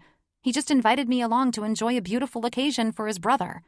Everything seemed fine and well until you met me, and I can see you disapprove. I get it. You don't even know who I am. And of course, a loving mother would be concerned about her son. That's not even close to what this is about, she said, stopping me from going further. A private jet is being prepared and will be ready to fly you home within the hour, and a driver will be here to collect you and bring you to the jet. I'm sorry I must be so rude, but that is my son, and you will not take him from this family. I don't need to be collected by a damn driver, I snapped. I was furious that John had allowed his mother to come here and talk to me like this without speaking to me about any of these things beforehand. And I don't need a fucking private jet. I will leave in the morning after I book a flight out of here. I will pay for the flight. Such a last-minute flight will be expensive. I don't need anything from you, I snapped. I understand. She didn't understand. She was just happy I was leaving. You know, I suppose this could have all been avoided if John had told me more about his parents and their controlling ways and how not just anyone gets to date their son. I had no idea. For whatever it's worth, I love him. And if he ever asked me to be his wife, I may not have played that role as perfectly as you have for his father, but I would have loved and supported him in everything he did. She stood unflinchingly as I went on. My parents have been in a loving marriage for 50 years because they treat each other with mutual respect and love. After listening to the way your family believes marriage should be, I think John would eventually be miserable with someone like me, not serving him or reverencing him the way you want. Not only would he be miserable, but I would be too. I couldn't even imagine bringing children into that equation. I'm glad you see it that way. Then we are finished, she interrupted. Good night. She wasn't listening to a word I said. She was just waiting for a moment to tell me to fuck off. And so that was the end of that. I had to get the hell out of here. I really did. I needed to see John, but sending him a text was probably the better option because, after what I'd just been through with his mother, I couldn't imagine the shit he was taking from his dad. God, I needed a fucking drink. Mickey. Hey, I just had an interesting conversation with your mom. I think it's best if I take an early flight home. I don't want to cause any more stress to your family, and that's all I'm doing here. You looked handsome tonight, and I hope we can have some laughs about all of this when you get back home. Sorry to bail, but I think it's for the best. I thought for a while after I sent the text, not wanting to leave things on a sour note. I should probably tell him I'm not mad at him, and that's why I'm not staying. Shit. Can I call him? He probably won't pick up anyway. No. Maybe I'll...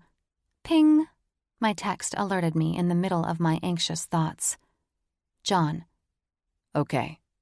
Thanks. I stared at John's simple 2-word response and exhaled. Great. That's it? I'm flying all the way back to the States, like leaving right now, and that's all he has to say after tonight? Did he even read my text? There was no way I wouldn't overthink this situation, so I needed to get out of here. I'd be better off sitting at the airport and waiting for my flight than wondering if he would come to my room gallantly and try to stop me from leaving.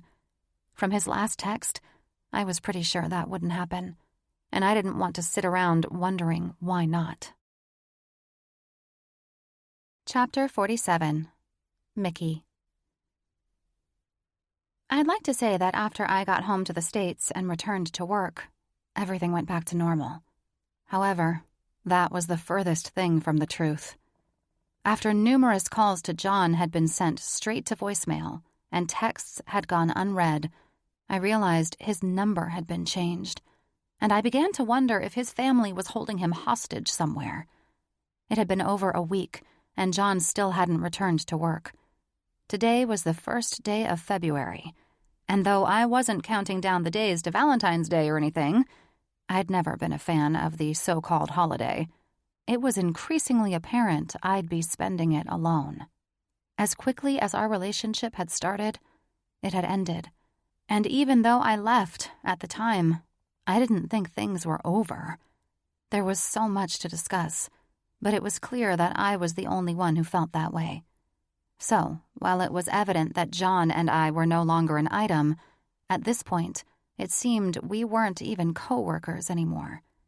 I was filling in for him with his patients, using his desk to keep our side of this clinic rolling as tightly as it did while he was part of it, and I tried to stay as busy as I could to forget about how angry and hurt that I was about everything. "Hey, kid."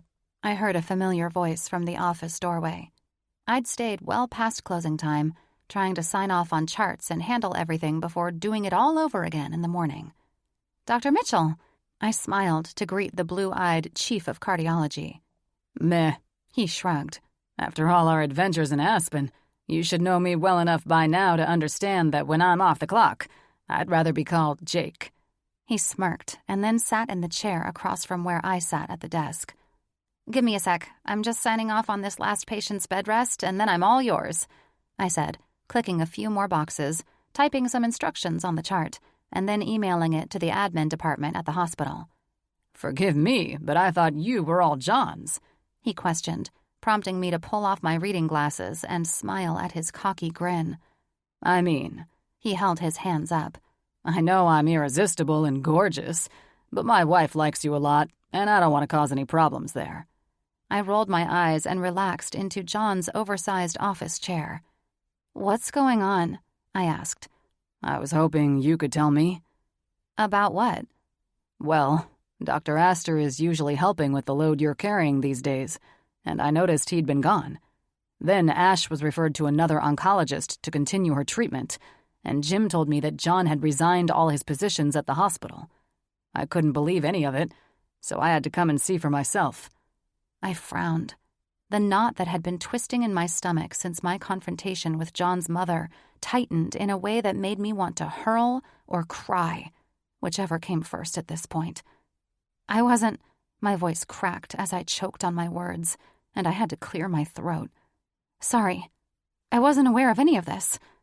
"Jim and Chief Allen are hunting like crazy men to get someone to float over here and help you with the workload, but finding an OB/GYN oncologist is pretty difficult these days." "There's not too many of them," I answered, remembering why John had pursued the specialty. "Nope." He leaned forward and clasped his hands on the mahogany desk. "Have you ever considered the specialty?" "It would take at least 2 more years of school, and unfortunately, money isn't at my disposal because my parents don't come from a long line of people who run the world like John's," I said snidely. I couldn't help but let some of the venom seethe out. After hearing this news, I was incensed. I should have been angry with myself because I knew from the beginning this could happen, even when he insisted it wouldn't. But I wasn't. I was angry with him. I wanted to be a bigger person, knowing that this was ultimately for the best because we weren't socially compatible, and I was responsible for leaving Monaco the way I did and all that bullshit. But I wasn't ready to deal with the big picture. "There's the pissed-off girlfriend I was hoping to find."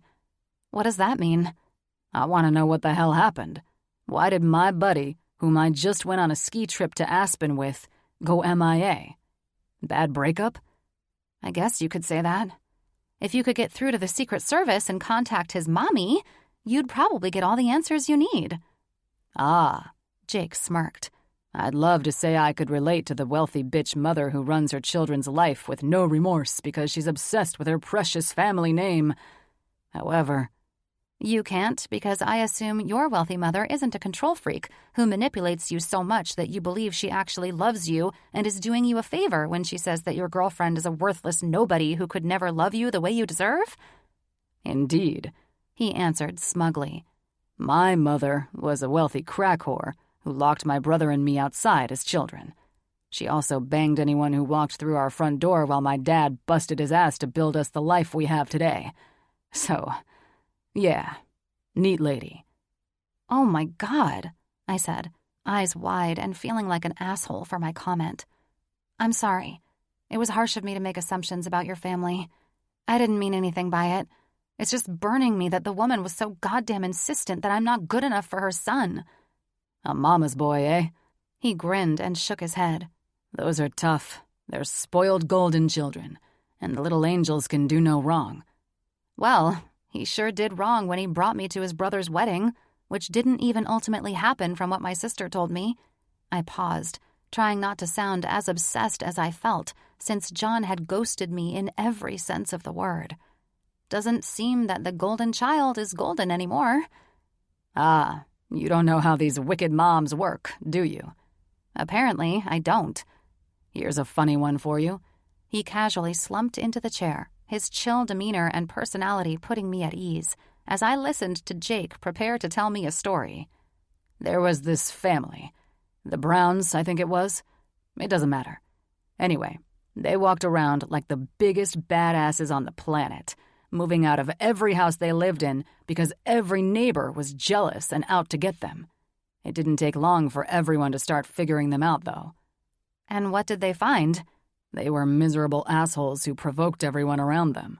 If someone called them out on what one of their spoiled-ass sons did, they turned them into an enemy. They'd stop at nothing to make everyone's life hell if anyone went up against them. What's the point in this story, Jake? I said, not following him. Well, one of the sons and the old man clashed big time.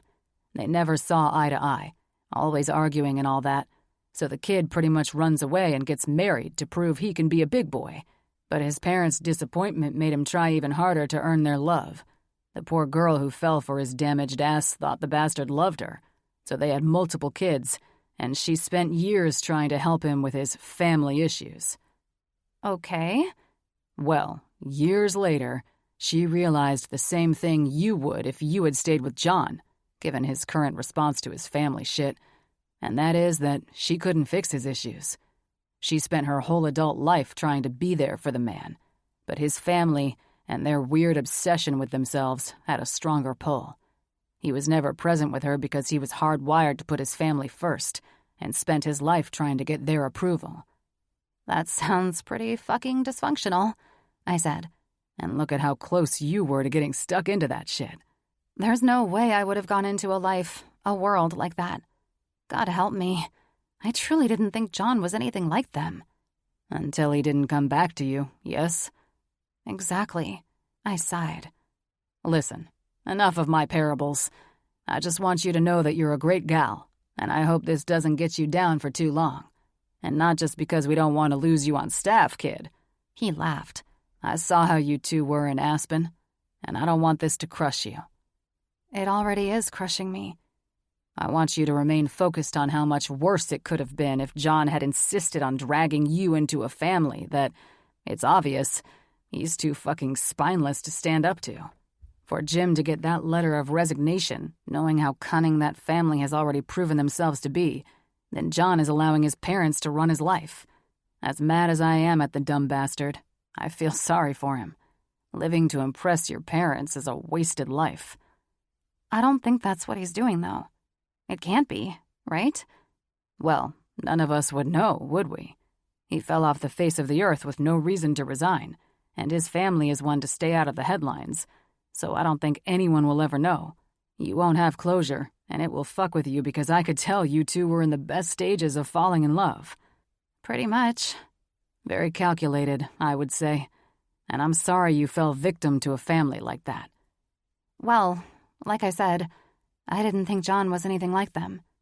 A family that takes that much pride in themselves has enough skill to get him to do what he was born and raised to do. Serve the fucking family. Then I'm glad that's not my future, I said, pissed. I am too. He loved you, Mickey. I saw it in his eyes. So if you're miserable, know he feels even worse. That should make me happy, but it doesn't. Look, anyone who can't think for themselves and still need mommy and daddy's approval will never be happy. He'll be just as miserable as they are. That shit goes through generations, you know? Generational misery. Each child is paying some debt of servitude to their family. It's why my brother and I are thankful that a good, honest, and humble man raised us. He didn't do shit like that. He wanted Jim and me to grow up and live happy lives. Well, Ashley's got herself a great man, I said, standing up and stretching. I need to get out of here. Sorry I don't have more info for you on John. Jim knew more than I did. Remember what I said. Sometimes things don't work out for a reason. Be glad you dodged the bullet with John and his family. Now, he said, standing to join me as I left the office. If John comes back and makes things right by you, that means he told his family they could fuck off. If the dipshit does that, then I'll gladly give my nod of approval. That's good to know. I shouldered my purse after hanging my lab coat on the rack. Now I need to get out of here. Incidentally, I'm meeting Ash and Avery for dinner. Jake smiled. Hopefully they'll cheer you up. They love making fun of us trust fund babies. They find a way to give hope where hope is lost. Well, I'm not looking for hope. I'm just looking to keep myself distracted so I don't think about this shit when the world goes quiet all around me. Hey, Mickey, Jake called as I walked out ahead of him. I turned. I really think you should pursue that degree. I'll kick it around. For now, I'm just trying to get through another day, trying to figure out how this bomb blew up in my face and I lost the man I love. I walked out of the office more depressed than before that John had disappeared, as if I had never meant anything to him. Nothing. Chapter 48. Mickey. You know that feeling when you bounce around with your emotions, sometimes making you angry, sick, nauseous, anxious, depressed, sad, annoyed, you name it? I was dealing with that. And these feelings were moving around as if each beat of my heart was circulating them one by one, propelling them through my system for my mind to process, and it was making me feel like I was going insane. It was even more brutal than when I ended my engagement, which didn't make sense. My relationship with John was short-term, based on fantastic sex, laughter, jokes, silly situations that made me happy and not stressed. Everything good. But that's not what a real relationship is, right? Those relationships meant going deep into emotional intimacy and communicating about uncomfortable things, working through financial hardships, and learning to grow closer through them instead of allowing them to tear you apart. Fighting over what would be for dinner and who would cook it after you both worked all day and were too tired to eat, much less cook. These are the things that normal couples work through together. Sometimes it tore them apart, and sometimes it brought them closer together. My problem was the lack of closure. We didn't even have a real breakup. The son of an actual bitch just went MIA on my ass, and I had no idea what the hell had happened. I'd read about people being ghosted, but I never thought it would happen to me. I took every precaution. I tried to get out of the relationship train so many goddamn times, but John insisted this wouldn't happen. How selfish and deluded do you have to be to drag someone into something so messy, knowing you don't have the balls to stand up to your parents? He knew this would happen all along, and he did it anyway. Knock, knock, knock. It was one of my 2 days off, and I'd spent the better part of the day getting drunk and wallowing in self-pity, so I wasn't sure how I felt about someone standing unexpectedly at my door. I got up from where I lay on my back in front of the fireplace on my aunt's lush carpet, set my glass of whiskey aside, and widened my eyes to focus them. I probably shouldn't have answered the door, but I didn't give a shit about who was on the other side at this point. Serial killer? Fine. Please do me a favor and put me out of my misery. "Hey, Mickey," Ashley said with a cheerful smile. "We brought liquor," Avery said, holding up a bottle of wine, both wearing cheerful smiles. "Too late," I said, drunker than I realized. "I'm already 2 hours into my aunt's 20-year-old single malt." "That's why they brought me, honey. I'm Natalia," another woman said. She was a total smoke show with perfectly smoothed blonde hair and bright blue, seductive eyes. "This place is gorgeous," she said, looking around before returning her focus to me. "Babe, you look like shit. When was the last time you drank a glass of water?" "I haven't drunk anything that isn't brown for a few hours," I answered with a shrug. "May we come in?" Ash asked, laughing at me. Yes, of course, I slurred. Damn it, Natalia said, walking in behind me and the other two ladies. We're too late, and you've given yourself to the hard stuff. She smiled in a sympathetic way that made me smile in return. However, it's why we're here. Who sent you? I asked, completely confused as to why my two newest friends had shown up unannounced with a stranger. No one sent us, Avery grinned, looping her arm through mine. We were at dinner with the men tonight, and they talked about what has happened with your ex. After listening to that shit all night, there was no way we weren't coming to check on you. What if I'd been at work? That's where we went first, Natalia said, spinning around with a smile. Booze and all, sweetheart. So this is Nat, Ash said. She insisted on joining us, and I hope you're okay with that. I'm too wasted to care. I could pass out right about now and not care if you stole everything my aunt owned. I'm so sorry about what John has put you through, Avery said. These rich pricks always pull this shit, worrying only about their selfish, entitled selves. Sadly for you, Nat spoke, I know all too well about the position you're in with your guy. Did yours do what mine did too? I asked lazily, leading the women into my aunt's sitting room where all the booze in the world was at our disposal at the bar against the wall. No, Nat said with a smile. My guy had his mother put behind bars for the psychopath she was. She was a wretched bitch who took to threatening everyone, but she forgot how smart he was. Oh, I said in defeat. Am I the only one whose guy couldn't stand up to his parents? Pretty much, but that's not the point, Ashley said. The point is, it doesn't matter if they can't stand up to their parents or anyone else for that matter. They shouldn't put themselves in a position to push away the person they love because they have the emotional immaturity of a mountain goat. Look at it this way, Avery said, uncorking the wine she brought. We're here to let you know that we understand what you're going through. We've all been in your shoes. And at the end of the day, it doesn't matter if it's mommy and daddy issues, business issues, or status issues. They're all just excuses. Right, I said, feeling a headache coming on. God, I think I'm too drunk for this. This is embarrassing. Oh, honey, Nat said with a daring smile that probably made men fall at her feet. You're not drunk enough, if you ask me. She chuckled. You're not falling all over the place, and you can still talk normally, so there's nothing to be embarrassed about. Now, she looped her arm through mine. Tell me where the kitchen is in this place. I know it has to be just as impressive as the rest of this fabulous house. We'll get you some coffee and help you get your equilibrium back. She smiled at me, leading her down the hallway toward the kitchen at the back of the house. And before bed, you're going to want to drink a gallon of water, because a brown liquor hangover is not the business, let me tell you. No man alive is worth a woman putting herself through that kind of pain.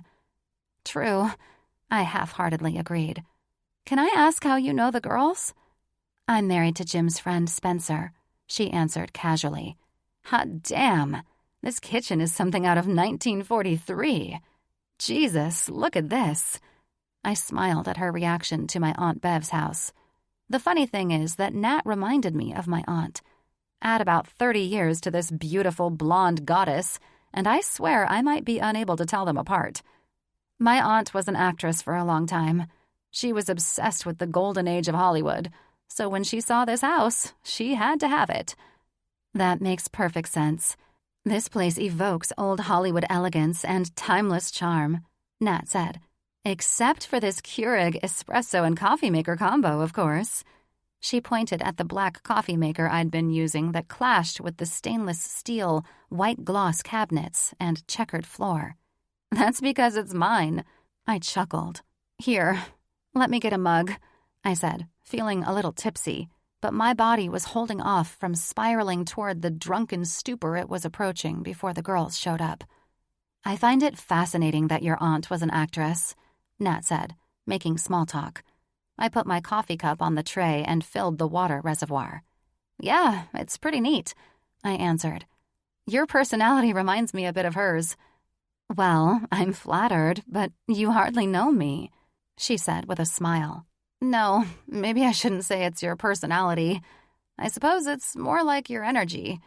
I turned while I waited for the coffee maker to do its thing. The way you carry yourself, your confidence when you talk, and calling me honey? I chuckled, letting my buzz do the chattering when I would never do so if I were sober. My aunt is the same way. She doesn't put up with nonsense of any kind and will put you in your place in a heartbeat if she catches you slipping. Even in her 60s, the woman still has men falling over her feet. You both remind me of Lauren Bacall with your sultry voices and glamorous style. Natalia's vivid blue eyes studied mine with a sassy smirk. I know I haven't met you sober. However, I will say I do love this tipsy version of you.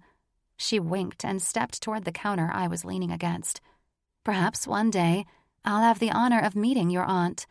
I love her style in this home. It's glamorous as fuck. I think you'd get along famously, I said, taking the cup Natalia took from the coffee maker and handing it to me. Come on, let's go find the girls and figure out what the hell we're going to do to help you get through this bullshit. Oh shit, I just left them alone in the sitting room, I said, realizing I was a shitty host after a few hearty drinks. Avery and Ash are grown women. You didn't leave them anywhere. They're waiting for us in that living room we passed on our way to the kitchen. We walked down and found both ladies sitting in the living room where I'd spent the evening getting drunk and lying in front of the fireplace, feeling sorry for myself. I think I'll remodel my place. This home is so glamorous. Ash laughed, sitting on a chair across from Avery on the chaise under the window, both women sipping on a glass of wine. Is this home yours? She asked, as I walked over and picked up the blanket I'd left on the plush carpet beside the fireplace. No, it's her aunt's, Nat said, sitting beside me on the sofa. This drunk little vixen said that her aunt and I remind her of Lauren Bacall. And as strange as it may sound, since my bestie lives, eats, and breathes old movies and knows about all these actresses, I have no idea who Lauren Bacall is. That's crazy, Ash said as Avery laughed. Bree has never told you that you remind her of Lauren Bacall? Like I just said, Nat said with raised eyebrows, looking like she would like to know what the fuss was about. Now that I think about it, you're a lot like her, Ash said. She's the sassy actress who stole Humphrey Bogart's heart. Okay, Nat isn't the only one who has no idea who you're talking about, Avery said. I'm a hood rat from the 90s, so I have no clue. What I'd like to know is, how do you know anything about them, Ash? I was almost shocked that two people in the world didn't know who Humphrey Bogart and Lauren Bacall were. We were sitting in a time capsule, which my Aunt Beverly had gone to great expense to keep in its original condition, surrounded by trinkets and knickknacks from a glamorous, bygone era. When I thought about it, I wouldn't have been surprised if those actors had been in this very house at some point. It had to have belonged to some studio executive back in the day. The parties that must have been thrown. Well, my mother loved all of it, Ashley said, snapping me out of my tipsy daydream. Some of my best memories with her are when we'd watch old movies with Audrey Hepburn, Cary Grant, Lauren and Bogey. She laughed and looked at Nat. I think it was the best time for Hollywood. I agree, I answered with a smile. And obviously, you can tell my aunt does too. You must love living here, Ash said. I would never want to leave this house. Ever since you and Jake moved from the hills to Newport, you've wanted to remodel, Avery said. Now you have an idea of what to do. If it gets him laid, Jake will do anything this beautiful wife of his wants, Nat said. Speaking of getting laid and never getting laid by you again, let's get down to brass tacks about this situation John has placed himself in. Nat smirked. We're not here to talk about Hollywood. We're here to focus on the fact that this gal nearly gave herself a monumental hangover tomorrow for a selfish asshole. I don't think he's selfish, I said, defending John's indefensible actions for some reason. Oh, no, you don't, Avery said with a chuckle. Do not defend this bullshit, or you'll stay in this cycle forever. Trust me, these guys have shit to work out. And I swear to God, it's probably how we all attracted them. They had issues, then they split when they realized we couldn't solve them. I'll correct you on that, Ave, Nat said, returning to the sofa with a glass of wine she'd poured herself. Spence had issues, yes. However, he was attracted to me only for the sex. It was my stupid ass who was dumb enough to fall for the guy so easily. You think it was only for the sex?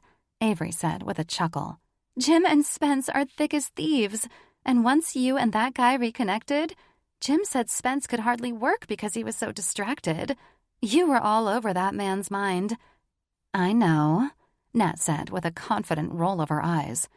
It was because of the sex, I'm telling you. I'm very good. I chuckled. And then you broke up? And then I went through the same hell that you seem to have gone through with your man's family. I was treated like shit, even investigated, before I discovered that my deepest, darkest secrets had been uncovered by his bitch of a mother and used to convince Spencer that I was some gold-digging whore. Holy shit, I said in shock, looking at her.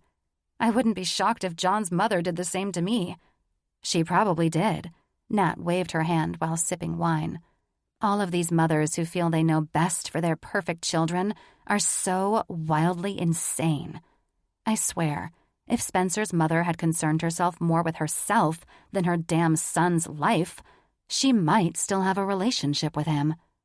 Oh, they don't talk anymore?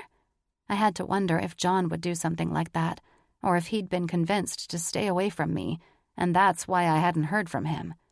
Hell no, Nat answered. Spence grew a pair of balls and determined it was his life to live, not his mother's. If she weren't determined to ruin my character, she might have saved her own. Karma is a nasty bitch, Ashley said with a grin. Here's the thing. You and John seem to have had that adorable spark of energy we all had with our men. I saw it, and so did Avery. All I know is what I've seen from our situations, and when family meddles in matters of the heart, it doesn't end well. Well, I'm not even sure what is going on. Last I saw or spoke to John, he was consoling his brother, who seemed miserable that he was set to marry a woman he hated the following day. God, that's so fucking strange, Avery said. Which part? I answered with a laugh. After the nightmare confrontation I had with John's mother about how I was basically trash, I concluded that the family saw me as some kind of threat. I cringed and sipped my coffee. It strangely feels like John got in trouble or something for daring to bring me to that wedding. Jim mentioned something about how they heavily fund the hospital, Avery said, reminding me of a conversation I had with John. Maybe that's what's going on, I answered her. I honestly have no idea. I miss him so much that it hurts. I miss him being at work. Everyone misses him at work, actually. It's just hard because there's no closure. Don't believe it's the end, Ash said. Seriously, don't put that out in the universe like that. You need to know that he'll come back to you.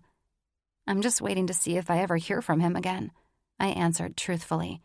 Today was just a rough day of missing him and what we had and where it all could have gone. You're not going to go through this alone, Nat said with a pat on my leg. We're here for you, and we'll help get you through the pain. We've all been there, Avery said, and we wouldn't have made it through without each other. I smiled at the three women, believing they were angels sent to help me and change my perspective. I'd gone from spending all my time going to school and spending time with Jesse to working nonstop and filling all my time with John. What I needed now, what I didn't realize I needed until tonight, was friendship. And somehow, I'd been blessed with a support system, a sisterhood of some incredible women who understood my situation. They were a breath of fresh air, and because of their kindness and willingness to reach out, even when they didn't have to, I was more grateful than they could imagine. Chapter 49. John. The chain of events that had led to my drastic life change since Mark's failed wedding months ago was something that I couldn't even explain to a therapist and have them understand. Who was I kidding? Understand? There was nothing to fucking understand about this. "How are things going?" Seb asked, coming to Mom and Dad's house to report for duty, as he did nearly every fucking day. I took a sip of scotch and stared at the fire roaring in the fireplace, not making eye contact. Ever taken a piece of paper, crumpled it into a ball angrily, and thrown it into a fireplace? I heard him laugh while pouring a drink for himself. Then he sat in the oversized chair adjacent to where I was on the leather sofa, studying the flickering flames for the past few hours, contemplating if my life could get any worse. "More than a few times," he said, in a stupid fucking smug voice that I hated. It was so contrived. "Well?" I looked over at his happy fucking smile and glared at him. "That's pretty much how I feel. I feel like our parents finally had their way with my life. They crumpled it up and threw it into the goddamn fire." "It's not that bad, and you know it," he said, leaning his elbows on his knees. "You and Summer will work things out, and she'll make you a very happy man." I stood, feeling a sudden spike of negative energy at the reminder of Summer Cavendish, my mother's prized pet, and the next victim who would marry one of her sons. "Summer," I seethed through my teeth, "will be more unhappy than me if our mother has her fucking way with things. They forced me to resign from my job and leave my career by threatening damn near everything I care about, but what they won't get me to do is bend the fucking knee and marry someone they have chosen to be the right fit for their family." "Why do you always fight it so much?" Sebastian asked. I looked over at him, wanting to punch him in his perfect teeth and end the conversation before it could begin, but his genuine curiosity stopped me. He honestly didn't know any other way than to simply obey. He thought I was the crazy one for wanting autonomy. "You're a poor bastard, you know that?" I said honestly. He humored me with a grin, taking a sip of his bourbon. "How so?" "Oldest son," I chuckled in disgust. "You never stood a fucking chance." "What if I didn't want to stand a fucking chance?" he mocked. "Well, Seb, knowing you and how far your nose is shoved up our father's ass, that doesn't surprise me." Seb's dark eyes grew as cold. "You're acting like a little bitch about all of this, you know that." "I'm not the bitch, brother," I eyed him. "You are. You've been Mom and Dad's bitch since the day you were born. I've always felt sorry for you. Since we were born, you've only ever cared about being Dad's favorite son. The almighty heir, named after the big man himself. The one who assumes the patriarchal role once the old man is gone, right? But you were always jealous of me and Mark." "Jealous?" he laughed. "Hardly. What is there to be jealous of, John, you both being fuck-ups? Or is it that you two are a constant burden for our parents, forever doing shit to stress them out? I never behaved as recklessly as either of you, especially you, because I know what this family stands for, what our father expects, and I honor that, you asshole." "Honor that, my ass," I said. "This family is so fucked up, and you know it." "You're so goddamn dramatic. You don't get what you want, so you turn into Mommy's little baby." I narrowed my eyes at my brother, who was the biggest dick this side of my father. "When's the last time Dad told you he was proud of you?" It was a low blow, but I didn't care. "Shut the hell up," he snapped. I smiled. "Come on, Sebastian. You were named after the man. Surely he's told you how proud he is of his namesake." He stayed quiet, because this was a wound that always reopened and bled for my eldest brother. It was sad, but with the frame of mind I was in these days, I didn't feel sorry for anyone else.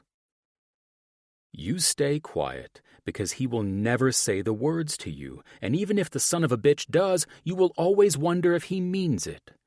The inability to say it is father's greatest weakness, and I pointed my glass of scotch toward him. Biggest demon. You have no idea what you're saying, he said, knitting his brows together in reproach. You're drunk, and you're— Save it, I interrupted. I know exactly what I'm saying. You live to impress an asshole who will never show you he's impressed. Our mother insists that you are babied and well taken care of while you whine to her about him, and then she bitches to you about him too. Shut the hell up, John. Then, after you sit together in your bitch sessions, you both go to him and kiss his ass. Typical of you to talk like this, baby brother. He stood to try and gain superiority over me. You've never appreciated what this family was or has always done and provided for you. You don't care about the work our father does, night and day, being the backbone of this family. And our mother? All you've ever done is take advantage of her generosity to you. You'll never understand their love for their sons or this family because you are too busy rebelling. I rolled my eyes. Rebelling? You call going to med school, becoming a doctor, and getting a job in Los Angeles a rebellious act? I call all of it shit that wouldn't have happened without our parents' money and help. Fuck, I thought, knowing the bastard had me on that truth, and if I wasn't half drunk, I could have been sharper in countering him. Your silence speaks volumes, he said with disgust. Now grow the fuck up, get over the girlfriend of 3 months you're always crying about, and understand that your job at St. John's was an educational lesson for the real job you have ahead of you within the family. I wanted to kick his ass for referring to Mickey as he just had, but I was too buzzed to fight, and the cocky bastard knew it. It's like a prison, I said, feeling a swift change in my emotions. This family is a charade. I leaned back on the couch, depressed and defeated. Our parents practically brainwashed all 3 of us to believe we were above everyone else and that nothing could touch us. We have the most selfish and toxic family out there. There are worse families than ours living with the same amount of dysfunction, he answered. I shook my head. No, I told him. That's where you're wrong. Our parents manipulate us mentally and physically. I stared back into the fireplace. If we don't do what they want, they'll hold us hostage financially. They own us. I looked over at him. And you're too busy trying to be their favorite son to see it. Maybe you're right, Seb said dismissively. Maybe the grass is greener on the other side, living in the suburbs with a lovely family and a happy wife. I rolled my eyes at his stupid analogy. But you'll never fucking know because you act spineless and weak around them. You do everything they say, don't you? I did what I had to do, John. If putting the word out to the heaviest investors of St. John's to pull their support if you didn't come home was what it took to get you back, then that's what I had to do. I'll do whatever it takes. I hated continually rehashing this, but it was all I could think about. It never mattered to my parents if Jim Mitchell had moved their funds around to keep the hospital from relying on their money. They knew they could get to every single donor St. John's had and get them to cut off the hospital. And they would have, single-handedly tanking the place, if I didn't do what they demanded. For the good of the fucking family, right? I eyed him. Why would you take part in such a thing? You'd participate in strong-arming people who are donating to a hospital, doing some good in the world, just to get me to stop delivering babies and helping women who have cancer? Because it was not the right thing for our family, he said. Humans are replaceable. Money is not. I'm sure your buddy, James Mitchell, could tell you that. To hear my brother say that money was more important than me or my work as a physician cut deeper than I imagined. How could anything be more important than human life? I dedicated myself to healing women with cancer and helping bring babies into the world. I'd witnessed the miracle of life multiple times a day and was in awe every time. The honor of helping bring life into the world showed me long ago that nothing was more important than humanity. And that privilege was stolen from me by people who put money above human life. Their tactics to manipulate me had so many layers that I didn't even know what to think anymore. My mother was the first to tell me that Mickey wanted nothing to do with me anymore, and after what had happened at the wedding, I didn't blame her. Everyone treated Mickey horrendously, and I made no real effort to stop it. I was ashamed of my behavior. She had every right to hate me for being a coward. Once my father called Mark and me to the room to talk that night, and the threats started flying, I knew Mickey had to get far away from me. My parents would stop at nothing to get what they wanted, and I couldn't live with myself if Mickey were caught in the crossfire. They made it abundantly clear that they'd stop at nothing to keep her away from me, and they meant it. Maybe that was an excuse to hide my shame for what had happened, but my family was more ruthless than I imagined, and everyone knows people like my parents have no qualms about getting rid of their problems. Chapter 50. John. I stared out at the ocean. The shimmer and sparkle that once stole my mind away from the stress of the world no longer had the same effect on me. Hell, I didn't even know who me was anymore. I had tried so many ways to get out of this box I'd somehow locked myself into, but just like being buried in a casket 6 feet under, I'd come up with nothing to leave and reclaim my life again. Sometimes I felt like I was a prisoner of my mind and thoughts. Other times, I deflected and blamed my parents for everything that had taken place since January, when Mark was supposed to marry into his miserable life, not make me worse off than he could have ever been if he'd just married Pollyanna and bit the Astor family bullet. I'd tried to call Mickey just to hear her voice again, and when it went to voicemail, hearing those few words, "It's Mickey, leave a message," echoed through my hollow insides and caused more pain than I expected. I remembered a time when her voice soothed every nerve in my body and I couldn't contain my dick from jumping at the sound of it. But now, it was like getting stabbed in the heart with a hot poker. Damn it, I fucking hurt, but who was I kidding? My shame for abandoning Mickey was like a boa constrictor squeezing me to death, and I deserved it. Maybe I was punishing myself. "John?" I didn't turn. My mother's voice had been like nails on a chalkboard to me for months. Once she realized how angry and caged I felt after locking me in this prison of a life with my family again, under the threat of ruining everyone and everything I held dear, she backed off with her demands, forced etiquette, and all the other customs I was used to at home. She tried to be softer, but nothing she did worked in her favor, and she knew it. "Good afternoon, sweetheart," she said, patting my knee and sitting in the wooden beach chair beside mine in the sand, where she and my father typically enjoyed nightcaps or caught the occasional sunrise over the ocean. "We have the loveliest view on the shoreline, don't you think?" I rolled my eyes behind my sunglasses. "Better than Manhattan," I said curtly. "I'm glad your father recommended we come out early this month. The Hamptons are just perfect in May, don't you think?" "I don't really fucking care, Mom," I said. My mom hated it when I used the F word, but she could never hate the word more than I hated my life right now. It's all the same to me. "You just said it was better than Manhattan," she tried to say playfully. Once again, I rolled my motherfucking eyes. "John, talk to me, dear," she said. "Is it the job you retired from that's bothering you, or losing the girl you hardly knew?" "The job I retired from?" I said, my voice rising nearly an octave in response. "I didn't retire, Mother. I was forced to resign.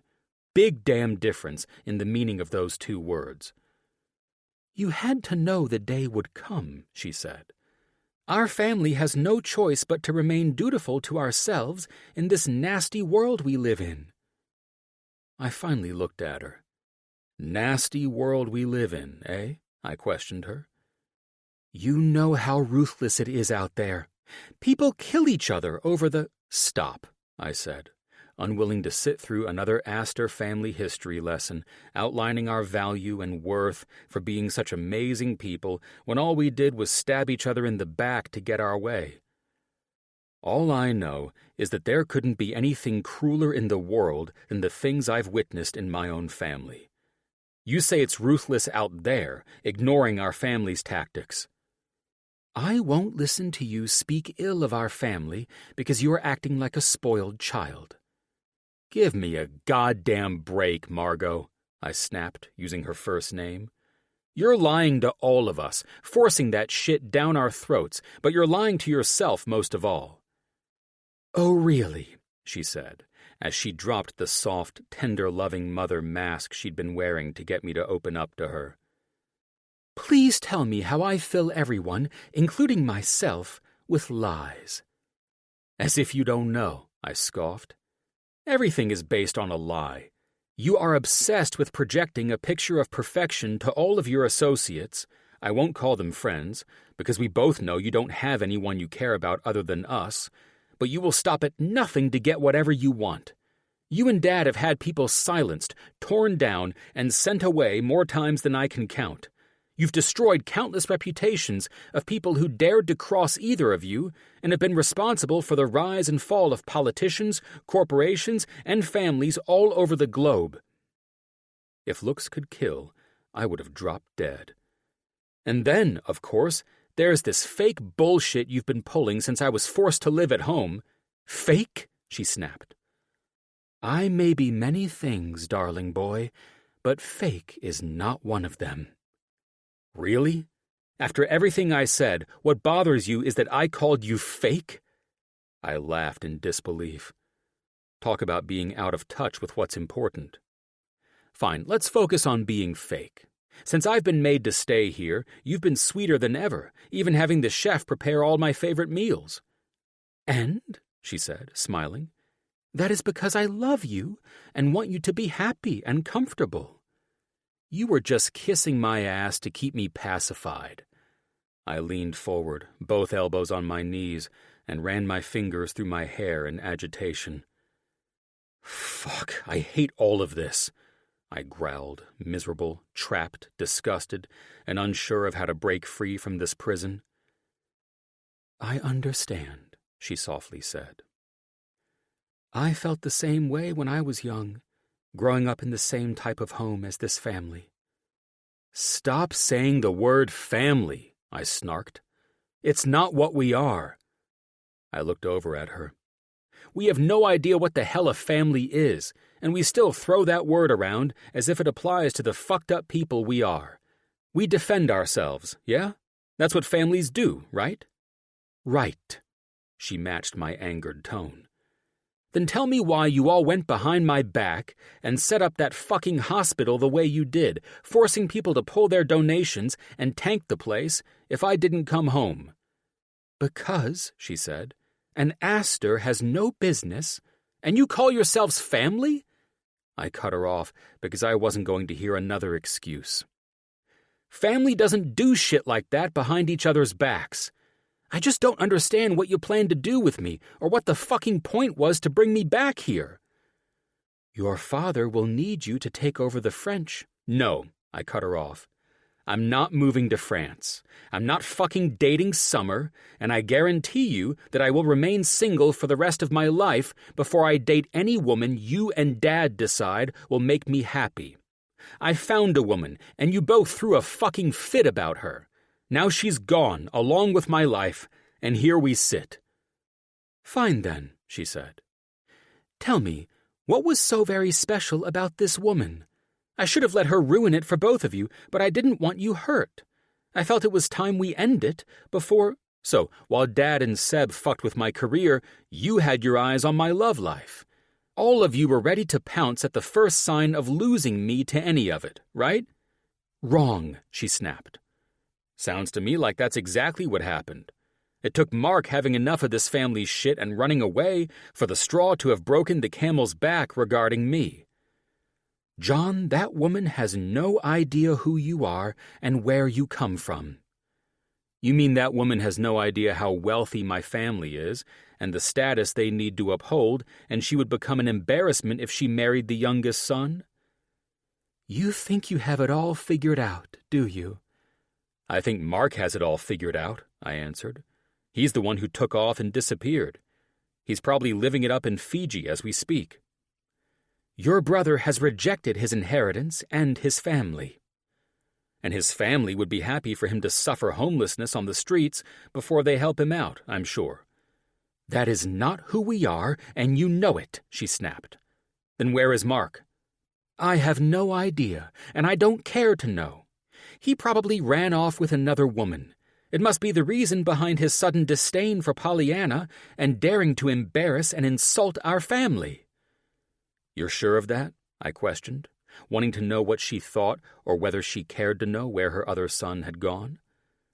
There's no other explanation for his actions, she sneered. Sure there is, I answered her. Perhaps, unlike you, Dad, and Seb, he wanted a life of his own.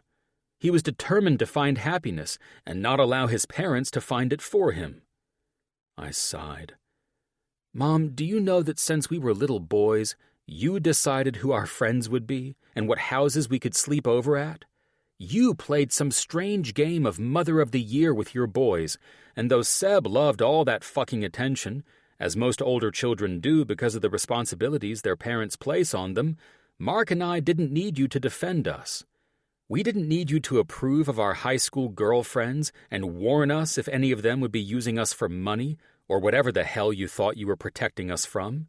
It's sad, I said, shaking my head at her frown. If you're so miserable in this family, then leave, she snapped. I will not sit here and be insulted by you. You throw these tantrums because you're not getting your way after everything your father and I have provided for you. If we never speak again, then so be it. Right, so now, after all this, you want to relinquish control over me? Not likely, I said, returning my attention to the ocean. John, you hardly knew that girl, she said, not letting shit go. And you're filled with self-pity, wallowing like you can't live without her. Now you suddenly hate your family and are spewing your hatred everywhere. You always knew the job was temporary, and you never argued about that with us. But this girl seems to have brought out a side of you that I don't recognize. I have no idea who my own son is anymore. You keep acting like the amount of time I spent with Mickey is insignificant, but regardless of your opinion, I fell deeply in love with her.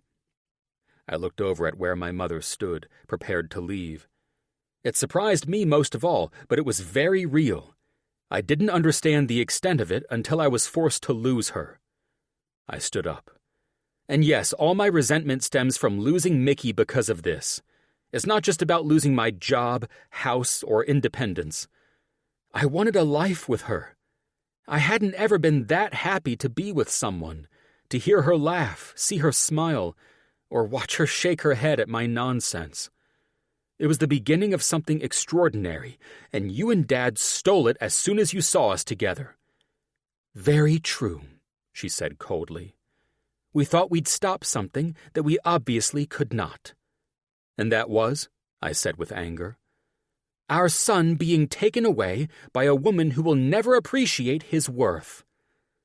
You have a sculpture that hangs in the hallway of this beach house, and you used to tell us stories about it. The bronzed mermaid, she said. The story you told us was about the sailor who believed he loved the mermaid, and she brought him into her world, and it drowned and killed him? Yes, the perfect metaphor for you to take to heart.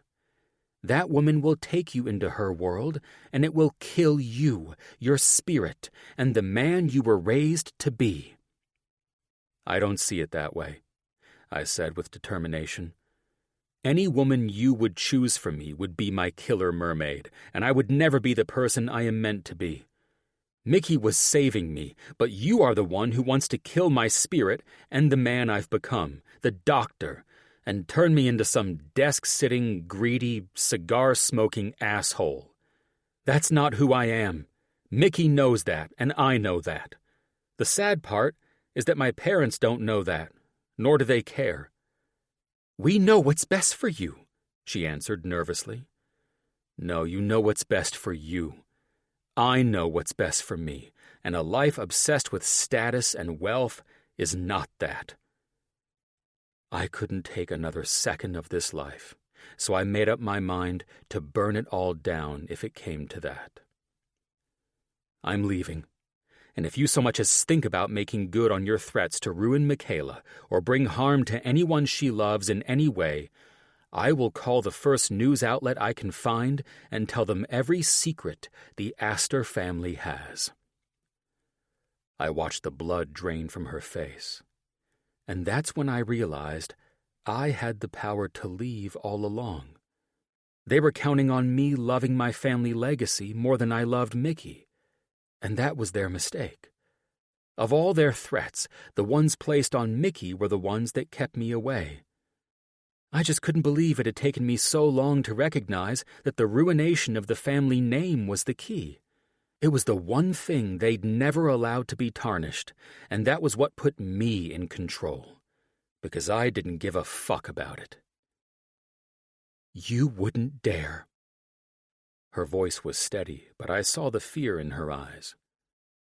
Oh, I most definitely would, I said. I think you know that, too.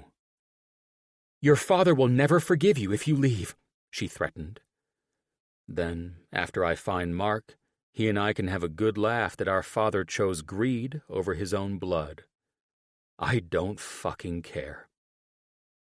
With that, I turned and marched off the beach, leaving my mother there to wonder if I was going to act on this and leave my family behind. I felt sorry for them. They had everything a human being could ever ask for, except for happiness. But I'd found happiness outside of this family, and I was going to bust my ass and risk Mickey kneeing me in my balls to get it back. I was ashamed it had taken me almost 6 months to realize that only I could help myself. And maybe Mickey wouldn't want anything to do with me after what I'd allowed to happen. God knows I wouldn't hold it against her. But I needed to take charge of my life again, and I'd stop at nothing to fix things. Chapter 51. Mickey. I took one last bite of my chocolate chip birthday cupcake and dusted off the crumbs from my trousers while I pulled my lab coat back on. Today was a fantastic day. Ash was completely cancer-free after 6 months of chemo, and she was now on a frontline treatment to ensure it wouldn't return. I loved seeing Ash in high spirits with all the good news. It reminded me of the corner I was turning, bringing more positivity into my life. "Hey, Mickey," Presley said. She was a new intern, and her youthful and vivacious spirit was the main reason this doctor's office had been jumping with excited energy for the past few months. "I heard you did a delivery for Dr. Harold today?" I chuckled. "Yes," I said, trying to keep gossip about the 76-year-old doctor filling in for John at a minimum. Poor guy must have eaten something bad last night. I paused and looked at her with a defeated expression. "But yes, the baby is happy and healthy, and so is Dr. Harold." "Honestly?" The intern cringed. "I think he needs to retire. How long has he been here?" "Just because he was alive when Moses was a boy doesn't mean he doesn't know what he's doing," I teased, not wanting to disparage the man, even though Presley was probably right. I just didn't like the idea that people wanted you to step aside once you reached a certain age. "I understand why you say that, but he's a brilliant doctor, that's for sure, and sharp as a tack. He's just here on a rotation sequence from UC Irvine. I'm not sure if he will be permanent, but thank God he came to St. John's because Dr. Astor was our only oncologist in the women's clinic, and we would have had to outsource a lot of patients after his resignation if Dr. Harold didn't." "I heard Astor was a really good doctor," she said, "and, hot, sexy, and funny." After not hearing a word from John or knowing anything about what happened to him, I'd done an excellent job moving on from the guy as best I could. The heavy aches in my heart came in waves, though, and sometimes the agony of missing him was almost too much to bear. It was all ridiculous, really, because it didn't make sense to me why I would have to put so much effort into forgetting someone I was just getting to know. We hadn't been together long enough for me to behave this way or feel this much grief, so I wasn't sure why I missed him like this. Like a piece of me was just gone, and if I acknowledged it, I'd be fucked up all day. He was pretty great, was all I could manage in response. I've heard that you two— Nope, I cut her off. We're not going there. Whatever hospital gossip that has been fed to you about my personal life is off limits. I smiled as sweetly as possible. Dr. Astor was a gifted doctor, but unfortunately, he resigned and moved on. That's where we leave this, and I would appreciate it if you would help spread the word about the more important parts of Dr. Astor's time here, and leave me out of it. I understand, she said. I'm sorry if I upset you. Don't apologize, I answered. Dr. Astor's loss was felt by more people than me and his coworkers. His patients were also upset about his sudden resignation. Dr. Harold being here just goes to show that everyone is replaceable. I meant that, too. John's disappearing act affected a lot of people, especially his cancer patients. He was vital to them. They trusted him with their lives, and he abandoned them. Are you going out for drinks with us tonight? Allison questioned. It is your birthday. I smiled at her and signed off the charts I'd almost missed before I got ambushed in the hallway about my birthday after my last patient for the day. No, I said. You know Ashley Mitchell? Yes, I heard Dr. Harold talking about how well she was doing on her maintenance therapy, completely cancer-free. I grinned at her excitement. That's how we all felt around here whenever we watched our oncology patients have such positive wins. Well, I'm off to celebrate with her and some of the others tonight. I handed her the charts I'd finished in my office while eating my cupcake. They've planned a surprise party for her at Dr. Brooks's ranch in Malibu. That sounds fun, she said, turning to enter the information I'd just handed her. Is Miss Linda on 2-week visits for prenatal care yet? Not yet, I said about our youngest mommy-to-be. She'll be moving into her 3rd trimester next month, and then we'll start seeing her more often. Perfect, she said. Well, I'm going to finish this, and then I'm out of here. Okay, I just need to see if Dr. Harold survived the day before I check out of here myself. I chuckled at her, shaking her head as I turned and walked away.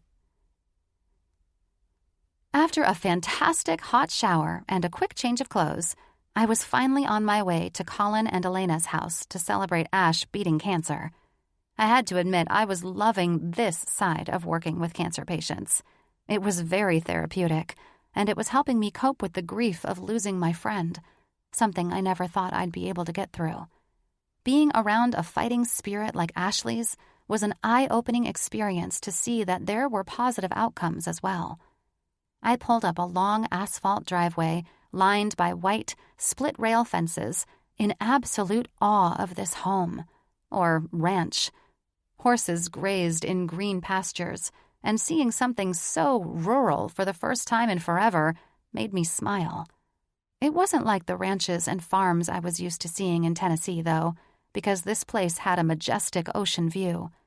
I thought I'd seen it all, winding down this driveway that led up to the lodge of a home that made John's Aspen place look like a hut. But I hadn't.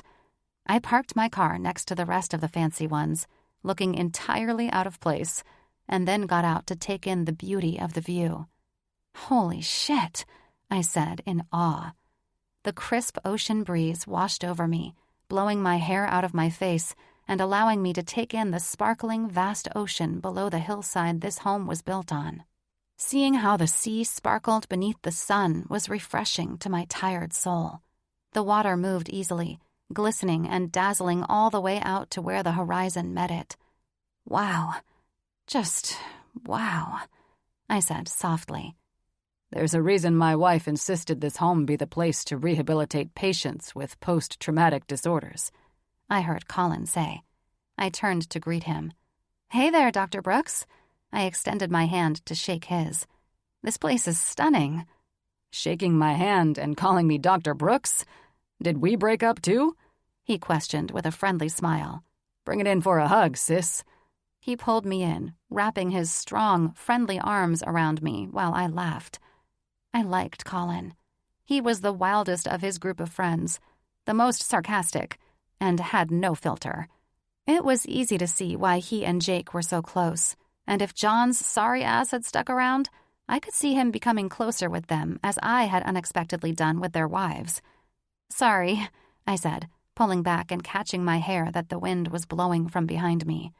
"All the formalities are coming from being at work all day." "How's Doc Harold working out for you?" he questioned with a knowing grin. "I see the gossip about the poor guy reached the lower floors of the hospital," I said, biting my lip and trying not to laugh. "He really is the sweetest man." "Hey, I do not doubt that." He threw his hands up, turning to guide me toward the house. "But when someone sharts, I know about it."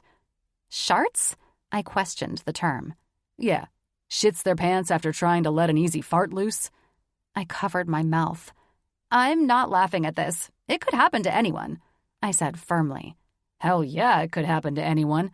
It happened to me once, but thank God I was in the privacy of my home. It sucks, too, because you think you're just going to blow off some steam, relieve the gut a little. Then the next thing you know, you've unleashed a shit-flavored chocolate soft serve in your pants." I shook my head and started laughing. "A shit-flavored chocolate soft serve? Where the hell do you come up with this stuff?" He smirked. "Oh, I've got tons of amazing material. You should have chosen neuroscience as your profession and spent a couple of years of your residency program with me." "Right. So I'd be doing brain surgery while you're cracking jokes like that? Surely I wouldn't do any damage at all, right?" "What the hell are you two doing?" I heard Jake say with fake frustration. "Ash is waiting for you." "Me?" I questioned, confused. "I didn't realize I was late." Jake smiled. "You're the doctor of the hour," he said. And then, unexpectedly, I was in his arms for a hug next. "Today," he started, stepping back, "was a beautiful day to get a clean bill of health for my lady. I swear to God, if I lost her—" I said, wagging my finger at him. "We don't talk like that. Ashley will kick your butt for it, and you know it." "Facts," Colin said. "Let's lead the way to the party barn and get this celebratory event rolling." Jake and Colin had struck up a conversation about this estate and plans to develop it more, so I remained quiet as we walked under strings of party lights strung throughout the trees, swinging gently in the constant soft breeze that filtered through this area. It was dusk, but the last of the brilliance of the sun was still hanging in the atmosphere, making luminous sparkles dance on the ocean before we walked through clusters of cypress trees. I looked over and saw neatly framed writing arenas throughout the area where Elena worked with her patients. What a way to make a dream come true. Elena had always had a passion for horses and neuropsychology, so she combined them, and this place was the result. It was inspiring, to say the least. We walked into the massive barn lit by candles and strings of globe party lights crisscrossing throughout the entire ceiling area, and I would like to say I was astounded by that. But that wasn't what caught my attention. What shocked me most was the 2-tier cake on a table in the front of the barn area and my parents and sister standing on each side. "Happy birthday!" The group cheered in unison. I did what any person would do when they were in complete shock to see that an occasion, which was supposed to be about someone else, was for them. Well, what any nerd would do anyway. I covered my heart, smiled, and said, "This is for me?" I couldn't process what I'd walked into.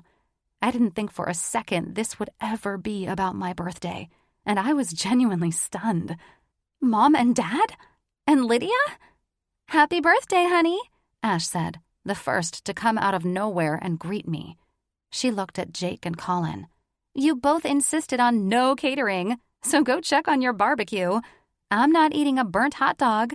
She chuckled and hugged me before my parents could reach me. "We flew in your family, and we're going to make this one hell of an awesome night for you because you deserve no less." "This was supposed to be about you."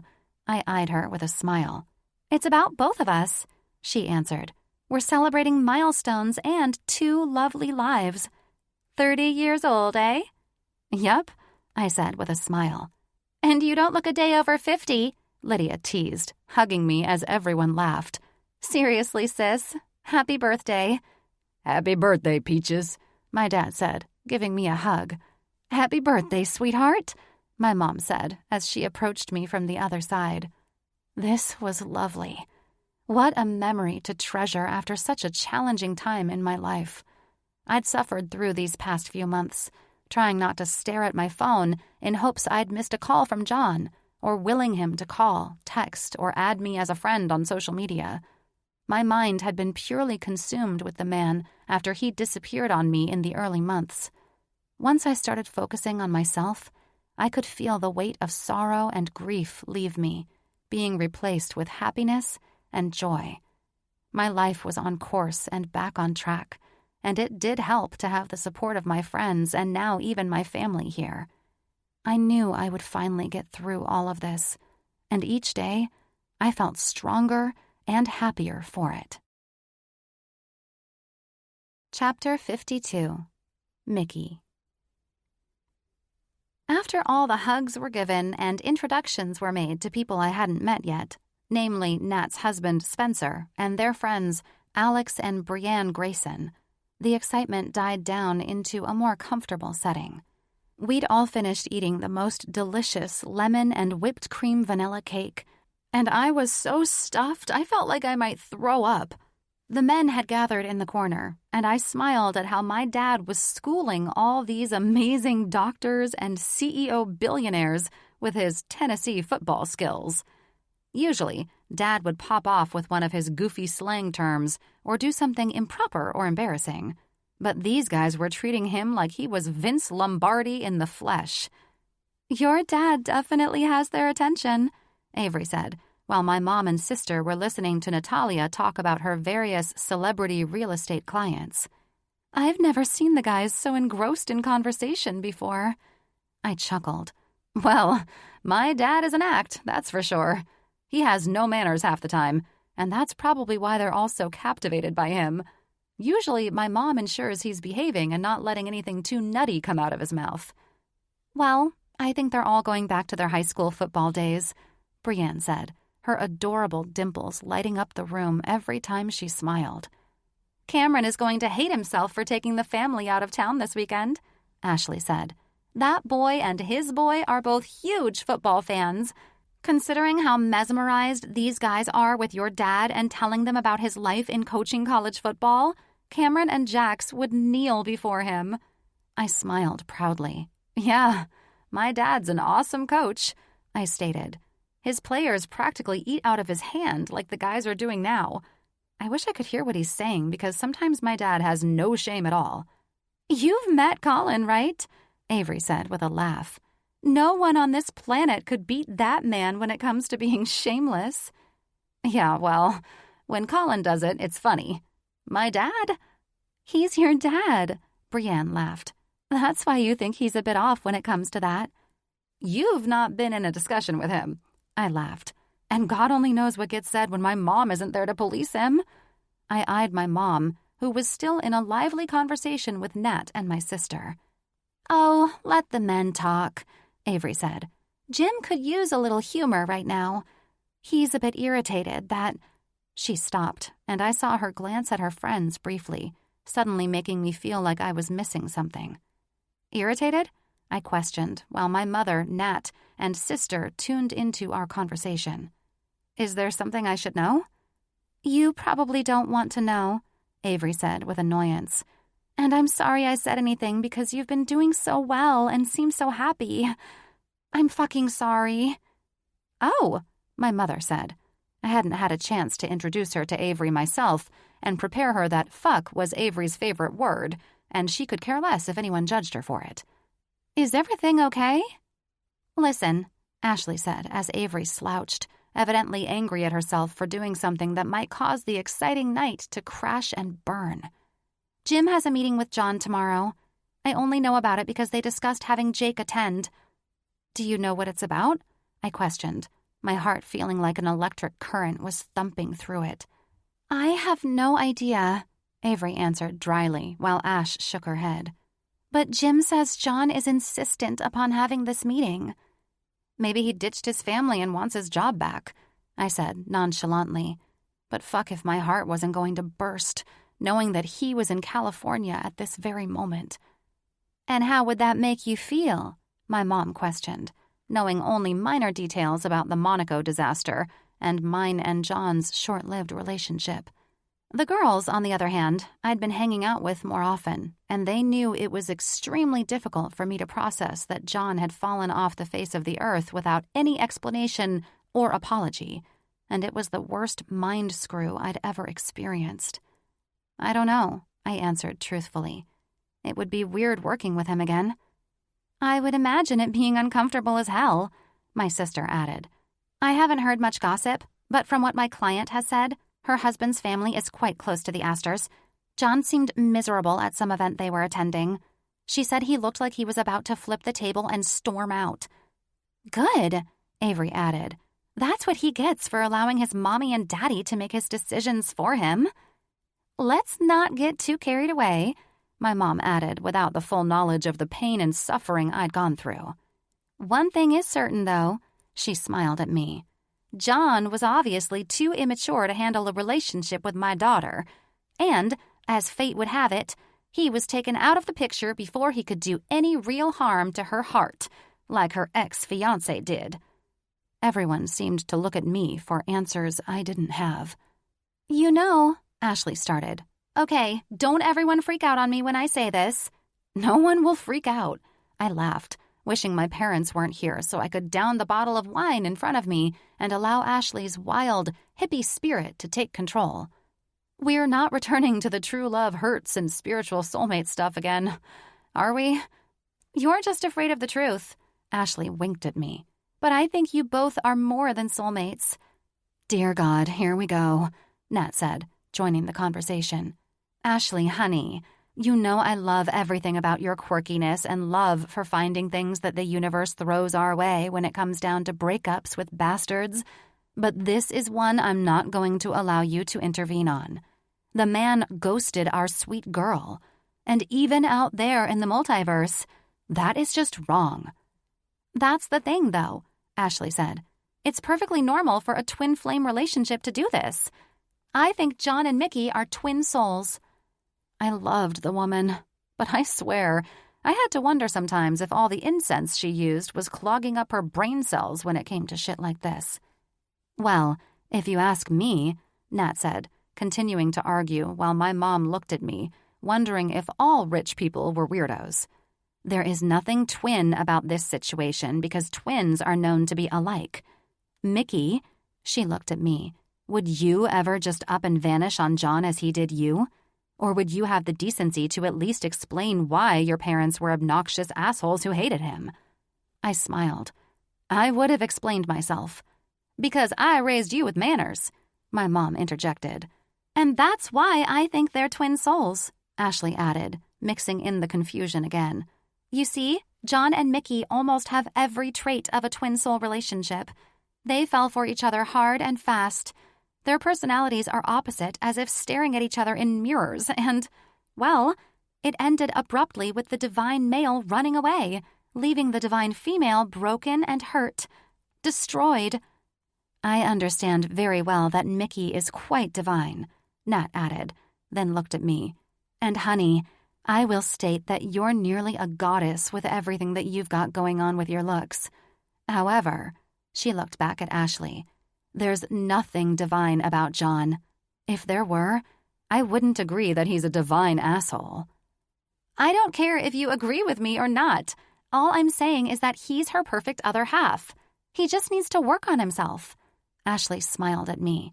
Whether or not you think I'm crazy, I'm telling you he'll be back in your life when the time is right. You're sweet to say so, I answered her, gulping the last of my glass of wine. But regardless of if he works on himself or why my strong feelings happened hard and fast, I'm not allowing him back into my life. I can't be with a man like that. I glanced at all the women sitting around the table. I'll admit, his funny, immature, and spontaneous personality drew me in, and the attention he gave me was great. But it was a rebound relationship, and I agree with my mom. I smiled at her pleasant expression. He left at the perfect time because I could never be with a man who lacks so much consideration for someone's feelings. I'm telling you, twin flames, Ashley said, finding this amusing. I, however, was over it. Well, if twin flames make a toxic and ridiculous relationship that was doomed before it even started, I said, pouring another glass of wine, that must be exactly what we are. Either way, it doesn't matter. If he meets with Jim to get his old job back, many of his former patients will want a good explanation as to why he up and left them like he did. They depended on him for their survival, and he vanished. I think that's why Jim wants Jake to join the meeting, Avery said. It's probably to put his ass through hell. Well, exactly, I answered. I'm shocked Jim is even entertaining him after he resigned without any explanation and left like he did. Jim is a very forgiving man, Brienne said after quietly watching this exchange. I mean, I don't know you well, she told me, and I'm sorry to hear that you went through such a terrible breakup with this guy, leaving you hanging as he did.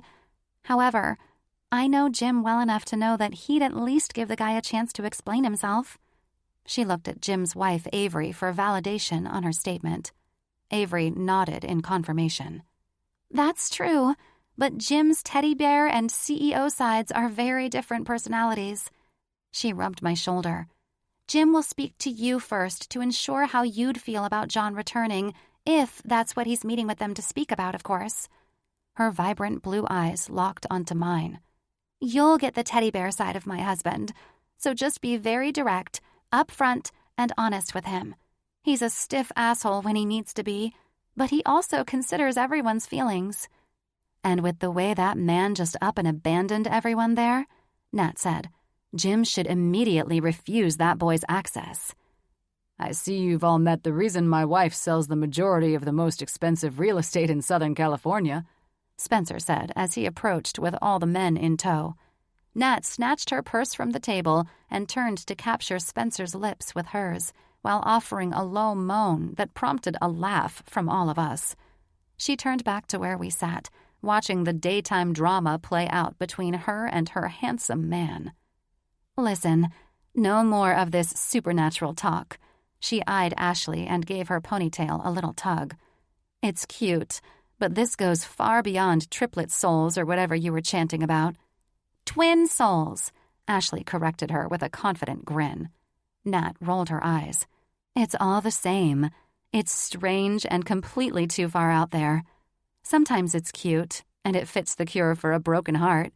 But this time, your cute little universe interpretations are just condoning bad behavior from a man who chose his family over the woman he said he loved. She paused and smiled at me.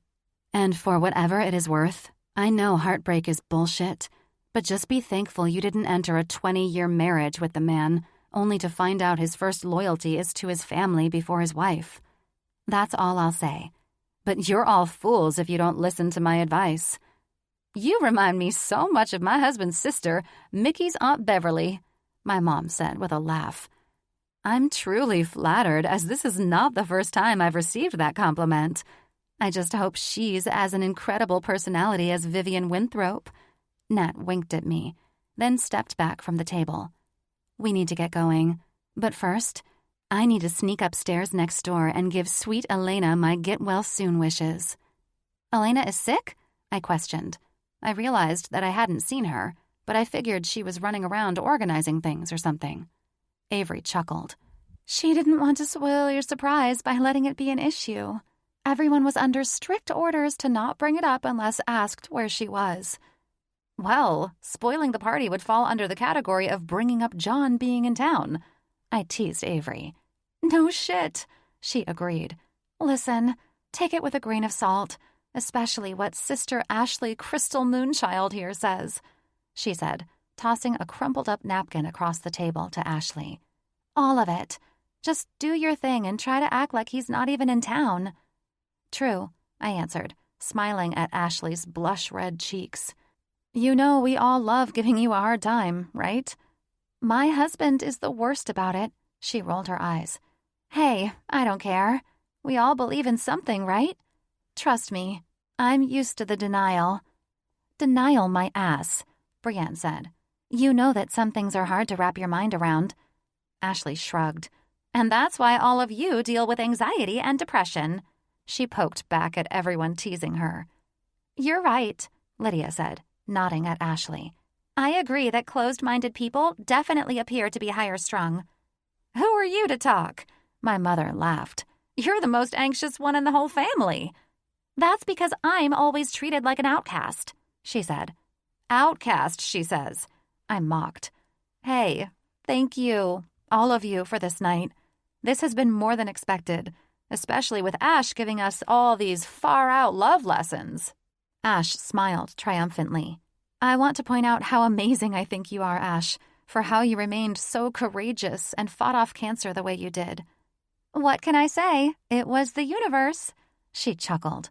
In all honesty, it was just trying to remain hopeful.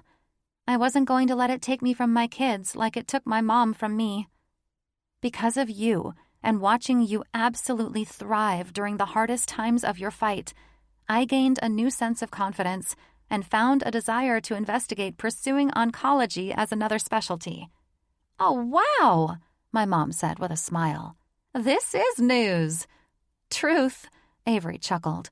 I'm happy to hear that Ash could steer you down a more positive path, because I was worried you'd never get there after you told us about your friend.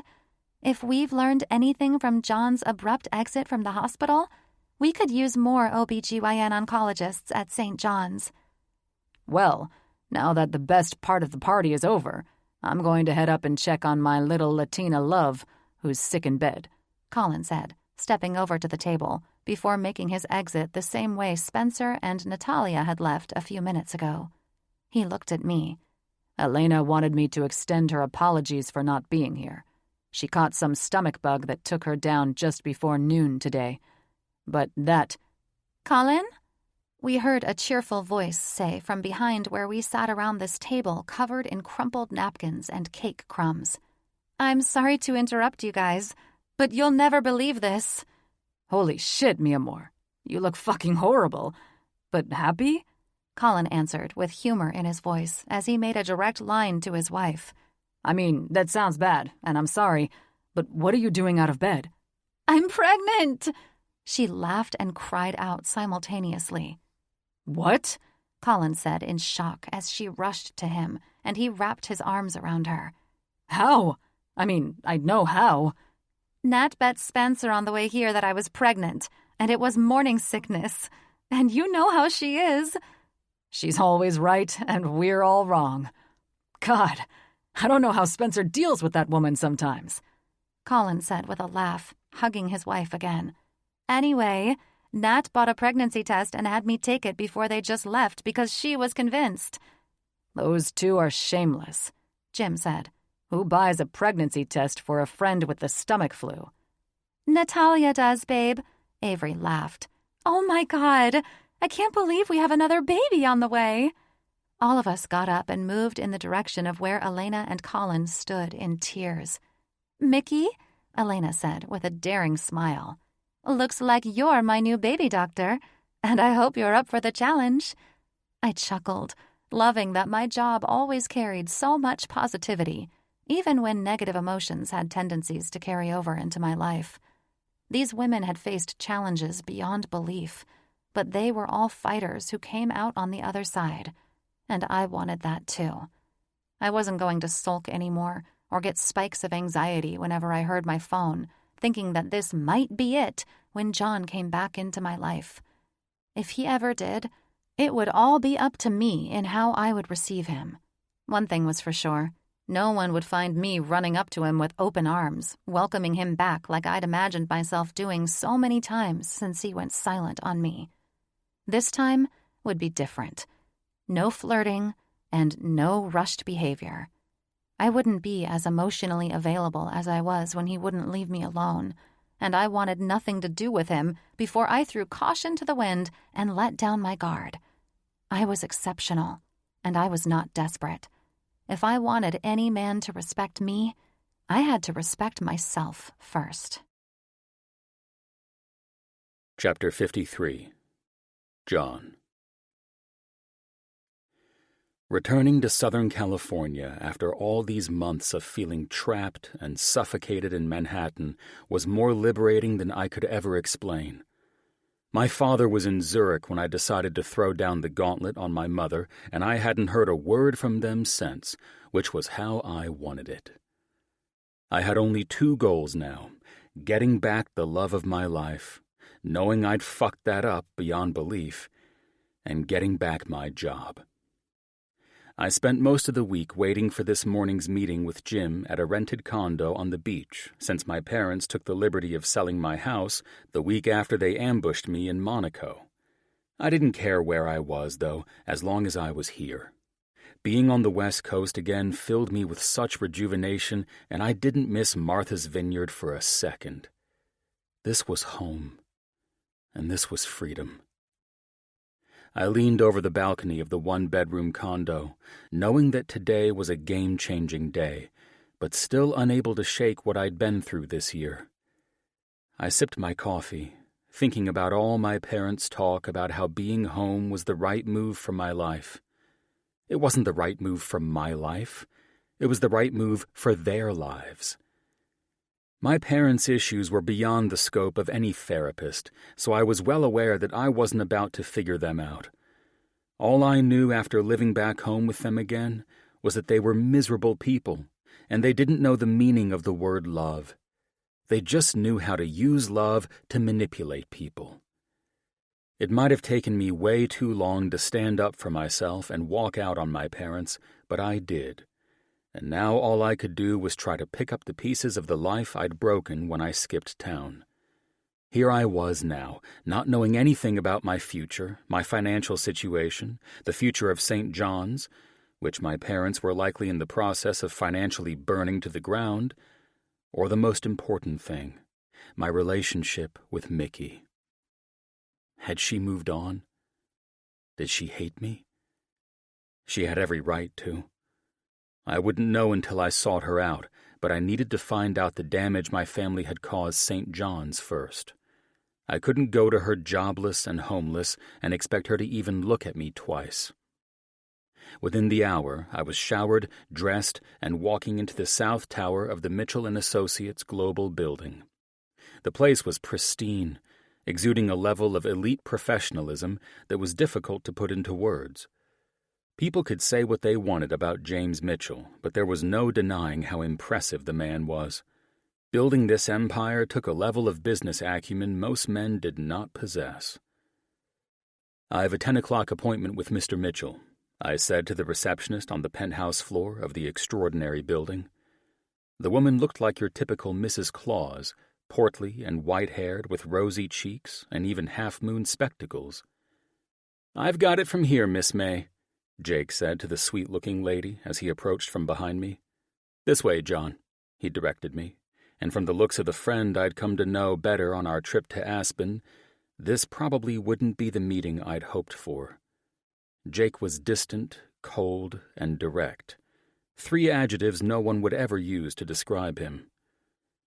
"Dr. Astor, Jake." Jim stood behind his desk and greeted us upon entering his palatial office. "Come and have a seat," he waved us in. "Just have the financial and legal teams go over the last 2 paragraphs one more time, Spence," he said to the tall, suited businessman standing across the desk from him. It had to have been Spencer Monroe, Jim's right-hand man. He was a legendary bulldog in the business world, and his reputation preceded him all over the globe. "Once it's confirmed, we'll begin the acquisitions, but I need to be sure." "You're sure about this?" Spencer said. "It could go sideways if you're too greedy." "The last thing I am is a greedy man," Jim smirked at the guy. "And I wouldn't waste anyone's time if I believed it would go sideways." "You just want the wife to—" He paused, most likely because I was in the room, and this wasn't the time for the two to be candid with each other. "Just handle it, Spence," Jim said. Spencer turned to leave, nodding at Jake and me as he passed by. Jim's expression darkened when it fell on me. "Good to see you, John. Have a seat. Jake?" he acknowledged his brother, motioning him to sit in the rich leather chair to the right of mine. "Thanks for taking the time to meet with me," I told Jim, as he sat intimidatingly behind his desk. "Am I correct in assuming you're here about resuming your position at St. John's?" Jim asked directly. The friendly side of the man I'd known was replaced by the James Mitchell I'd only heard about from people intimidated by him. "Partly, yes," I answered. "I'm unsure where I should start, though." "Why don't you start with why you requested a meeting with me a week ago?" Jim said. "I'll be honest with you, Dr. Astor. I am not a man who appreciates having his time wasted. I'm talking about hearing bullshit excuses. I expect you to be direct and to the point." If I weren't acutely aware that I'd put myself in this position, I would have been angry that Jim had the nerve to speak to me this way. He was one of the most intimidating men I'd ever been in the presence of, but I'd been dealing with powerful men my whole life. Being spoken to like I was a child after what I'd just gone through with my family wouldn't get us anywhere. But I knew better than to buck up and try to be a big shot. Mea culpa. I'd done this to myself. "Allow me to translate," Jake said, a bit of humor in his voice, because the tension in the room could be cut with a knife. "Don't start blaming everyone but yourself for your decision to abandon your job, your patients, and anyone else who depended on you to act like a grown-ass man and not a child whose doctor failed to cut the umbilical cord between you and Mommy." "That's enough, Jake," Jim snapped at his brother. I quickly discerned how badly my actions had pissed off everyone, and at this rate, I was becoming terrified to see Mickey again, much less explain myself and beg for her back. "I get it," I said, reminding myself they had every right to be disappointed by my actions. "You are pissed off at me." "I don't get pissed," Jim said. "Anger displays weakness, and I am not weak unless my wife is working her charms on me.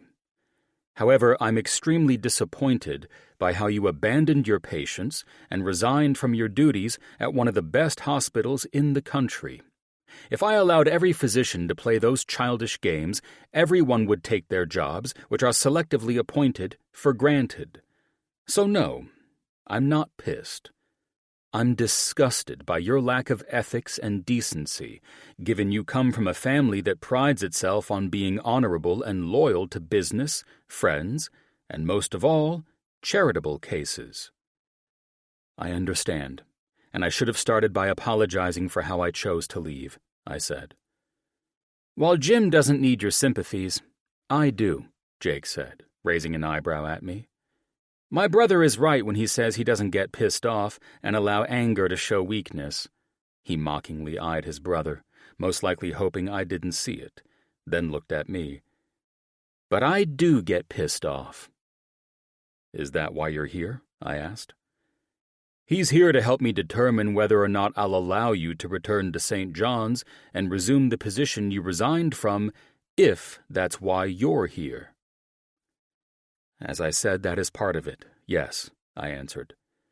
"Well, before we get to the other parts," Jake cut in, "I want a fucking explanation about why you abandoned your patients, cancer patients, and vanished into thin fucking air."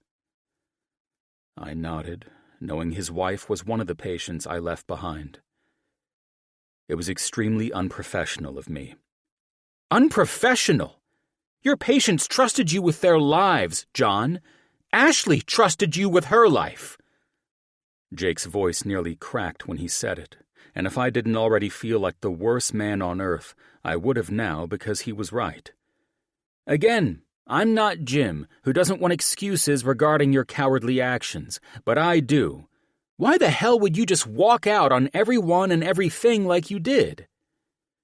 "Jake, as much as I appreciate your candor, I won't allow your personal feelings to get in the way of this meeting. John," Jim looked at me, "why should St. John's rehire and allow you to treat their patients when it has been made extremely clear that you only serve your interests and no one else's?" "Over the last several months," I answered Jim firmly, I've learned a lot about myself and the life I was raised in. Before the events that led to my resignation, I loved being an OB, and more than that, I looked over at Jake. I love oncology and all the patients I treated. I returned my attention to Jim. It wasn't until recently that I realized I shouldn't have been hired or trusted to put a patient's life over my own. Jim frowned. "Go on," he said, after I paused for a response. I was raised to believe I needed my family's endorsements for everything I did, although I rebelled against most of it because my passion truly was my career. However, I didn't realize how much I mentally depended on their approval. So, in trying not to blame anyone but myself for my resignation and leaving the way I did, I must admit that I did it out of fear of my parents and what they are capable of. "Speaking of what your parents are capable of," Jim started, "your family and the investors who are friendly with them have recently withdrawn all of their support to St. John's. Are you aware of that?" That was one of the threats made if I didn't resign and return to the family. Knowing I've returned, I can't say I'm surprised they acted on it. Jim's countenance changed entirely, as if the mood had lightened and the sun came out from behind a thundercloud. "Your parents certainly have you by the balls, don't they?" "They did," I said. "That's the main reason I resigned and didn't stick around to give any farewells." Jim unexpectedly smiled. "I would have spared you a lot of fucking trouble if you had only chosen to speak to me about this first. However, it does appear that since you managed to give me an acceptable reason for your lack of professionalism and have held yourself accountable, I feel that if I were to rehire you, after the board's approval, of course, you would likely be a better physician than before you left." "I would appreciate the chance and opportunity to prove myself," I answered. "And prove yourself you will, buddy," Jake said, smacking me a little too hard on the back. "I'll tell you something, though. I'd hate to be you." "Why, because of Mickey?" Jake and Jim laughed in a way that made me fearful of seeing her again, more than I was moments ago. "Well, definitely that," Jake chuckled. "But more the fact that you resigned everything because you're still on your mom's tit." "I guess that's one way of putting it," I answered, disgusted by the analogy. "Although that's not exactly—" "We understand what happened between you and your parents," Jim interrupted. "It's hard when you're raised to believe your parents have unconditional love for you, only to find out it isn't the case. It fucks with your mind. But it's up to everyone to own who they are and take control of their lives. I'm impressed that you learned from your unfortunate circumstances and were courageous enough to face those you abandoned. A real man owns up to his mistakes. If there's one thing I do relate to, it hurts when you realize the love and support in your life is an illusion. But you are sitting in front of me to get your life back, and not sitting in front of your parents helplessly, wondering what the fuck happened to yourself." "Trust me, that's exactly what has been happening," I answered. "I'm glad you could see it for what it was." "No happier than I am." "Families are always so fucking complicated," Jake added. "However, finding balance and throwing up some major steel-framed boundaries is the secret to owning your life and not giving a fuck what your parents feel about it. It's hard, but I've seen many people happier for doing it." "I'll discuss your return with the board," Jim said. "But right now, I'm ready to eat.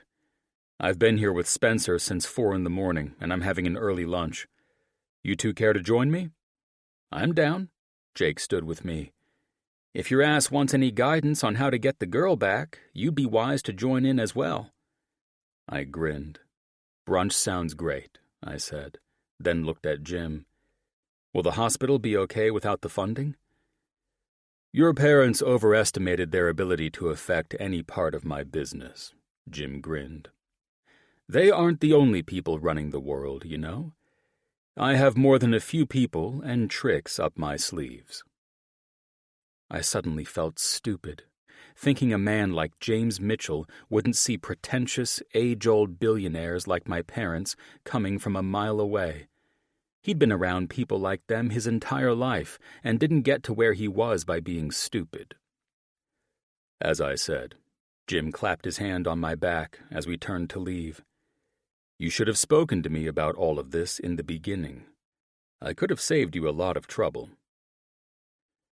I didn't deserve the second chance, and I knew it, but Jim's approach made me realize that things would be different this time. I would feel steadier and in control of my life again. Now I just had to hope these two had great advice on getting my girl back, because something told me it would be 1,000,000 times harder than getting back my job. Chapter 54. Mickey. It had been a reasonably decent day so far. Still, sadly, some difficult conversations took place in this field of work. Miscarriages and infertility being two of the worst, and I had to have one of the former and two of the latter today. Let's face it, I sucked at helping people cope with things I couldn't relate to. I had never lost a baby, nor had I ever attempted to have one, so my empathy could only stretch so far, and it left me feeling like I wished there was more I could do. I had about another year of residency before I could even consider going into an oncology program, and days like this made me second-guess whether I should even do it. All I could do for these women today was to be there for them and answer their questions, always offering hope for the future. I tended to do well by offering hope for better days to come and reminding people that things will always get better, but I was a hypocrite when it came to myself. I was the first person to start beating myself up over things, and the doctor who'd returned to St. John's last week, Dr. John Astor, was a reminder not to make any more stupid mistakes. Luckily, because of scheduling differences, I'd not encountered him since he'd returned, but I wasn't looking forward to when that would change. One positive thing that had come out of my stupid decision to date him was the lesson that I'd never trust an immature, fly-by-the-seat-of-your-pants rich boy again. Mick. I closed my eyes after the oxygen was sucked out of my lungs when I heard John's voice for the first time since Monaco. Mickey, he called again. I turned and mustered the most professional expression I could pull off. Dr. Astor, I said, sounding pleasant and professional, and very proud of myself for pulling it together after our eyes locked. His flirty smile and dazzling eyes, filled with excitement, helped encourage me to act maturely and keep everything professional, as I should have always done. I heard you were back, I said with a decent smile. A lot of your patients will be very pleased. And if you'll excuse me, I have one more patient, and I'll be— Mick, he said with a sigh. Can we try to act like— Oh, no, Dr. Astor. I interrupted his smooth way of trying to make this conversation personal. We cannot try to act like anything. The last time I saw you, I was part of an act. A show? Kind of like the opera? I arched an eyebrow at him. Yeah, well, but that's not what I'm referring to, he answered, his confidence still there, but I could tell he might have expected a different response from me. It's what I'm referring to. You and I were nothing more than an act from the moment we first met. And yeah, perhaps I was the lucky girl who made it to the second act with you. But it ended the same for me as it did with your other hookups or flings. I'm neither of those. I don't know why I expected more from you, but I did. Sadly, you proved to be nothing more than a player, even if you did love me, like you said. Mickey, he said more sternly, I still love you. It's why I'm back, and why I couldn't— The mistake I made with you was following my heart and not my mind. And look at where that landed me. Silence. Exactly. Your silence speaks volumes about where I ended up in this mess. I suppose it's par for the course with you. Silence. Nothingness. Abandonment. And I wouldn't ask you to care or anything of the sort, but what I will ask you to do is never tell me that you love me, ever again. Because from the way we ended things, you dropping off the face of the earth without one last damn word or explanation, I'm certain you don't know the meaning of the word. You have every right to never forgive me. Oh, thank you for your permission for that. I chuckled at his delusion.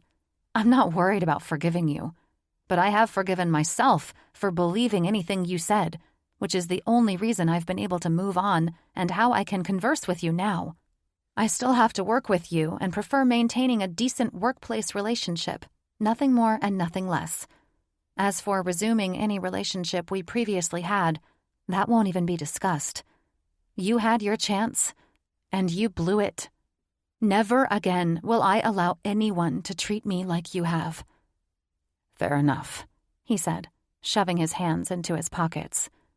Then, we'll be co-workers and nothing more. Thank you, I said, and then turned to grab my next patient's charts and enter the exam room. I can't believe you're moving, Aunt Bev said. She'd returned home 3 days ago after wrapping production in Morocco much sooner than expected, and I wasted no time finding an adorable bungalow to rent in Pasadena. I adored Aunt Bev, but I needed my own space. I was hoping we could at least be roomies, she teased, sipping her large goblet of fine wine. Trust me, I chuckled, signing off on the final box the delivery man was loading up on his small moving truck and walking back into my aunt's favorite sitting room, where she loved talking for hours and drinking. You don't want to be roomies with me.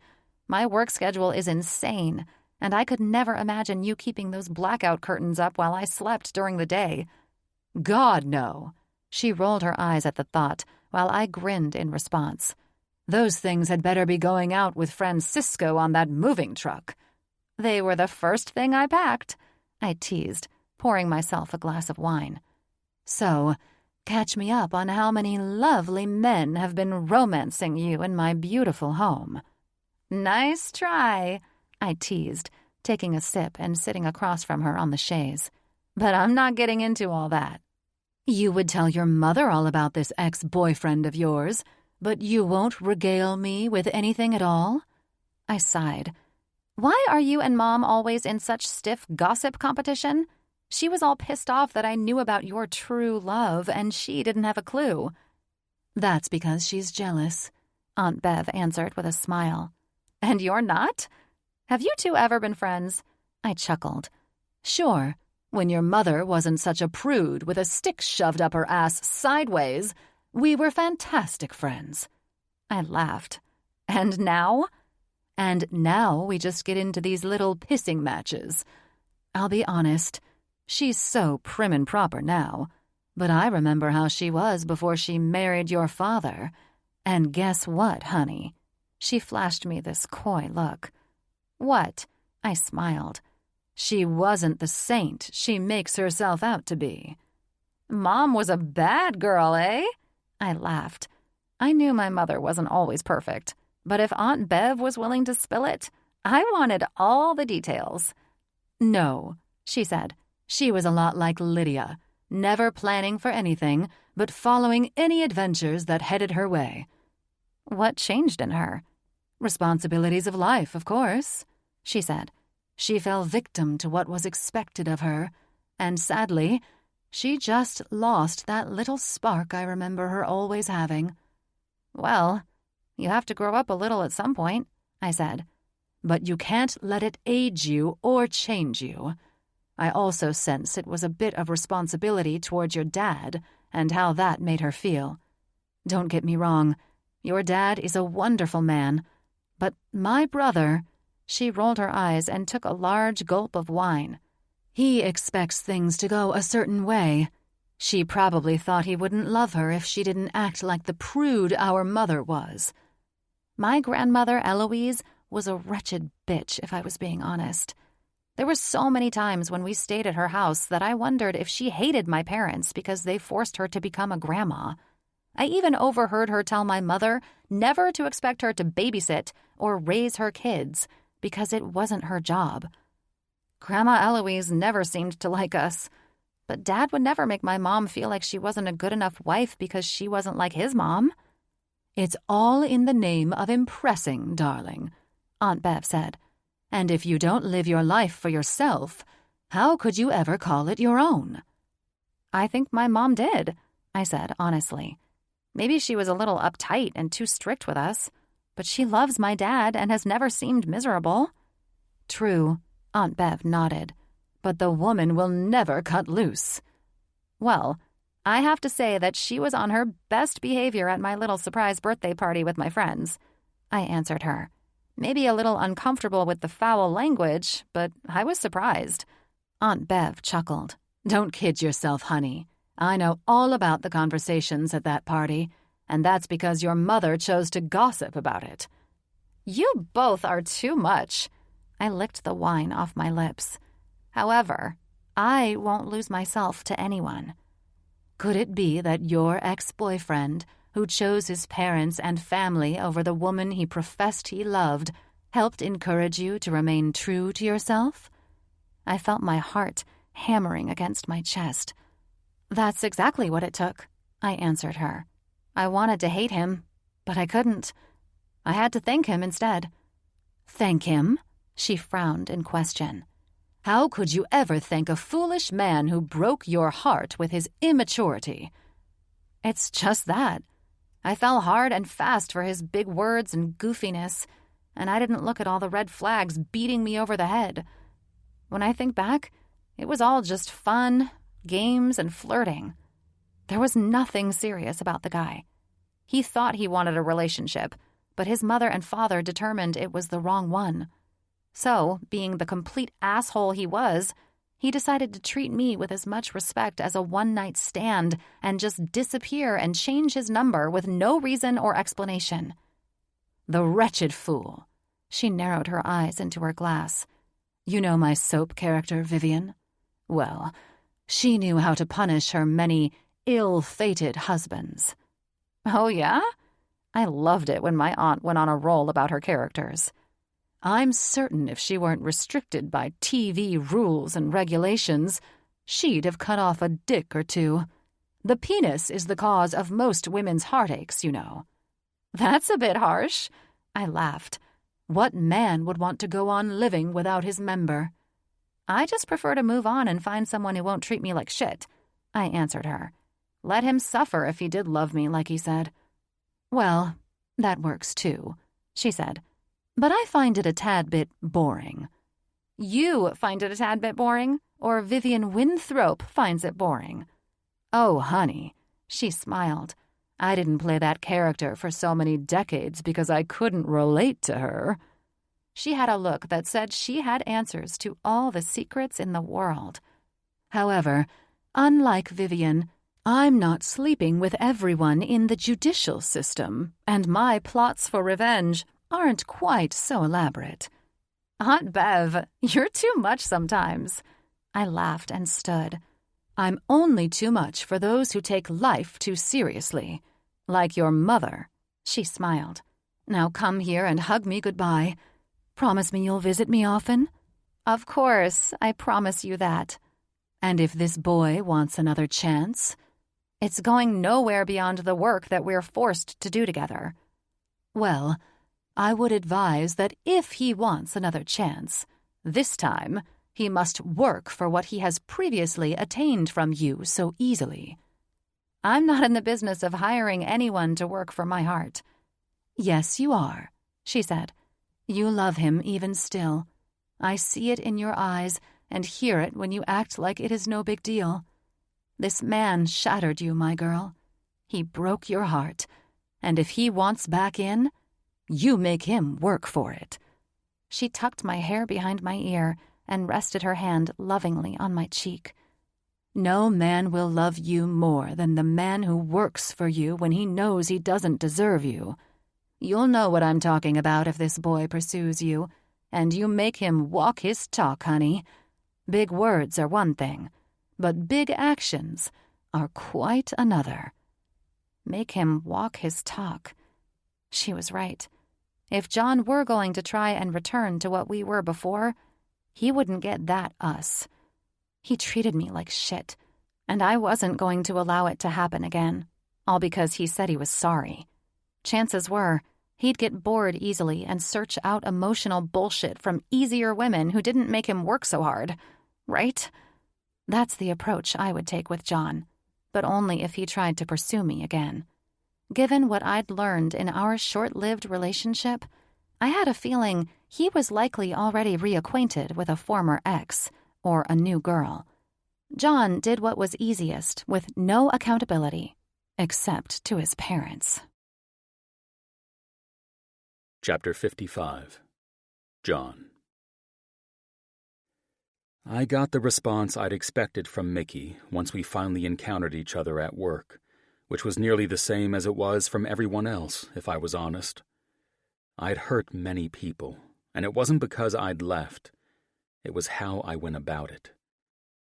I wish everyone could understand that I didn't mean to hurt them, but that was just wishful thinking. All I could do now was go on a mission to rebuild my integrity and pray that I could rebuild my relationship with Mickey, which was why I'd returned. "So, what made you rent this shithole?"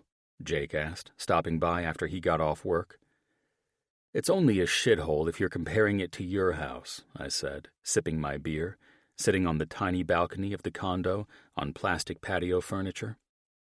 "True," Jake said, with an ankle crossed over his knee, enjoying a cold one himself. "How'd things go with Mickey?" I rolled my eyes and smiled at him. "Well, I'm shocked that the gossip of my rejection hasn't reached the lower floors." "It has," he said casually. "I just wanted to hear it come out of your mouth."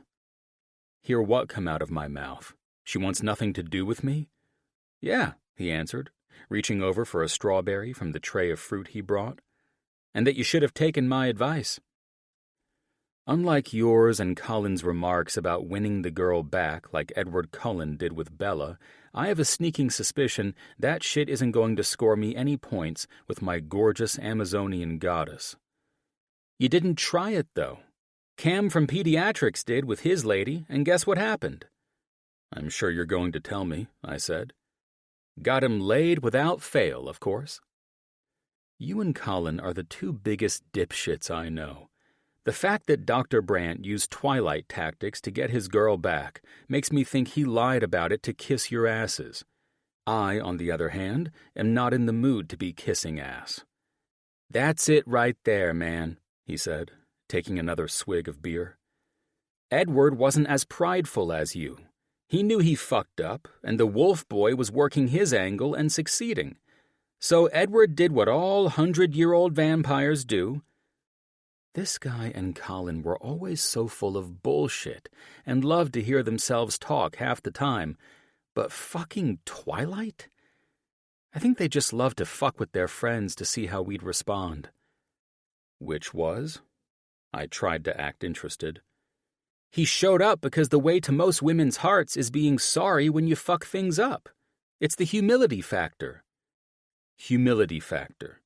By acting like a hopeless little bitch. Tell me one man who got his girl back by acting like a cocky prick, putting demands on her and not the other way around." "Well, I'm not acting like either," I answered, "and I'm trying to humor you, but let's be serious. You said you really fucked it up with Ash when you were dating, so how did you get her back?" "I ate my shit, then laid down some smooth moves. It helped that we had a decent relationship foundation before the fuck-up, though." I leaned forward, feeling the uneasy knot I'd had since I first came back twisting in my gut. I was so used to having everything spoon-fed to me my entire life, blaming everyone else when things went wrong, and easily able to move on from women without any trouble at all. Now here I was, stuck and having no idea what my next move would be. I ran my hand through my hair. I don't know what I'm going to do. Seriously. I'm in love with this girl, and even though I know I don't deserve it, part of me thought she'd give me a second chance, or at least a window to one. "That's your first mistake," Jake answered. "I'd say it's your attitude that's the issue. You've got to reprogram your entitled way of thinking." "I'm not entitled," I snapped. "Oh, please, sure you are," he answered. All of us trust fund babies are entitled, and since you've been mommy's little angel who can do no wrong all your life, you're doubly screwed. Most mama's boys move on to someone new and don't try to fix things or own up to their failed relationships.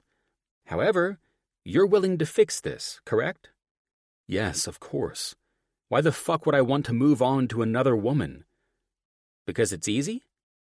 True, but I'd never be happy. Then take everything that's telling you your actions haven't brutally hurt this woman and throw it out the window. Once you realize the damage you've caused her, you'll find a way to be patient with her and do anything she needs to prove you're trustworthy again. Renting this shithole apartment isn't going to be what gets her back. That's not why I rented this place, I answered. That's horse shit, and you know it. Of course you rented it to get her back. You're trying to make it look like you've humbled yourself since you returned from Martha's Vineyard and shit. That you've cut off the family and don't need them anymore. All you need is her, right? I couldn't help laughing because he was right. I'd just done it subconsciously. I'm telling you, it won't work. He shrugged. Listen, if you want me to continue with vampire and werewolf comparisons, I can, but I think you understand what I'm telling you. I think I'm all caught up on Twilight, thanks, I laughed. I stood and leaned on the iron railing overlooking the parking lot below. Well, I guess if I was trying to look modest and humble, looking at the silhouette of my Ferrari under the car cover isn't cutting it, is it? Far be it from me to deprive a man of his sports car, Jake said, finishing his beer. I don't know where to start with her, I said. She has zero respect for me after I bounced out of her life like I did. Because she's a self-respecting woman, Jake said.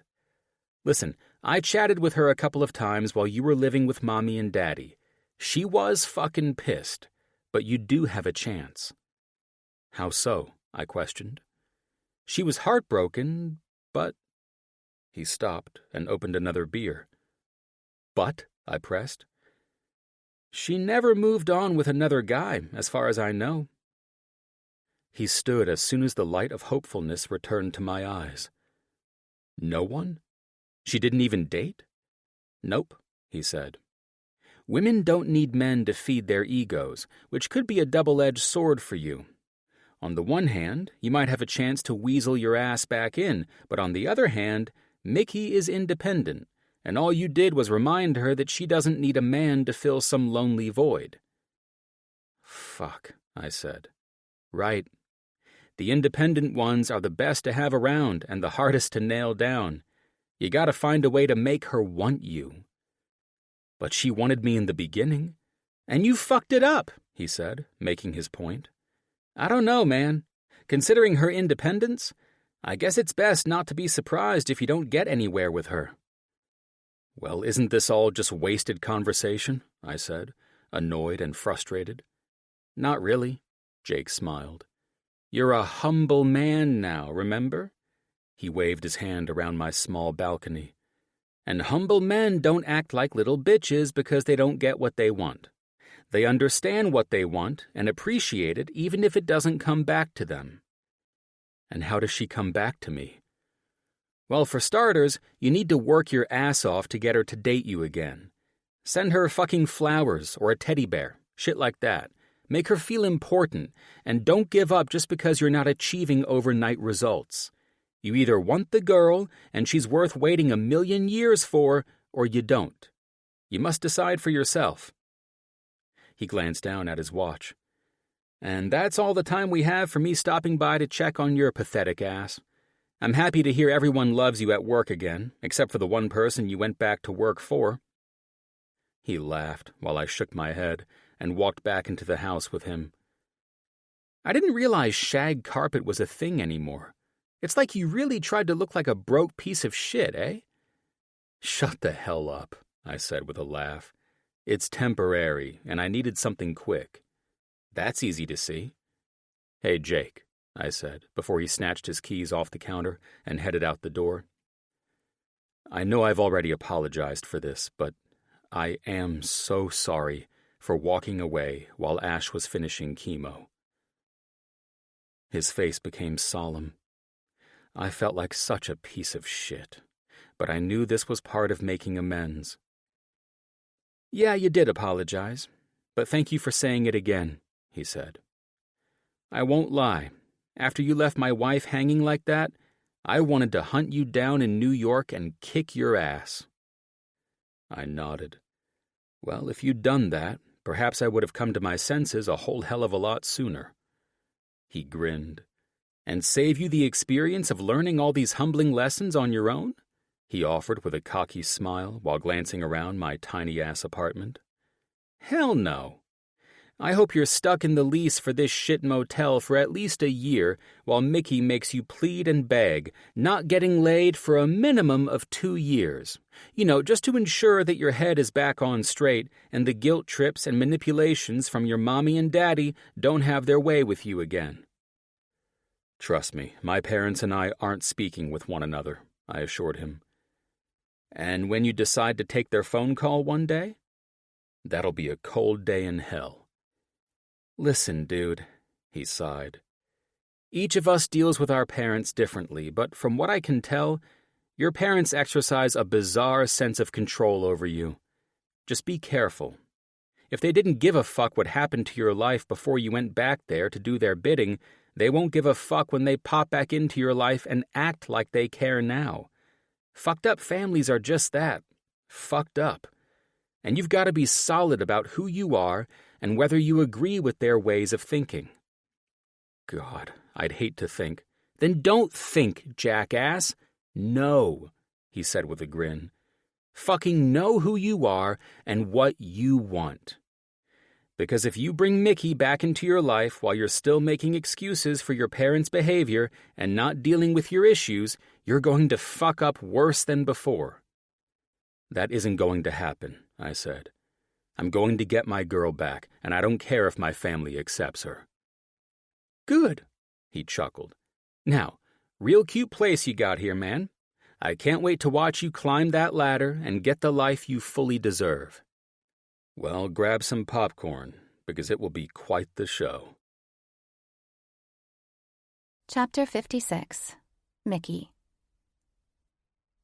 I exhaled, trying to figure out where I was supposed to put this life-sized teddy bear. Should I put it in the corner? No, I can't do that because of the various vases of roses lining that wall. I couldn't put it in my office chair because I would need that to consult with my new patient today. The gourmet candy, truffles, and cupcakes lined the other 3 walls, and my office officially looked like a bakery merged with a floral shop on Valentine's Day.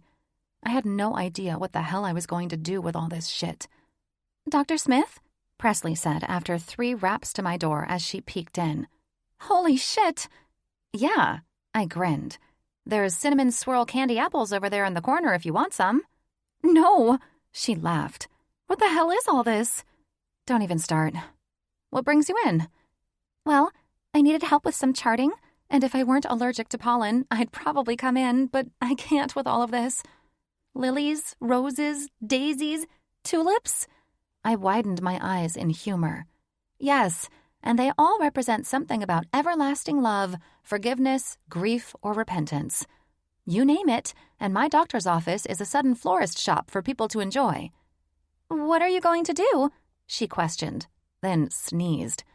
"Talk with you about whatever you need in another office. Give me a second, and I'll meet you in Dr. Astor's office. He's gone for the day."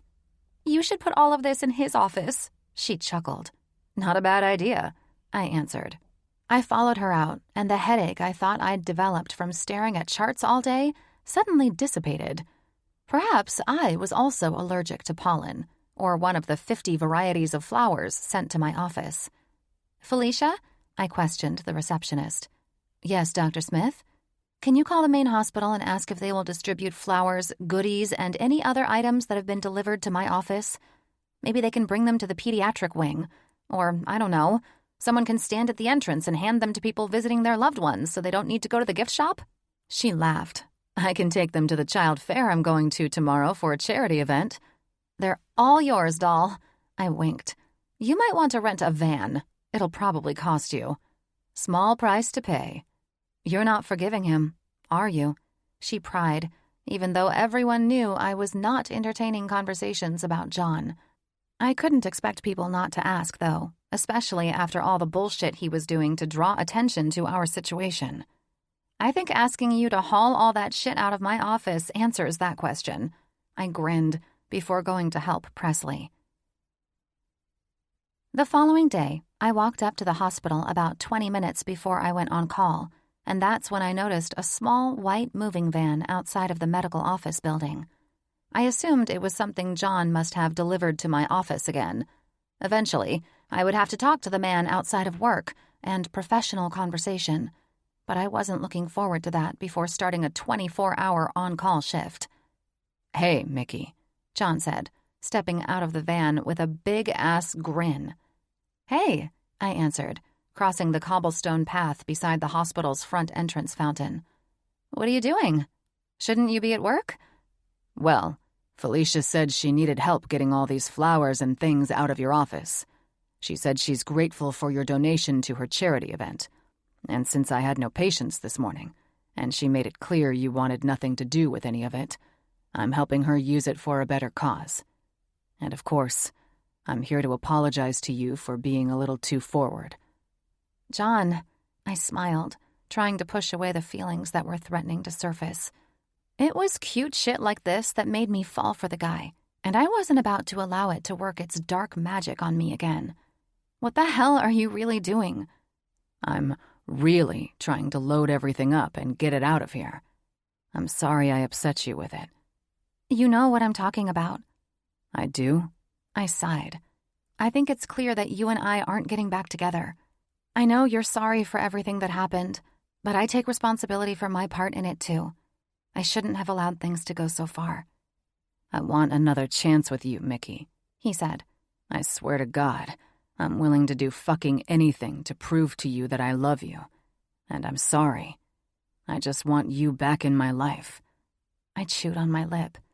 That's what every woman with a broken heart wants to hear, you know? We all want everything that you had delivered to my office, and we want the guy to beg us to see how much he loves us and take responsibility for his fuck-up. And so? And so, what? I'm not buying into this bullshit. It will take much more than rom-com cliches from unrealistic couples to win me over. Well, I'm not stopping until you know how much I need you. I was growing frustrated because I wanted him too, but this wasn't a rom-com, fairy tale, or any other fantasy. Real life wasn't so simple. "I don't trust you," I told the truth, "or that anything has changed.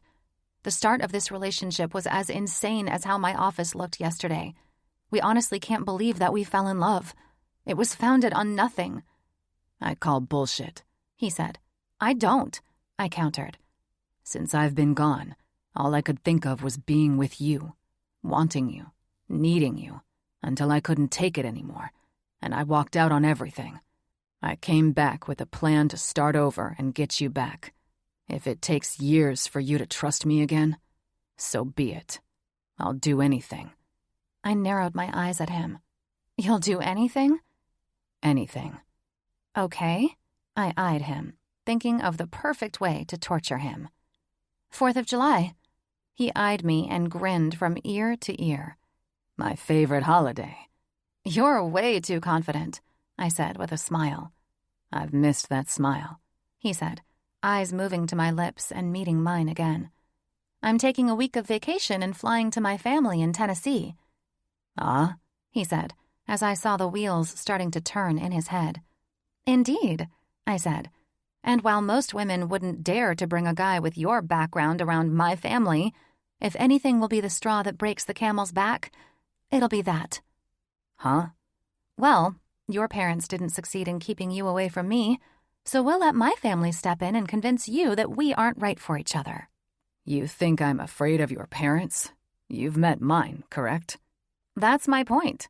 If your parents failed to convey that we live in two separate worlds and it'll never work, perhaps my family can do the trick." "I'm down," he said, accepting the challenge. "You have no idea what you're signing up for. It's not just my parents back there. It's a full-on family event. They go all out for the 4th. "Should I be scared?" "I don't know.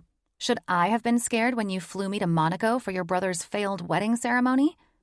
Shit. Okay. He cringed. Before I haul all these novelties out of here, can I ask a question? Anything, I said, knowing he'd be backing out of this idea before the sun rose at the end of my shift tomorrow morning. Is there going to be a human sacrifice or something like that? I covered my smile. Well, my dad knows you broke his daughter's heart, so that can be arranged. Oh, fuck, he answered. Well, at least you're giving me a chance. That's all I care about. Who said this is a chance? I asked, trying my hardest not to melt under his gaze. I'm allowing you to realize what your parents were saying, and what I've come to understand is true. You and I can't work. He was so irresistibly handsome, and I'd missed him so much, but I would be a fool to take him back because he sent me flowers and goodies. I wasn't convinced by anything I'd seen or heard that things were different, and if I let my guard down and he broke my heart again, I don't think I could stand it. I wasn't setting myself up like that. At long last, my plane touched down at the Memphis airport, not far from my hometown of Collierville, Tennessee. Collierville was positively straight out of a Hallmark movie, and everything about this town of 50,000 people was charming. The familiar smells, sights, and sounds were everything I needed after this long year filled with ups and downs and unexpected surprises. Dad picked me up from the airport, and after a 30-minute drive, we pulled up to our home. It was a 2-story red brick farmhouse, surrounded on all sides by 100-year-old oak trees. "Oh, honey," my mom said, stepping out of the front door as the wooden screen door snapped shut behind her. There's nothing like being home and hearing the sounds of wooden screen doors slam shut. I chuckled as I embraced my mother's consuming hug. "How was the flight? The drive?" She looked at Dad, grabbing my suitcase from the trunk of the Lincoln Town Car my parents had owned since '94. After dealing with delays and Dad yelling at people who cut him off on the highway, I'm glad we're home. "That's good to know, sweetheart," she answered, sliding her hand around my back and guiding me into the house. "I just pulled a loaf of banana bread out of the oven. I baked your favorite lemon cookies last night, and I'm about to stir up some sweet tea if you want some." "You're making my mouth water," I said, looking around to see that nothing had changed in this home since the last time I made it home, or since I was a kid, for that matter. "I turned your old room into my craftin' room," Mom said, "but Dad and I rearranged things for you and John on this visit. So there's a queen-sized bed in there, and just ignore my craftin' desk that we shoved into the corner." I chuckled. "John's not staying here with us, Mom." She frowned. "I thought you said he was coming for the 4th. "He is," I said. "Well, I just assumed since you invited him that—" In the spirit of having a little self-respect, given the man just up and left me without a word and expects I'll take him back because he said he loves me, I thought I'd treat this as a starting from ground zero situation. "I see," my mom said, obviously confused. "Where will he stay?" "He mentioned something about getting a hotel. He'll be fine." She smiled. "You can be a little rough on him, but let me advise you that punishing the poor boy is not the answer." "And what he did to me wasn't punishment?" I answered. I didn't consider this punishment. This was me putting all my cards on the table. You want me? This is what I am. I am a down-home country girl who spent her childhood barefoot and drinking from garden hoses between catching frogs and exploring the woods behind our house until Mama turned on the porch light to signal it was time for supper. I was raised eating deviled eggs, fried chicken, and okra, licking my fingers before downing a jug of sweet tea. I was not a debutante, and I never wanted to be. John needed to see that if he ever had an inkling that I'd be the type of girl to have a week-long wedding with stylists and the like, he was dead wrong about me. "It's her competitive side, Alice," my dad said, coming downstairs after he brought my luggage up to the room. "She's not like those other young women who would take back their man with open arms because he wrote them a poem. You must make these boys prove their words." "You sound like Aunt Bev," I said, patting Dad's shoulder. "After hearing that boy is going to stay in a hotel, It sounds like you've also had a little conversation with your Aunt Bev," my mother said with a sly smile while turning to her baking counter and rolling out a pie crust. "As you know, I've had players quit on the team for whatever reason and then try to come back," Dad started, sitting on one of the bar stools that faced my mom's remodeled and gorgeous kitchen of white cabinets and stainless steel. "Go on, Coach Smith," Mom said, working vigorously on rolling out her pie crust. "Tell us how you handled those players." I smiled, sitting beside Dad after pouring some tea for us both. "Well, firstly, I didn't take them right back. They broke my trust by leaving the team, and then they tried to come back with a bunch of excuses about why they left. Now, 90% of the time, they're back because they learned the grass wasn't greener on the other team. So, I need to see their motivation to play for me again, and the rest of their teammates need to see it too. They need to earn their way back. I won't just put them on the starting lineup again, no matter how good the player is." "Well, that's easy if they quit to play for another team," I said. "They most likely did that because you had them riding the bench and they had no playtime." Dad shook his head. "Do you remember Justin's boy, the Johnson kid?" "Matt?" I asked, laughing at how the old folks in this town still referred to grown adults as everyone's kids. I was probably still known as Coach Tim's little girl. "Years before he got drafted into the NFL, you know he was a natural at quarterback, and we never lost one game with that kid. He quit my team and went to play for another." "Then came back?" I questioned, confused. "He did, telling me that his dad insisted he leave for the other team, but now he was making decisions for himself and wanted back on my team. I wanted to start that kid so bad." He chuckled at the memory. "We were on a 10-game losing streak when he came knocking on my door." "And did you play him?" "No." He shook his head. "I did what you're doing with this John fellow. I made him do some grunt work to prove where his priorities were." "Was he pissed about it?" I asked. "Oh, your father got many phone calls from his parents." Mom laughed, pressing the flattened dough into the pie pan. "What did you say, Dad?" "I told them they could go back to making his decisions for him, or they could let me work this sense of entitlement out of him. No matter how great he was, I wouldn't have some spoiled brat playing for me." "And what happened? Did they agree?" "Hell no, they didn't agree." My dad laughed. "They were worse than their boy." "Tell her about the cake," my mom added with a smile. "Oh, yeah." Dad chuckled. "The mother baked me a cake after one of the big games when her son had been benched." "That was nice," I answered, somewhat confused. "Until your dad cut into it after dinner and saw it was filled with wet dog food." "What the hell?" I said with a laugh. "Mm-hmm." Dad rolled his eyes. "Parents can be so childish when their precious babies don't get their way. Instead of allowing them to learn that life doesn't always go your way because you want it to, they pull some immature bullshit." "I guess Abby got a good dinner that night," I said. "You know how much that hound dog loved a free meal," he said, smiling at the memory of his favorite dog. "I would have loved to laugh at it all, but it irritated me how some parents could behave when their kids didn't get their way. That boy never learned his lesson, I'm afraid." "Do they still live here?" "No," my mom answered. "They followed that boy around from city to city, following one third-string quarterback job after another until the NFL cut him loose entirely. I think they ended up in Houston or somewhere." "The moral of the story is this," Dad said. "It seems your fellow has parents who might be like the Johnsons. The next thing you know, you'll end up with a dog food cake from his mother." "I guess Mom told you about his family," I said. "You know how it goes when your mother is on the phone. It's hard to hear anything else," he teased as my mom arched her eyebrow at him playfully. "But I am proud of you. Make him work for it. I just hope Mommy Dearest doesn't get in the way again, if you know what I mean." "Well, he seems like he's on a mission." "Yeah, well, we'll find out once the family is together tomorrow for the 4th, won't we?" Mom said.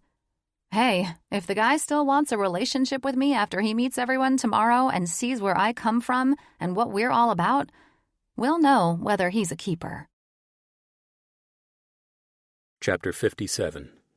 John. I didn't care what Mickey said about me learning my lesson. I knew in my heart that there was still a chance to get my girl back. I didn't care if I had to walk barefoot through hell on hot coals with the devil shoving a poker up my ass. I was going to do whatever it took to get my Mickey back. "Thank you, sir," I said, when my Uber driver approached Mickey's parents' place. I came straight to the house from the airport after Mickey gave me the address and said the barbecue would start at 2 o'clock sharp. I was pulling in at 2:30, but that's only because the driver got mixed up with the directions and sent us the wrong way out of Memphis Airport. "Have a great 4th of July," the man said, then backed out of the cobblestone driveway onto the quaint, tree-covered street. I waved the man off and then glanced around at my charming surroundings. This was the epitome of country charm, and being in such a beautiful place was almost surreal. The house was pristine, and the landscaping and lawns were impeccable. From what I could tell, the brick house stood at least 2 stories tall, with white shutters and dormers lining the 6 windows facing the street. I instantly thought of Mickey spending her childhood in this home. I could imagine her stepping out of this home as a teenager, walking out to go to high school with her backpack slung on her shoulder, or walking out barefoot to get the mail. I could hardly wait to see her again. "Dr. Astor," Mickey's dad said, interrupting my thoughts as he swung open the wooden screen door and stepped outside. I held my hand up to wave before hopping up the brick steps with my duffel bag to shake his sturdy hand.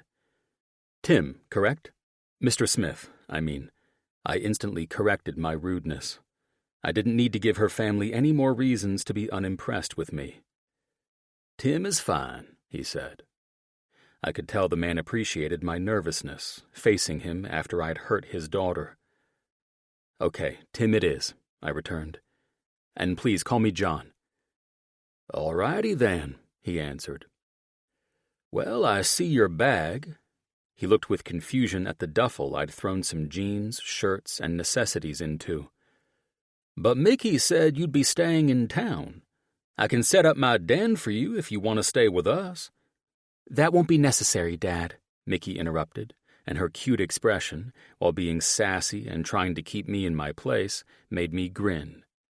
"John will stay at the hotel he reserved." "The hospitality here is awesome," I teased her. "You'll find it even more enjoyable once you have some of my wife's sweet tea, enjoy a bowl of her dumplings, and cut into the apple pie she made last night," Tim said. "If you both will excuse me, I'm going to sneak into that pie before anyone runs it over."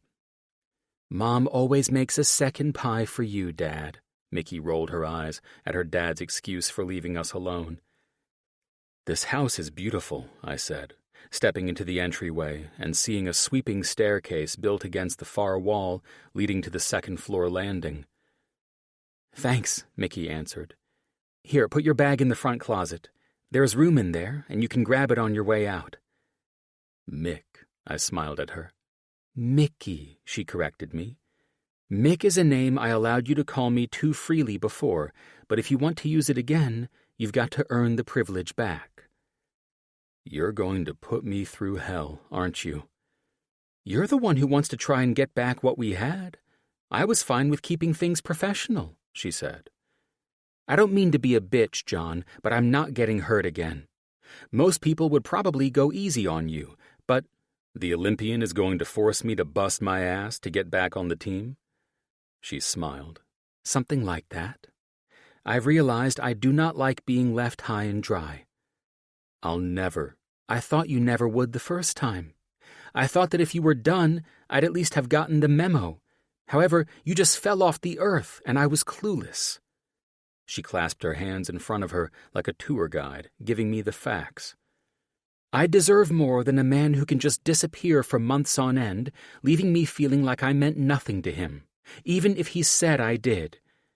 Now I'm beyond words. I need action." Challenge accepted. "We'll see," she shrugged. She wasn't angry or mean or even indignant. She was perfectly pleasant, as friendly as she always had been before we got involved. but she was keeping me at a distance and had every right to. "My cousins are here and can't wait to meet you," she said. "Oh, and John?" "Yeah, baby." Fuck. I said it without thinking, and it hit us both sideways. I saw a flicker of sadness in her eyes that hurt my heart.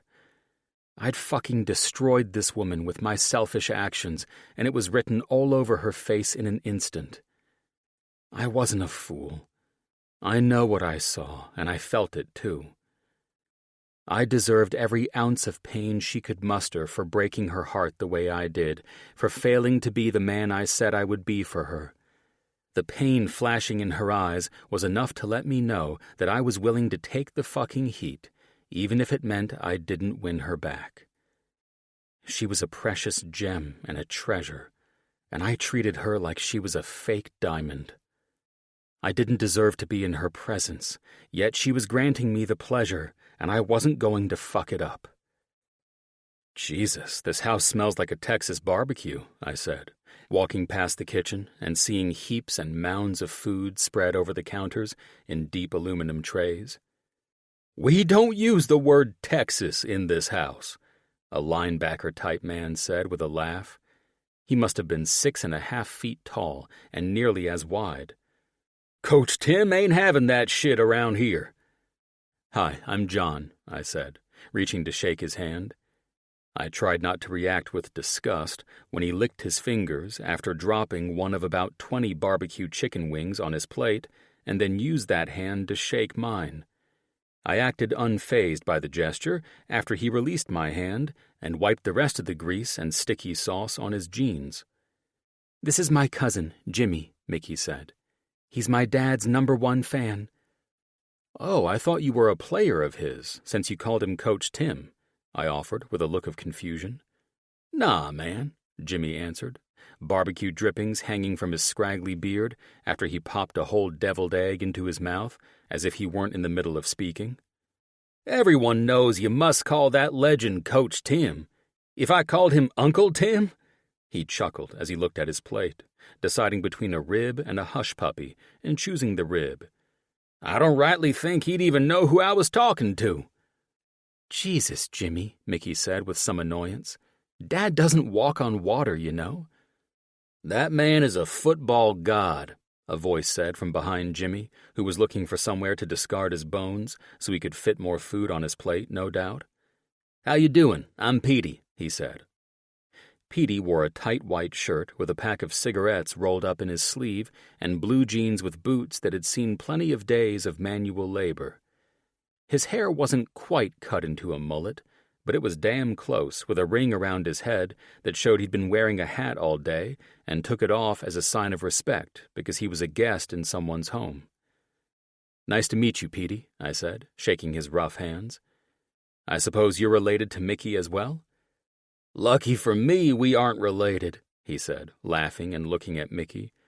"Unlucky for me, she never gave me the time of day, so I did what you're doing right now." "Which is?" My God, this is a weird conversation. "Showing up at the family events, working the charm best I know how, and praying she'll find me suitable to love and cherish one day," he said, winking at Mickey, and then dipping a large serving spoon into the homemade mac and cheese and plopping a heaping scoop onto his plate. "Oh, don't listen to Petey's bullshit. He's a childhood friend of ours," Mickey said, grabbing a stiff paper plate and handing it to me as he laughed. "He's also one of the best damn mechanics in the country, if you ask me." "You hear that?" Petey said, eyeballing the potato salad as he grabbed a corn muffin. "She flatters me, loves me, and speaks highly of me, but she just won't do the right thing and settle down with me." "Get your hot link and get out of here," Mickey teased the man. "Are there more where he comes from?" I questioned Mickey as I scanned the dozens of foil casserole dishes lined up on the large buffet area. I didn't know what most of this shit was, and I had no idea what to get. "What do you mean?" Mickey said, reaching for a deviled egg. I thought it'd be best to follow her lead and get what she got to eat. I didn't want to seem like an asshole, but I was a bit shy to eat mystery food prepared by random strangers. I know it sounded pretentious, But after getting a finger-licking good handshake, I didn't trust the food. So hate me if you want, but I was treading lightly in this department. "What are you doing?" Mickey questioned, after noticing I had 1 deviled egg, 1 rib, and a dinner roll, and I was mimicking her every move. I think it's obvious. I smiled at her. I'm getting some food. "No, you're getting what I'm getting."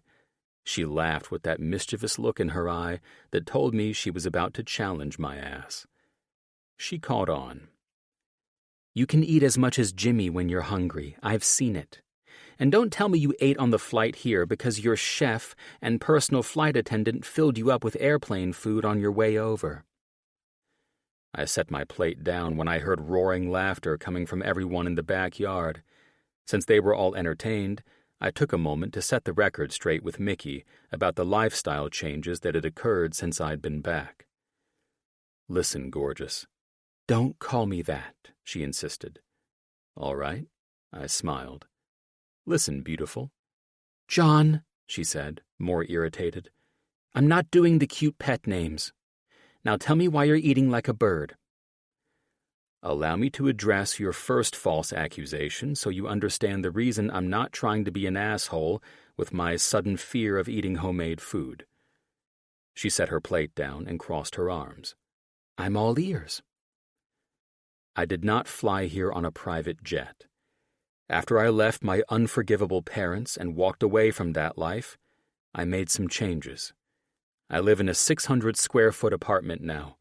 After taking a world of shit from Jim and Jake, and personally apologizing to the patients I abandoned during the worst times of their lives, I can humbly say that I am not the same John you remember. She narrowed her eyes at me. "That's hard for me to believe," she pulled the hem of my sleeve, "given you're wearing one of your Armani t-shirts."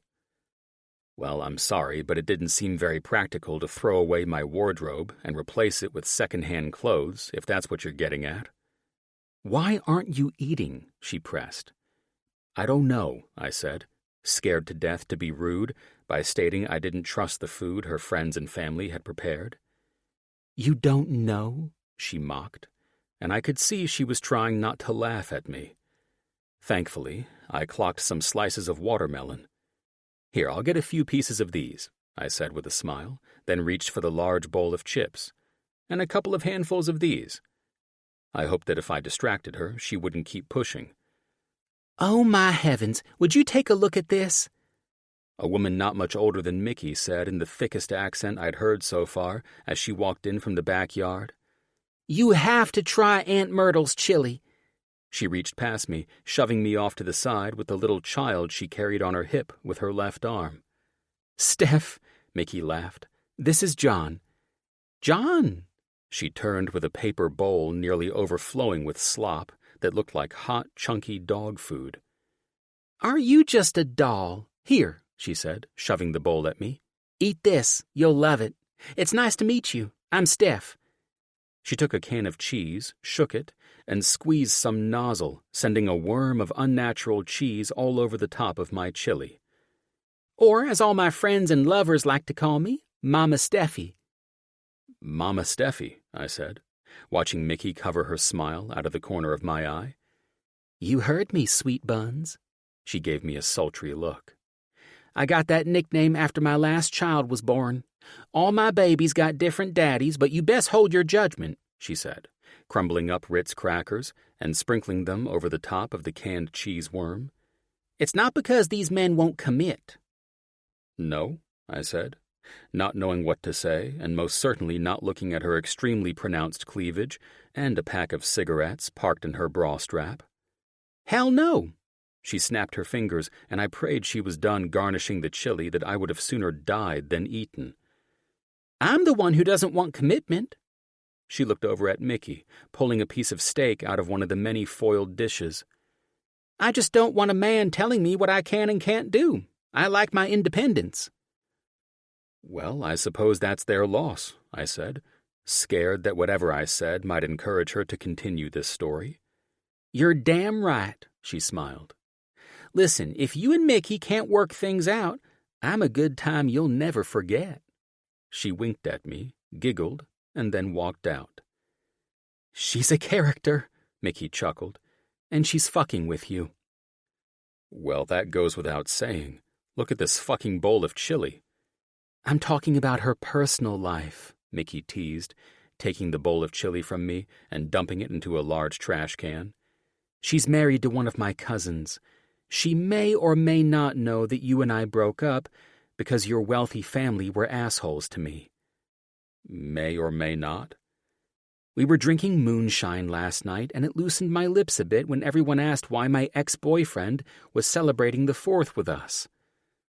You know what I find the most adorable about you? That I threw away that disgusting bowl of chili she made for you? No, it's your cute way of being pissed off at me. God damn it, I would have loved to see you moonshine drunk last night, talking shit about me with all of those people. Oh, you would have had an earful, she laughed. It tells me there's a chance, I said, and I'm down to do anything to get it. Even eat a bowl filled with Steph's disgusting chili?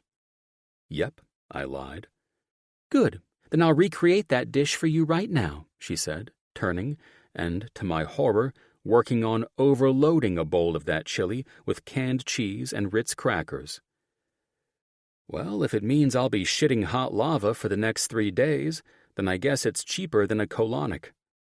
Mickey laughed, but I knew the real challenge wasn't this bowl of chili. It was assuring her that I'd never hurt her again, and it was going to take real work. Chapter 58. John.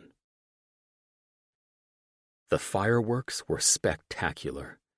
The most entertaining part was watching people light the bottle rockets and shit with the lit ends of their cigarettes. About 50 people, Mick's cousins and friends, joined this backyard party, but I hardly saw any of these people.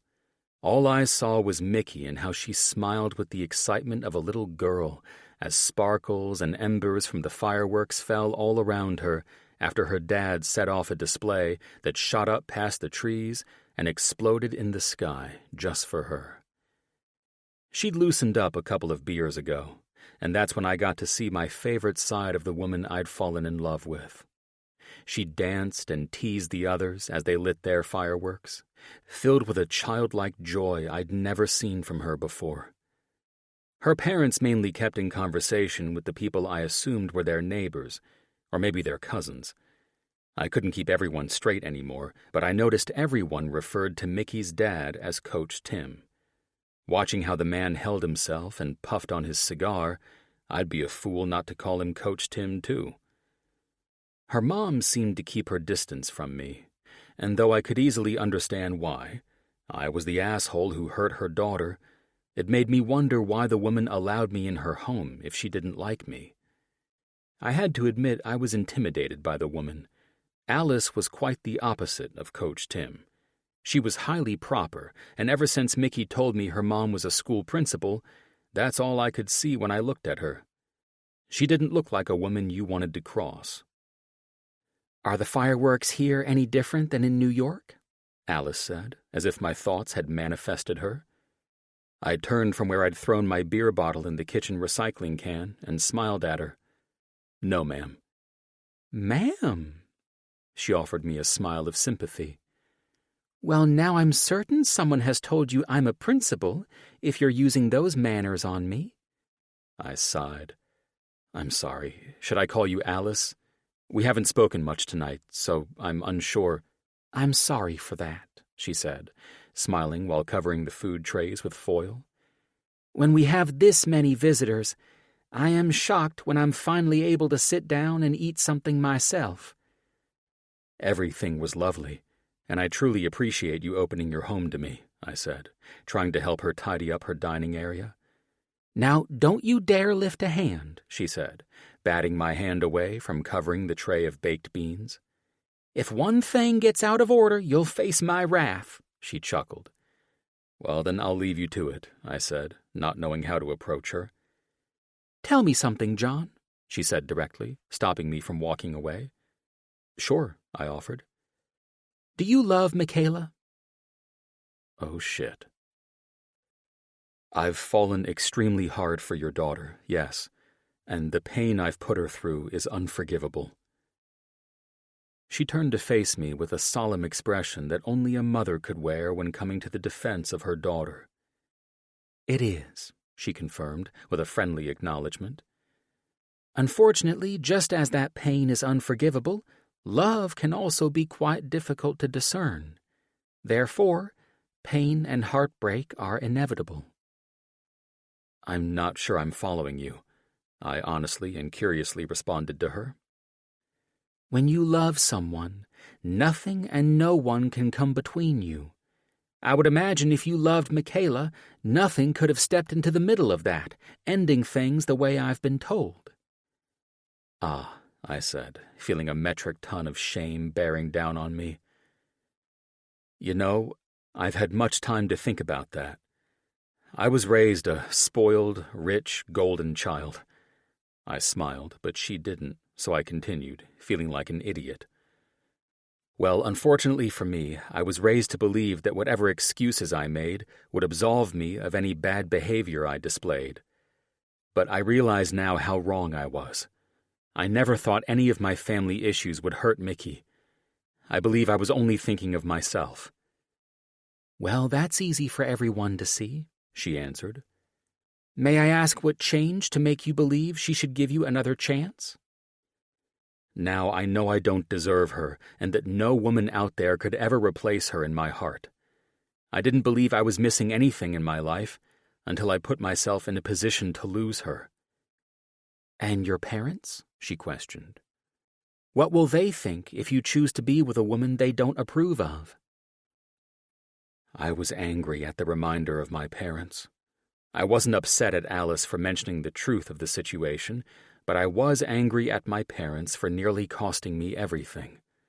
Even more, I was mad at myself for not realizing their game sooner and avoiding all this unnecessary suffering. "I see the mention of your family disturbs you," Alice said, with a curious look. "It does because of what they have cost me," I answered truthfully. "It's about more than losing Mickey, too.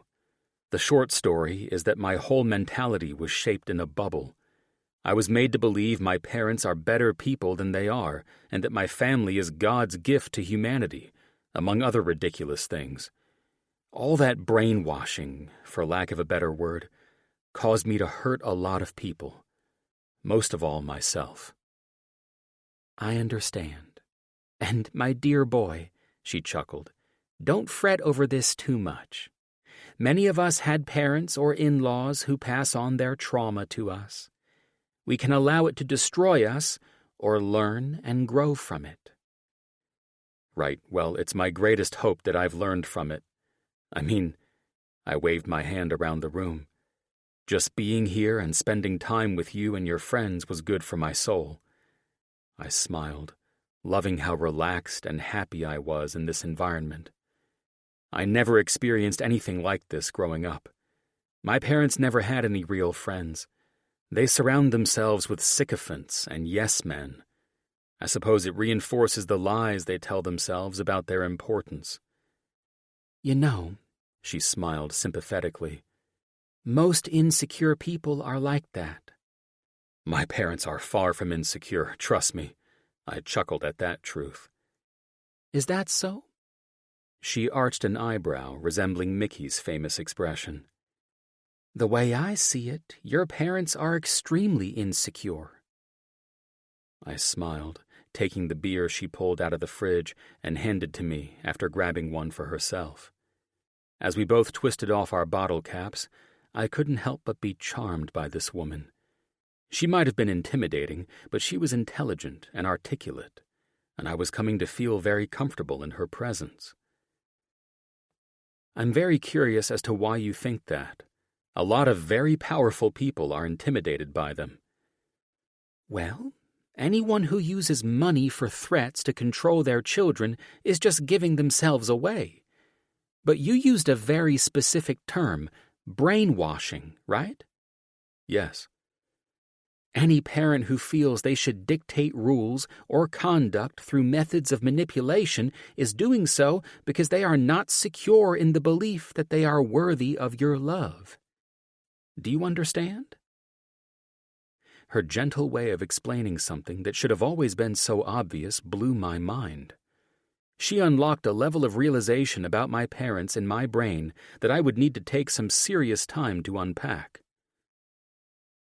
Interesting, was all I could manage to say, as my thoughts were reeling that my parents' facade of being mighty and untouchable was just a cover for being insecure assholes. Could you imagine loving my daughter as you do, and bringing her into a family like that? She added. I rolled my eyes. My family would have never approved. Let's say they did, she smiled. Let's say they rooted for the marriage and were so happy for you. You know, because they are afraid to lose their son. Okay. They'd play along with this wedding to Mickey, and then, one day, they became their true selves with my daughter. I would have protected her from them. Is that so? She said, with that eyebrow arch again. Tell me, how would you have protected her from your parents if you can't protect yourself from them? Well, I'm no longer speaking to them. Okay, let's say you rekindle this relationship. What then? Let's say they suddenly adore Mickey because they don't want to lose you again. Do you believe it will stay that way? Or will you revert to your old patterns and belief systems because it is familiar? I honestly don't see myself ever speaking to them again. Your parents are afraid to lose their children, she answered. So I hate to break it to you, but you will speak to them again. And when you do, you must be prepared to put boundaries in place, because if you don't, it will destroy you both. And you won't even see the day coming. Shit, now you're scaring me. Nothing to be afraid of, she smiled.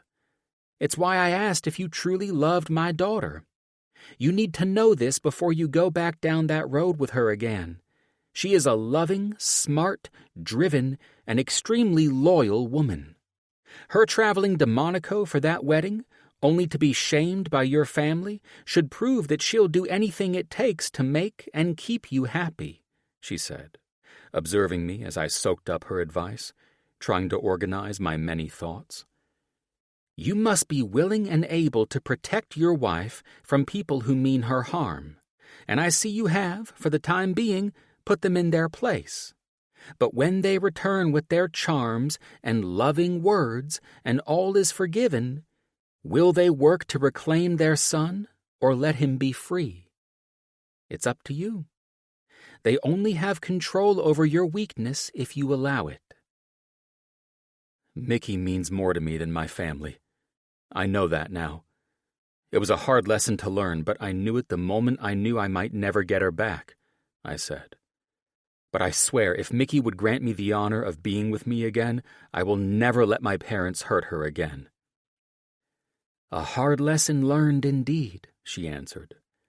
I see the sincerity in your eyes, but I can sense your hesitation. I'm not saying these things because I want to pressure you or enforce my will. My daughter is an adult and knows how to make her own decisions, but I thought I should give you an objective point of view, not muddled by wishful thinking or broken promises. So I offer you this advice. Think hard about this matter before you take the woman you love down this road again. Mickey deserves a man who will put her above everyone else.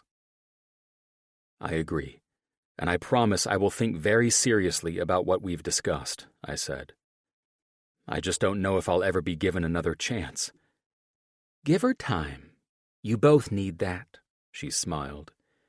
Rebuild a solid friendship and foundation, and you'll be surprised at how quickly everything falls back into place, if it's meant to be, of course. But whatever you do, don't force anything.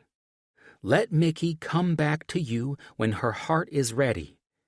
If you do that, she grinned, she'll make you the happiest man on the planet. I intend on making her the happiest woman on the planet, I countered. And now we're talking, she winked. You know what? You're not so bad, Dr. John Astor. You have some growing to do, but I can see you getting there so long as you keep those priorities straight. Thanks, Alice, I answered. Now, cancel that damn hotel, she said, with a roll of her eyes. I had Tim fix his office for you to use while you're here. The days of playing romance games are over. You and Mickey need some time to consider if you want this to work, and I will not be having a friend of hers from out of state staying at a hotel. Did you just say a swear word, Mom? I heard Mickey say with a laugh. I don't know. She took another sip of her beer. You've been hiding behind that wall the whole time I've talked to John, so you tell me. I turned and smiled slyly as Mickey's cheeks flushed and the embarrassment filled her widened eyes. Mom! I chuckled. It's fine by me. Hopefully I answered your mom well enough to gain a little trust from you, since everything else I've been doing hasn't really been striking the matchbook. Oh, eating that chili was definitely striking the matchbook, she teased back, using the term I'd overheard Cousin Marty say earlier when he was talking about catching fish. And now you're spending the night here? She cringed. I'll stay at the hotel, I said. The last thing I wanted to do was overstep. Well, I won't stop you because when that chili cleans out your intestines in the early morning hours, we won't have to smell it or hear your cries for help. I laughed with her, and then, for the first time in what felt like forever, I hugged the one woman I loved. I nearly crumbled into her embrace, smelling the strawberries and vanilla fragrance of her perfume that I'd missed more than the sex itself with this woman. I loved her so much, and I would give her all the time in the world to decide if she wanted me back. Would waiting be easy? No. But it would be more difficult to spend my life without her. Chapter 59. Mickey. The difficulty I had keeping this protective barrier around my heart was more than words could describe. John was a natural charmer, hence the reason I was in this position with him, and second chances to begin with. If I hadn't fallen for him and been able to refuse him as I should have in the beginning, none of this would be so damn trying, testing every part of my being. I didn't want to be nasty about things. I wanted to trust him and take him back with his simple words, smiles, and gifts, because I loved him more than I'd ever loved anyone. But I couldn't afford the emotional pain of losing him again. I knew I was overthinking things and being overprotective of myself, but I didn't want to be a fool. And had I been thinking this way with John from the beginning, I wouldn't be in this situation. I suppose my conundrum was this. Am I an idiot to even think about giving him another shot? Or am I an idiot for keeping the man I love at a distance when he is trying his best to show he loves me? Was it safe to follow my heart, or was that the most dangerous thing to listen to? What the fuck was I supposed to do? Other than that, I was doing great. I'd watched John charm the pants off everyone who attended the party last night. He had them all eating out of his perfect hands, laughing and joking just like everyone did when they were around the man. Mom insisted he stay the night, and after joking around about it for a while, I conceded, and he agreed to sleep over. After I heard him talking with Mom in the kitchen, I could tell she wouldn't let him drive 20 minutes to a hotel he hadn't even checked into yet, especially so late at night.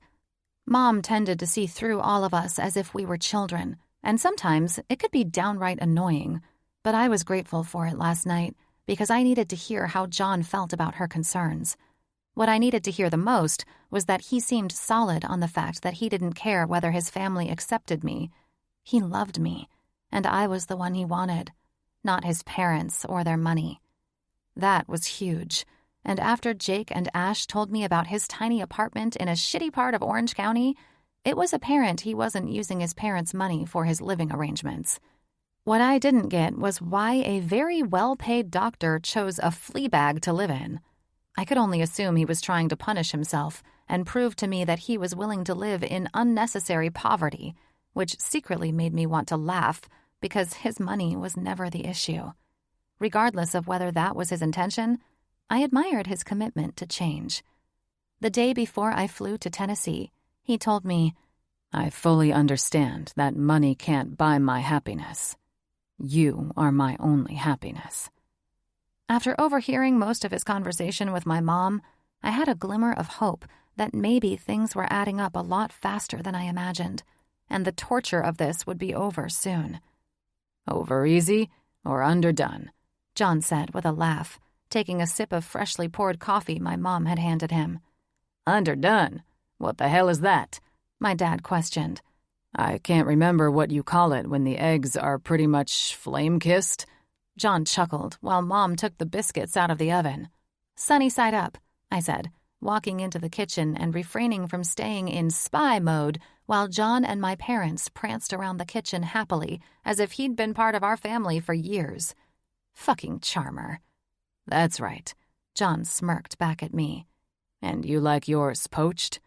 Thanks, Mom, I said, taking the coffee she poured me before walking over to join Dad at the table while John stood behind the stove where bacon sizzled in Mom's favorite cast-iron skillet and eggs were cooking as if the man were a short-order cook. I didn't know you knew how to cook like this, I questioned with a smile, finding this incredibly charming and attractive. There's a lot you don't know about me, John said. I love to cook. Then why did you always hire a chef or have food delivered when we were together? I asked.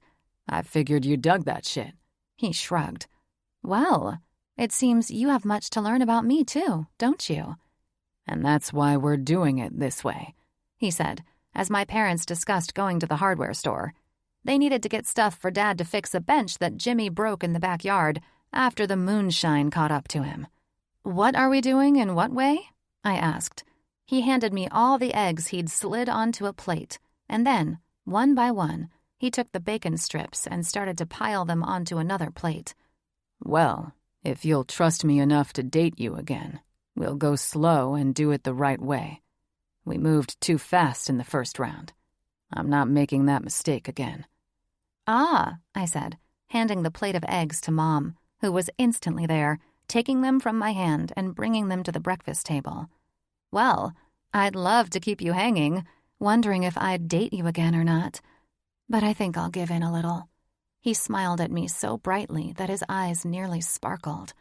You're serious? As serious as I am about my preference for poached eggs over underdone eggs, I said. But I'm not playing games this time, I warned him. It's up to you if you think it's worth it to try again, or if you'd rather just move on to someone who doesn't expect you to prove yourself and try to make everything right again. I wounded your heart, he said, looking somberly into my eyes. I plan to heal that wound, no matter how long it takes. It would kill me to know I'd caused you this kind of pain, ruining your ability to trust anyone again. I'm an honorable and loyal man, and I hold myself accountable for what I've done. I'm just honored to have the chance to repair the damage I've caused and make you happy again. I like the way that sounds, I said. Now, let's eat before this gets cold. Then maybe we can take Marmaduke for a walk along the river? That is the biggest dog I've ever seen, he said, referring to my dad's Great Dane. Are you sure he's not going to walk us instead? She is the biggest sweetheart you've ever met, I laughed. And while she might be big enough to ride, she doesn't realize that. Once she gets to the river, she hops around like a puppy, chasing all the bugs and trying to jump in the water. I thought Marmaduke was a boy, he said, confused. It's the dog from the comic strip, right? Don't get me started, I said as my dad chuckled. Pop thought he was being clever when he gave her a boy's name. You two better hurry up and finish your breakfast, Mom said, hearing the dog barking outside. I think she heard your plans. I didn't know if this would be a long or short road. I had no idea how long it took to trust someone again after being hurt so badly, and I wanted to be smart. However, I was happy my fear that he could never win back my trust or heart was fading with each interaction. Most of all, I loved that he was willing to have patience with me and my heart, something my ex never did. Jesse moved on and took the easier route, blaming me for everything and finding the first gullible woman to entertain his smile and big words. Until John, I'd never had a man make me feel so important, or, dare I say it, cherished in all my life. I knew in my heart that things were different with John. This was real. And though a short-lived relationship forced us into a painful separation, it was a love I'd never known before. I guess the saying to trust your heart is true, because my heart knew exactly what it wanted at this very moment. And that was John. A month had passed since we came home from Tennessee, and things had been going great. We were flirtatious with each other again, and taking things slow. The pace was perfect. I thought John would be impatient because of my fears of things going awry, but I was the one coming out of my skin, wanting him again. I pulled up to his tiny apartment after I got off work and smiled as I looked at the building. The place still cracked me up. It was a far cry from his multi-million-dollar bachelor pad, and his igloo ice chest out on his balcony became one of my favorite pieces of decor for his humble abode.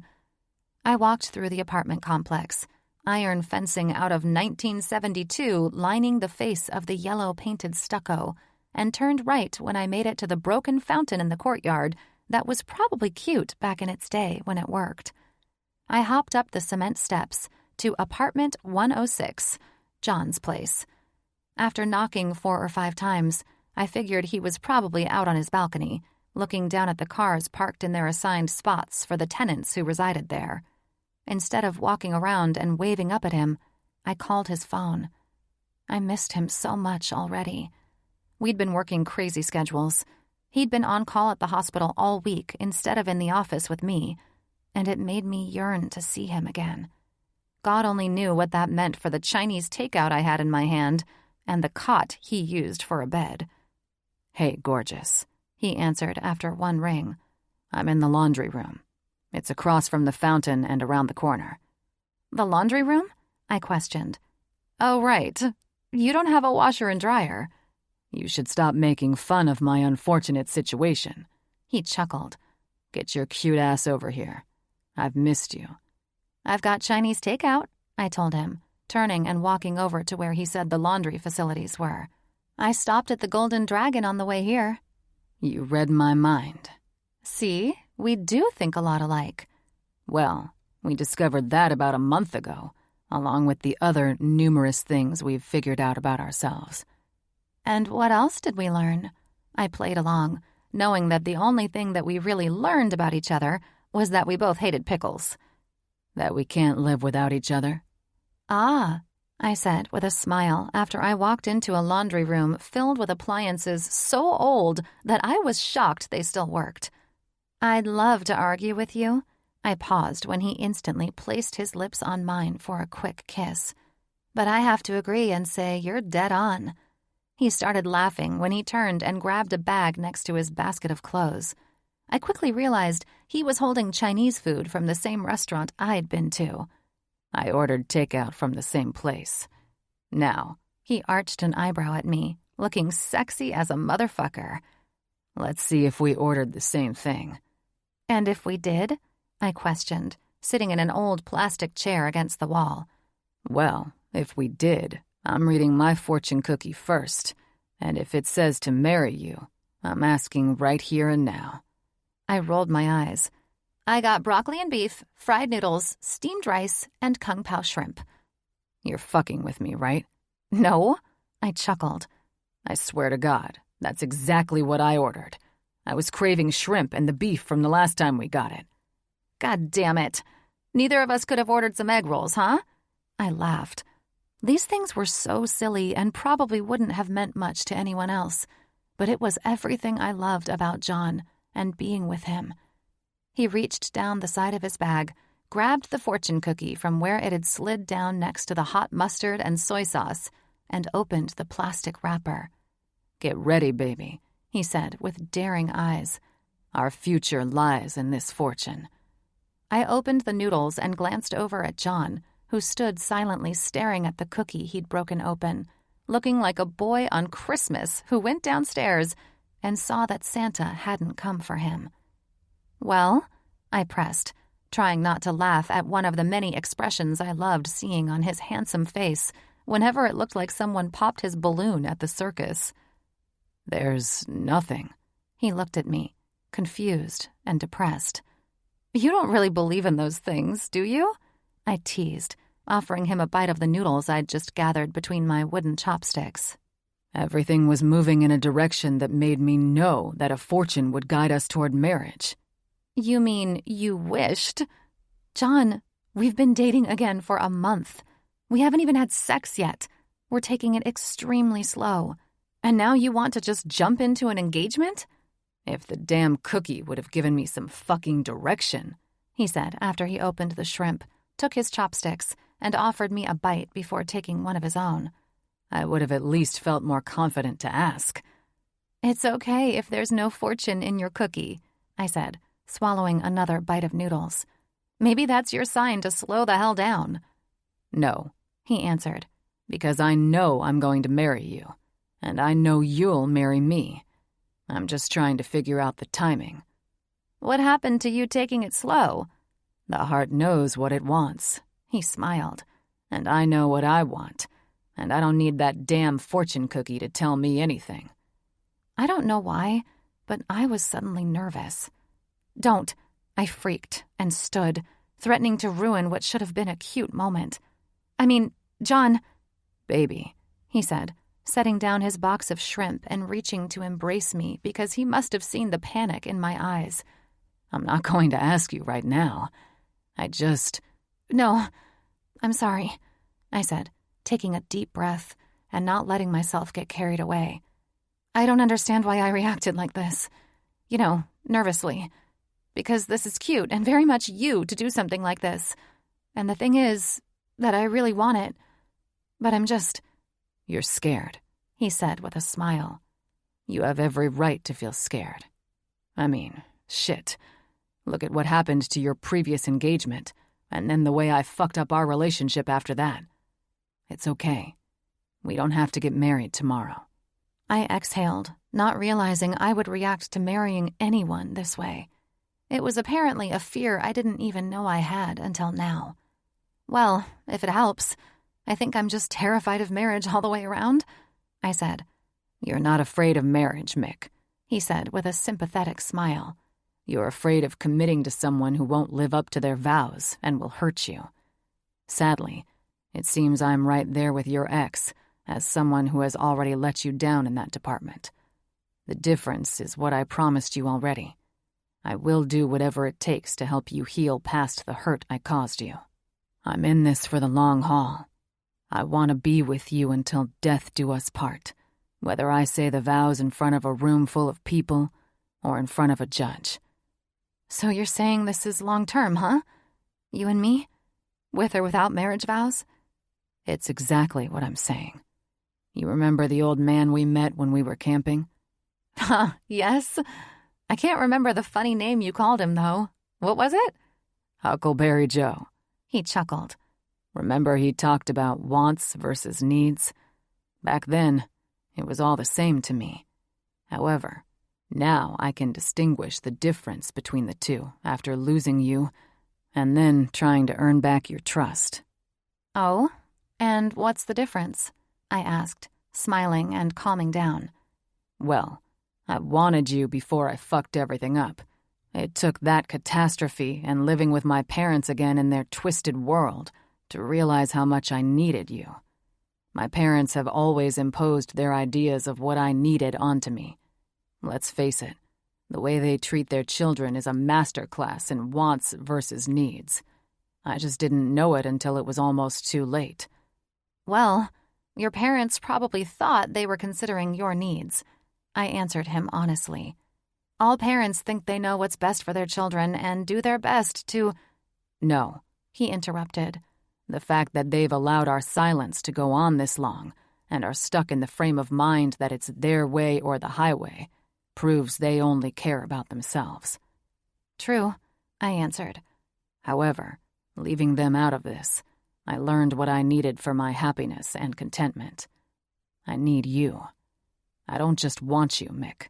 I sincerely need you. And sure, I could have tried to replace you with another woman.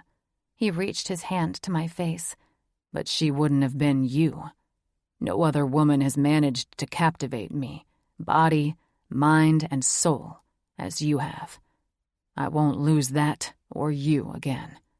Everything about me is satisfied and fulfilled just seeing your eyes as they stare into mine, or watching you smile at the silly things that wouldn't put a smile on anyone else's face, like that damn empty fortune cookie, or when I opened the laundry room door and you smiled, holding the same bag of Chinese food that I had. That's all I need. Your beautiful smile. The fact that you put up with my goofiness and that we laugh over the craziest shit. That's what it's all about. There's no one else I want to share my life with. It doesn't get any better than this. That spoke directly to my heart. Everything was light and beautiful with John. It was indeed fulfilling, and it was just right. He was like the other part of my soul, like we completed each other by simply being in the other's presence. We laughed at the silliest things, and the best part was that this man was never cranky or driven to anger the way some people could be. Being with him was like being with my best friend all the time.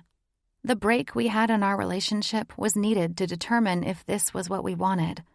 I was learning that there were no hard and fast rules in relationships. I mean, of course there were rules, but no freaking law said that you had to do certain things to ensure it was love. Your heart just knows. More than that, your soul also knows. It was like our souls had recognized each other from the moment we first met. It just took us a while to figure out whether we could trust it, because we lived in a world that suggested certain things must be done before you can fall in love. We all make mistakes in love, that's to be sure, primarily driven by lust and desire, wants. But sometimes, those mistakes lead us to our needs. John was right. Once again, we were both on the same page. We didn't just want to be together. We needed to be with each other, with or without wedding rings or exchanges of vows. I could safely admit here and now, to myself and God, that John was my perfect other half. I was thankful that we'd found each other and that our souls had made their way back home after being ripped apart by other people's opinions about what was best for John's life. I'm thankful he came home to me, and without another thought or fear, I followed my heart, reached up for John's face, and smiled. "Marry me, John Astor." Chapter 60. John.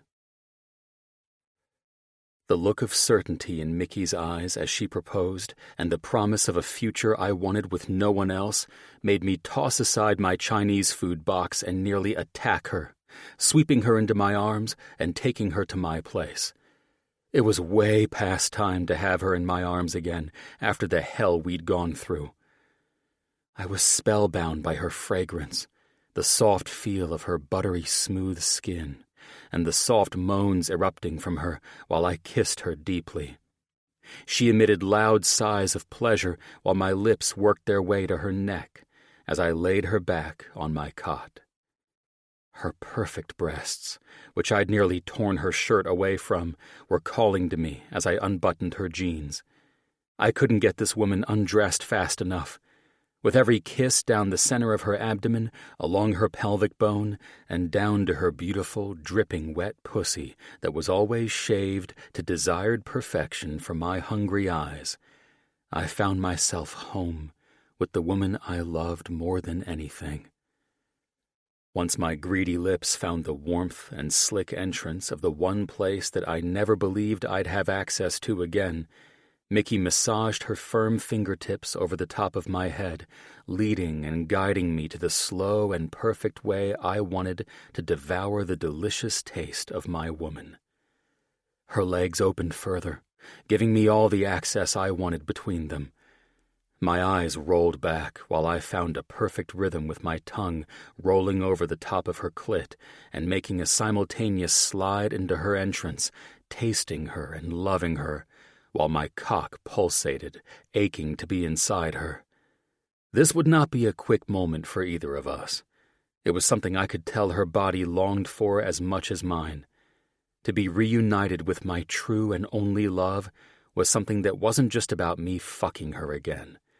It was about loving and cherishing that our intimacy went to the next level, and it tied our hearts and souls together in the way they should be. "Fuck, baby," I growled, when she shuddered under me and started to climax already. She was more wet than ever, and the cream dripping from her sex was more desirable than I could bear.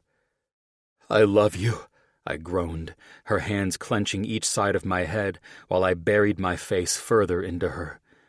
I wanted to pull this orgasm out of her and devour it not only with my mouth, but also with my body and soul. The energy was shattering as Mickey exploded into an orgasm that jolted her pussy hard as I consumed her pleasure. It was taking everything I had not to come all over myself, but I held it back, because I wanted to be inside of her so badly it hurt. "You're amazing," Mickey said, her breathing relaxing with her body. "You have no idea how much I missed you."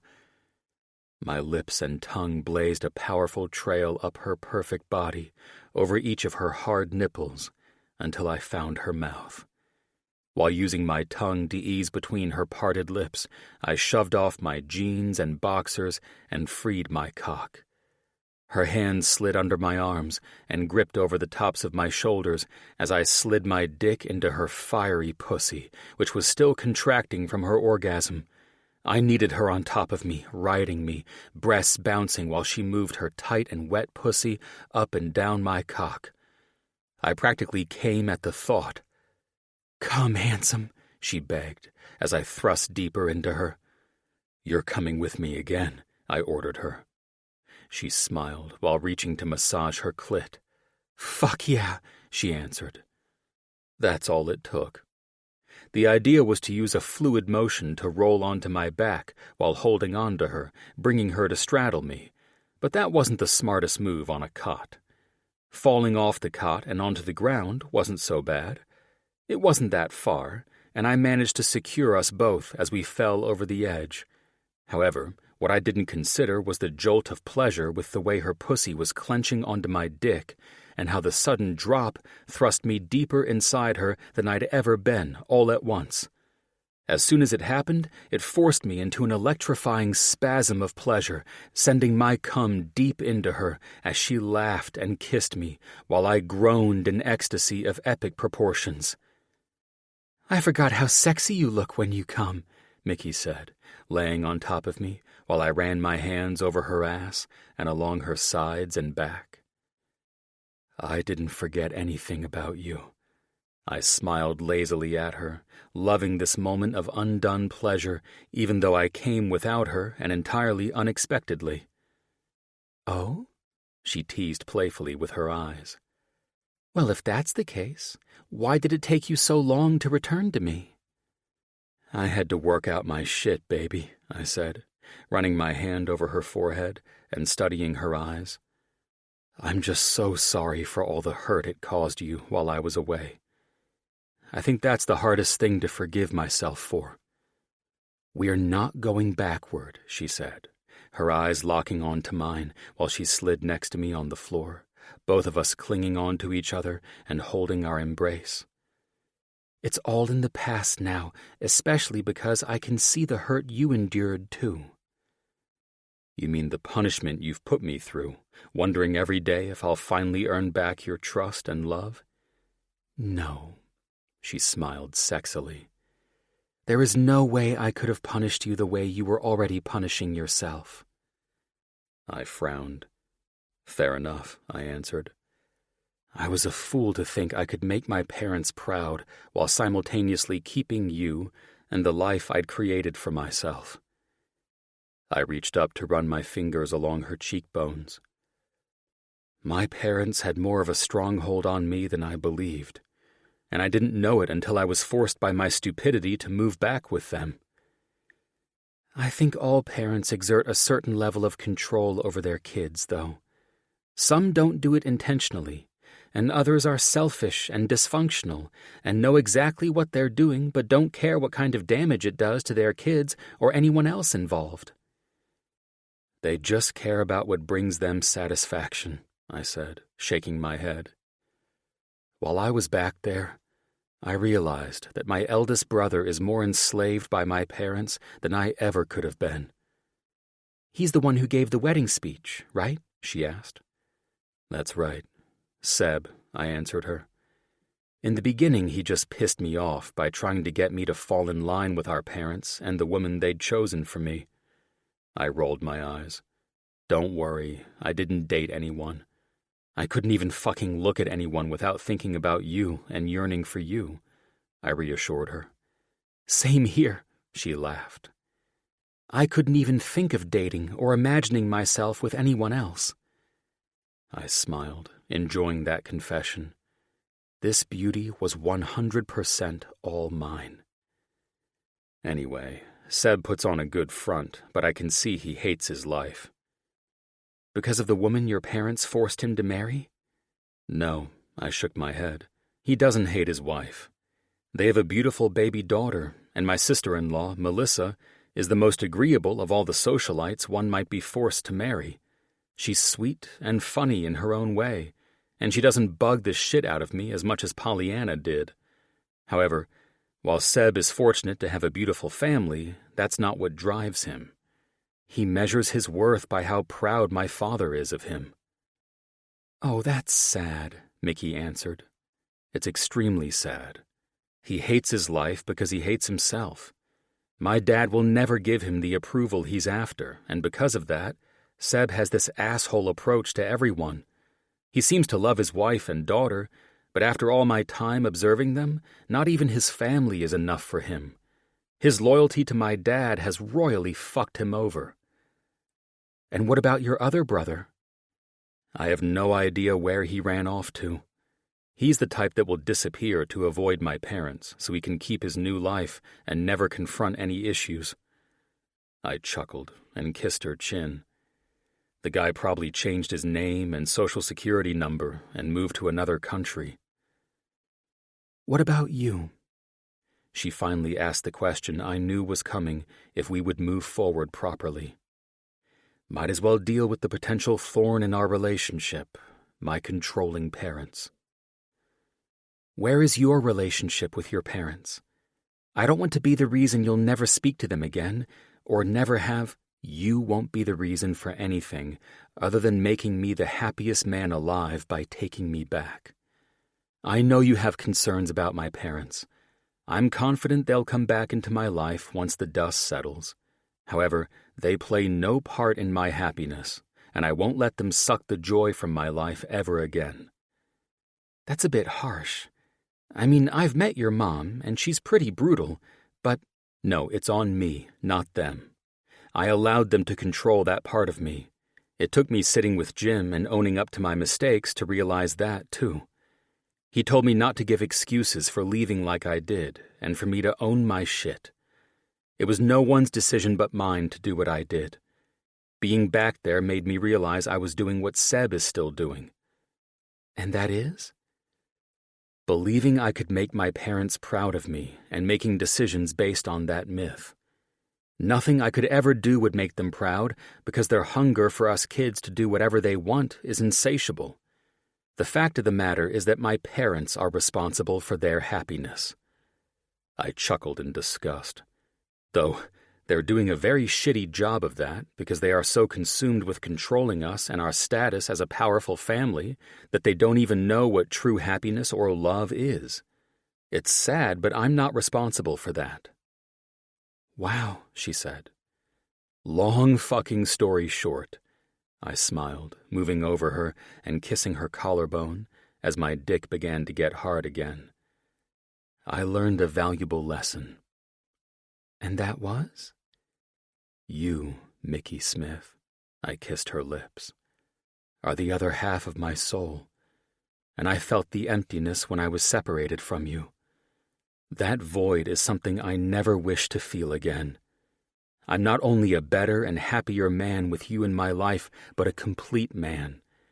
And after realizing that the way I was raised almost destroyed me from seeing life so beautifully through your eyes, I'm so glad I stood up to them and came back to where my real life and home are." "And now we're getting married?" She laughed. "You state that as if it were a question in your mind." Well, it was a bit chaotic the way I asked you. Then, here we are. Here we are. I slipped my cock into her. Already one body. And now we just need to make it official and say the vows that we are and will always be one soul. She smiled in return. I knew that, for the remainder of my days, this smile would greet me every single day, and I would never take her for granted. From this day on, I would make it my mission to ensure Mickey felt cherished, loved, and happy. Most of all, I would ensure she always knew she was my everything. Chapter 61. 1 year later. Mickey. We were officially in the middle of August, and a perfect cliffside wedding, scheduled just before sunset, was on the agenda for John and me. John and I wanted something very intimate, yet as enchanting as the way we found love without looking for it. I hated to admit this, because I genuinely didn't want to make a big deal of the wedding. But my mind went wild after I envisioned a charming ceremony with an ocean view. If I was honest, I felt like one of the snobs from the Monaco wedding disaster, and I'd apologized at least 1,000,000 times to John, Ashley, Avery, my mother, and my sister during this whole process that started about a year ago when John and I announced our engagement. It started with a simple courthouse idea, which then mutated into this cliffside wedding, thanks to Avery showing me photos from her and Jim's wedding in Hawaii. I found it perfect and serene to marry at the ocean, and after spending many sunsets alone on the coast while John and I were broken up, I wanted to replace those memories with a beautiful wedding at sunset. After scouring the internet and many failed missions to pick the perfect place, I'd nearly given up until John took me on a trip to San Francisco to go to the opera and stay in the infamous hotel that sent me to the hospital.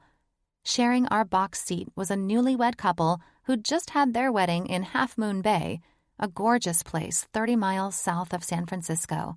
And if they'd never mentioned it, I would have never found the perfect place. Half Moon Bay was charming and peaceful, with a unique charm perfect for inviting John's family. Yes, the rekindling of that relationship happened. And no, it wasn't why I insisted on this venue. I had nothing to prove to them and couldn't care less if they approved. However, having the Ritz-Carlton within walking distance was something I expected would keep them reasonably comfortable while they watched their son marry the woman he loved. John and his parents mending fences and reconnecting came on the heels of a devastating situation that made John, his brothers, and his parents unexpectedly learn that life is too short for judgments and indifference regarding the ones closest to you.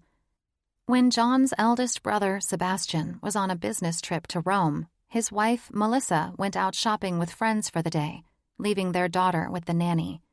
Sadly, Melissa's Uber driver was intoxicated, and they crashed. The driver was in a coma for over a month, but Melissa Astor passed away the following day in the hospital. The devastating events were bittersweet. Bitter in the sense that a husband and little girl were left without their spouse and mother, something I could only imagine was the most devastating experience anyone could have. But it was sweet only in the sense that it brought a very broken family back to each other again.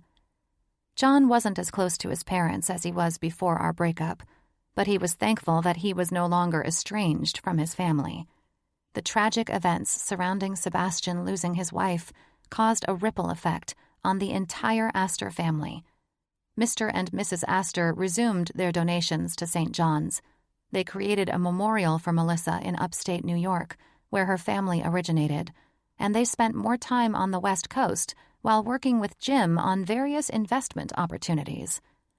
John remained guarded with his parents, keeping firm boundaries and rejecting their offer to purchase our marital home from his trust fund. When they concluded that he wasn't going to budge and let them hold him hostage with money, they relinquished the entirety of his trust fund to him, something neither of us expected. Regardless of the money, we decided to buy an understated home in a quiet suburb of LA, instead of purchasing a mansion somewhere in Beverly Hills, like the one he had before. It just wasn't me, and John's only concern was that the area was safe and had a big kitchen with a fancy stove for him to work his magic on. All of that now behind us, and back to the present day, John and I were set to say our vows under the canopy of stately trees in the most beautiful and private cliffside beach garden in all of California. The venue was small. Our friends from Aspen, Jake and Ash, Jim and Avery, Colin and Elena, my sister and parents, and John's parents and brother Mark were the only attendees. Sebastian was still too lost in grief to attend, which was completely understandable, and Aunt Bev was on location in Argentina, no doubt seducing Latin lovers for miles around. "My goodness, you look as beautiful as the day you were born," my mom said, entering the room. "But you have only 1 hour to go and are still in lounge clothes?" I chuckled. "Well, I spent so much of my efforts trying to find this perfect place," I said, sipping the hot tea that was given to me to relax my nerves in the adorable cottage where I was dressing for the wedding. "And I forgot to pick out a dress." "That's why I'm here," my sister laughed. "Okay, the final adjustments were made, and the dress should fit like a glove." "I still can't believe you designed this for me," I said, hugging her. "Well, I will admit," my sister said, having just opened a boutique of her own clothing designs, "it's my first big piece, and you're my first picky-as-hell client, but this baby came out gorgeous. Now, get naked and let's get you into this." The exquisite strapless gown was crafted with luxurious cream-colored satin gracefully cinched at the waist. It fell into a voluminous floor-length skirt with delicate embellishments of pearl beading that offered a touch of timeless elegance. "God, you look ravishing," Lydia said, while my mother gasped as I walked out in front of the mirror to see the final product. "I'm glad you let me go strapless. It enhances your neckline and accentuates your shoulders." I was in awe of my sister's design, which someone might think was plain, but how she designed it to hug every curve made this dress stunning. And me, too. My hair was loosely curled and pulled to the side, my auburn locks cascading over my shoulder and touching the top of the bodice. The brown in my hair and the ivory of the dress enhanced the tanned glow of my skin. And while I wasn't someone to gawk at myself, I was blown away by my appearance. I felt tears welling up in my eyes. "Thank you so much for making me so beautiful," I said, turning and laughing while I hugged Lydia. "What would you do without me?" she asked with a laugh. My mother was walking over to give her praises when a soft knock was heard at the door. "Dad must be here to gather you early," my mom said, knowing he was the only one who would come to the bridal cottage close to an hour before the wedding bells would start to ring. "Oh," I heard my mother say. "May I help you?" I turned, and my eyes fell on the exquisite appearance of Margot Astor, accompanied only by her resting bitch face, which didn't faze me in the slightest anymore. "How do you do? I'm Margot Astor," she said in her sophisticated voice. "Would you mind if I came in and joined you in marveling at the beautiful bride?" "Come in," I said with a smile. I didn't mind being around Margot, even though she was cruel to me in Monaco. The woman was still overly formal, making snide remarks regularly and exerting her dominance when she felt threatened. She was a wealthy bitch, to put it bluntly. However, she and I got along for the most part. All was well if she didn't come into my territory, and I didn't go into hers. Both of us seemed to have the same personality if we weren't kissing each other's asses, and due to that, we could handle a good hour or two of each other's company. Let's just say we were working on forming an amicable relationship. Still, I wasn't nominating her for Mother-in-Law of the Year, and she wasn't telling everyone in her circle about how her son married a lovely hillbilly from Tennessee. Margot Astor was Margot Astor. You either loved her or hated her. For me, I chose to remain neutral. I would honor a mother's wishes to ensure her son was happily married, but that's pretty much it. I wasn't trying to do more or less with Margot. That was the safest place to be with a woman like her. "You look positively enchanting," she said, smiling at me, catching my shoulders and kissing the air next to my cheeks. "However, I believe I have something that would pull this entire piece together." She looked at Lydia, who was smiling at Margot's cordiality. "That's if the amazing designer will allow it," she asked. My mom remained silent, watching the exchange after having heard plenty of gossip about the woman who was a ruthless bitch to her daughter. My mother was not easily impressed and would never kiss an ass, even if you put honey barbecue sauce on it and called it a dish. My mom was a tough nut to crack, but she wouldn't ruin this day for me, even though I knew Margot was the last person she'd ever care to be in the room with. "I think that can be arranged," Lydia said with a grin. Margot opened a large black velvet box, and she held it in a way that displayed the beautiful pink gemstones inside. "Our family is welcoming a rare gem today." She started with a comment that I remembered John using when he clasped this same necklace around my neck. "Do you remember this?" she asked, her hazel eyes igniting with adoration, as John's had when he put the string of rare stones on me. I nodded and returned her lovely smile. "Yes, this is the necklace I wore the first night I met all of you." "Indeed." She held her perfect properness. "And the stones? Did John ever inform you of how very rare they are?" "He did." She glanced down at the pink stones and then at my mother. "They're Padparasha sapphires." "Very nice." My mother held up her protective front. "I haven't had a chance to apologize to you for the egregious way I treated your lovely daughter in Monaco. I can see you are hesitant of me." God, I don't need this shit, I thought. John's mom was a direct woman, shooting straight to the point and bringing up the past right before my wedding to her son. I didn't need my mother, who also didn't mince words, locking horns with Margot. To be honest, as much of a raging bitch as John's mom could be, I'd put my money on my mother to win that fight all day long. She dealt with hundreds of rascally school kids for a living, for Christ's sake, and nothing is more terrifying than that.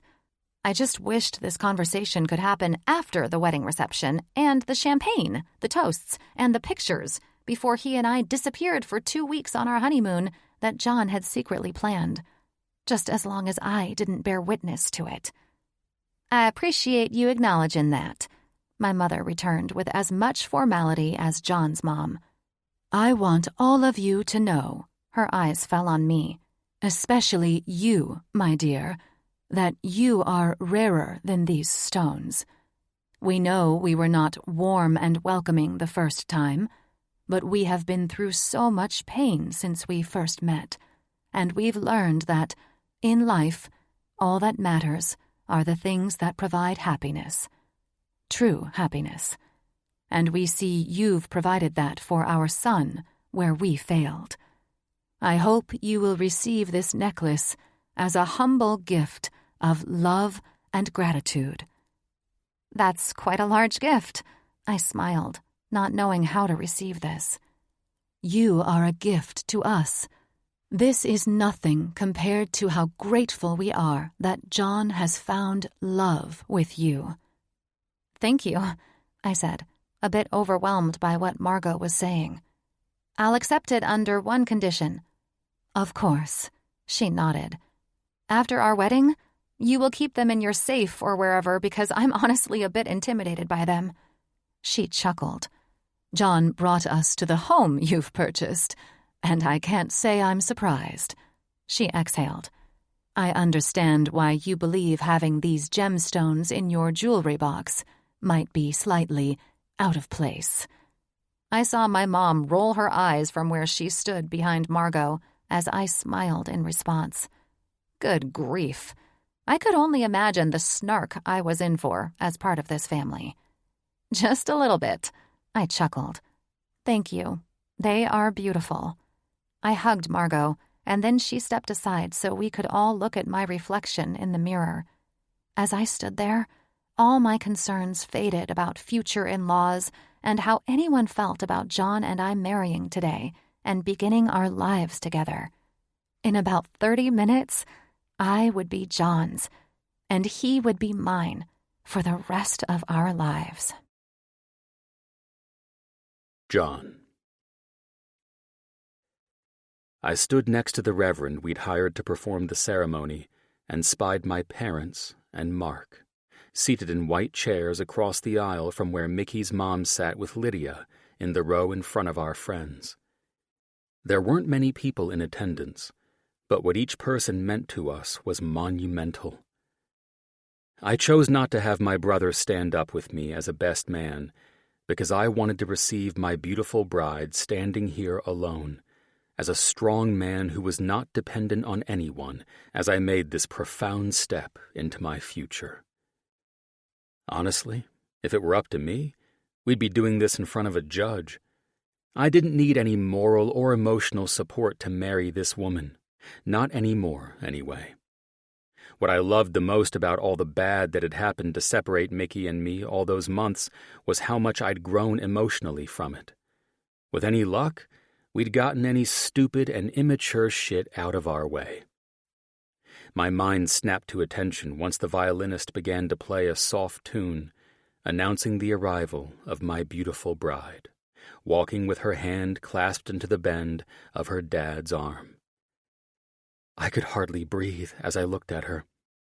The angel walking on the rose-petal-covered path down to me immediately outshined the ocean that sparkled with the orange glitter of the sun dancing on the waves. Her tall and perfect body was the most desirous image my eyes had ever fallen on. Her eyes sparkled with the same beauty of the gems my mother insisted upon giving her, laying perfectly on her neck. I felt a wave of emotions, knowing I didn't deserve this goddess. I thought I was humbled before, but my God, how was the woman of my dreams walking toward me in the most beautiful setting imaginable? I was pissed that my emotions got the best of me because my eyes filled with tears, instantly blurring the image of her beauty that had transfixed me.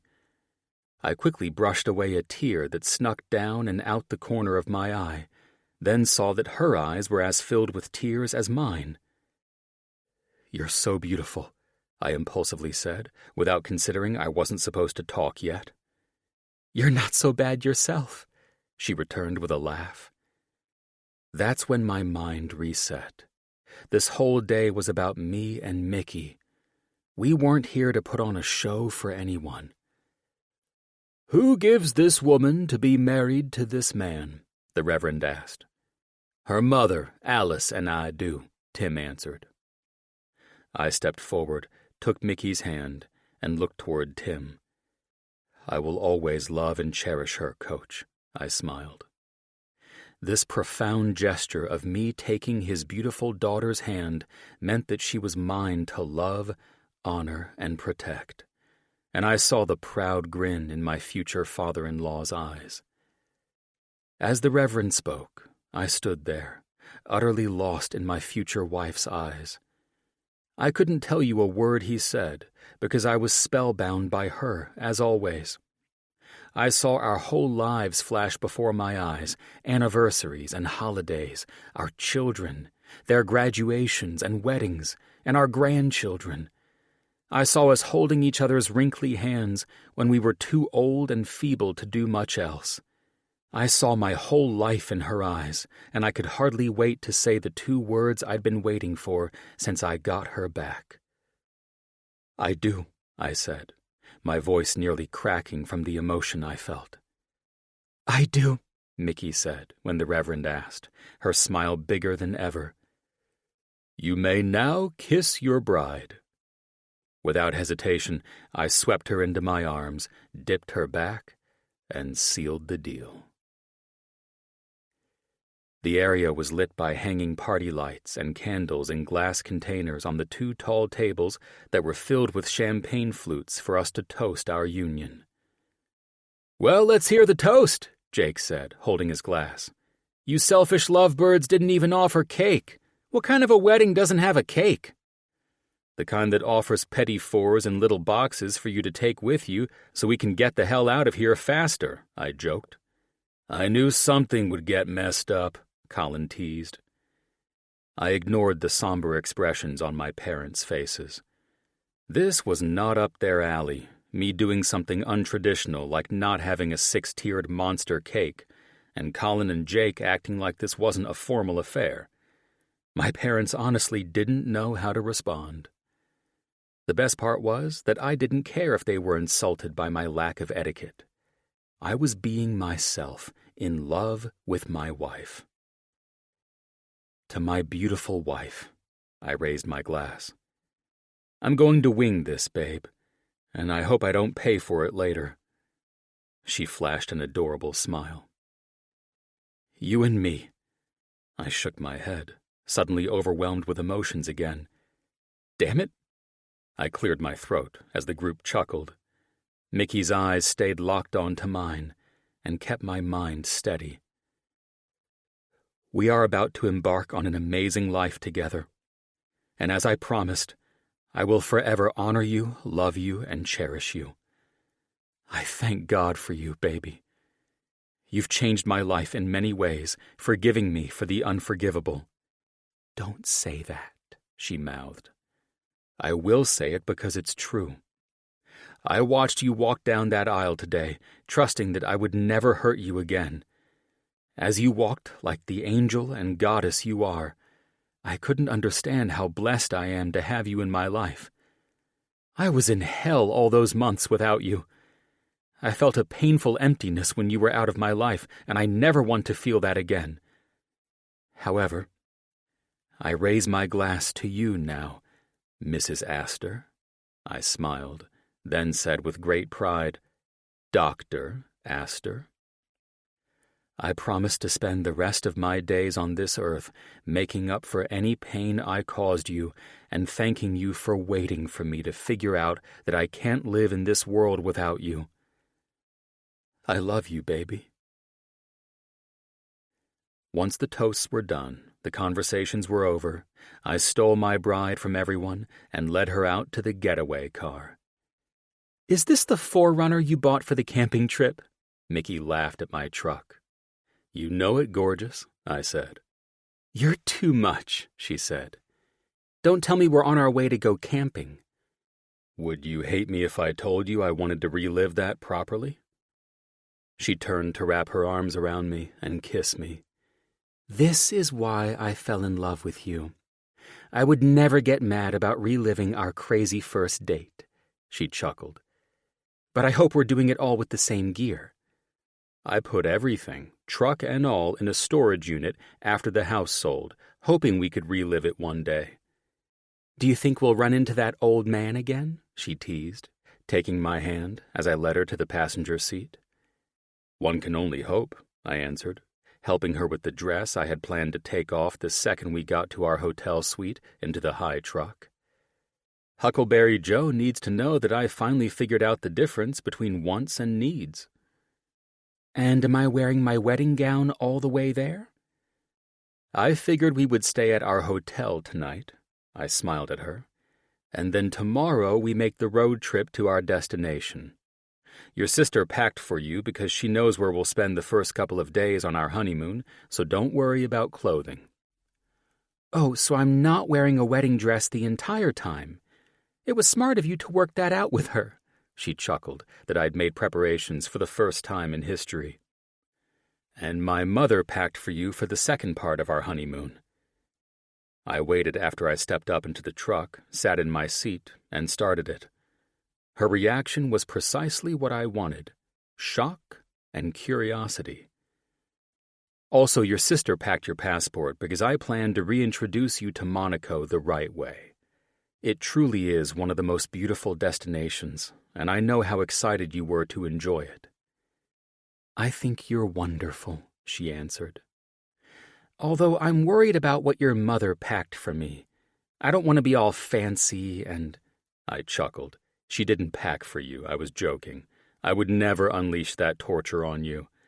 I mean, I think you'd look amazing in cardigans and loafers or tweed Chanel suits, but I'm not ready for you to dress like her just yet." She giggled, looking ravishing, and for the 1,000th time today, I couldn't believe how lucky I was. I requested an extra week off work for both of us. We'll have so many sites to explore in Europe, and I want us to take our time. "Well, haven't you thought of everything, my handsome husband?" "I have," I said, excited for our honeymoon. "Well, you're missing something," she said with mischievous eyes. "Nope," I answered confidently. "I've got it all down." "Well, what if I told you I wanted a special gift and only thought of it as I walked out of that little cottage to marry you?" I looked at her in confusion. "You never ask for gifts. Now that I think about it, you have a great deal of trouble receiving them." She laughed. "Well, I never thought I'd ask for this, but I thought of something." "What is it?" Finally, the woman was asking for something. "What if we use our honeymoon to start our own family?" "Oh, yeah, I didn't think of that," I blurted out like an idiot. I was shocked by what she said, and immediately thought of my visions while the Reverend spoke during our ceremony. "I know you didn't," she said with a smile, and intertwined her fingers with mine. "So, want to think about it?" "No, I don't want to think about it," I said again, without thinking. She frowned in confusion. "Oh, okay." No, that's not what I mean." I instantly leaned over to kiss away the sadness I'd caused. "I don't want to think about it. Let's do it. I want a family with you, Mick, and everything that comes with it. There is no greater gift than that." "Are you sure?" "Beyond sure.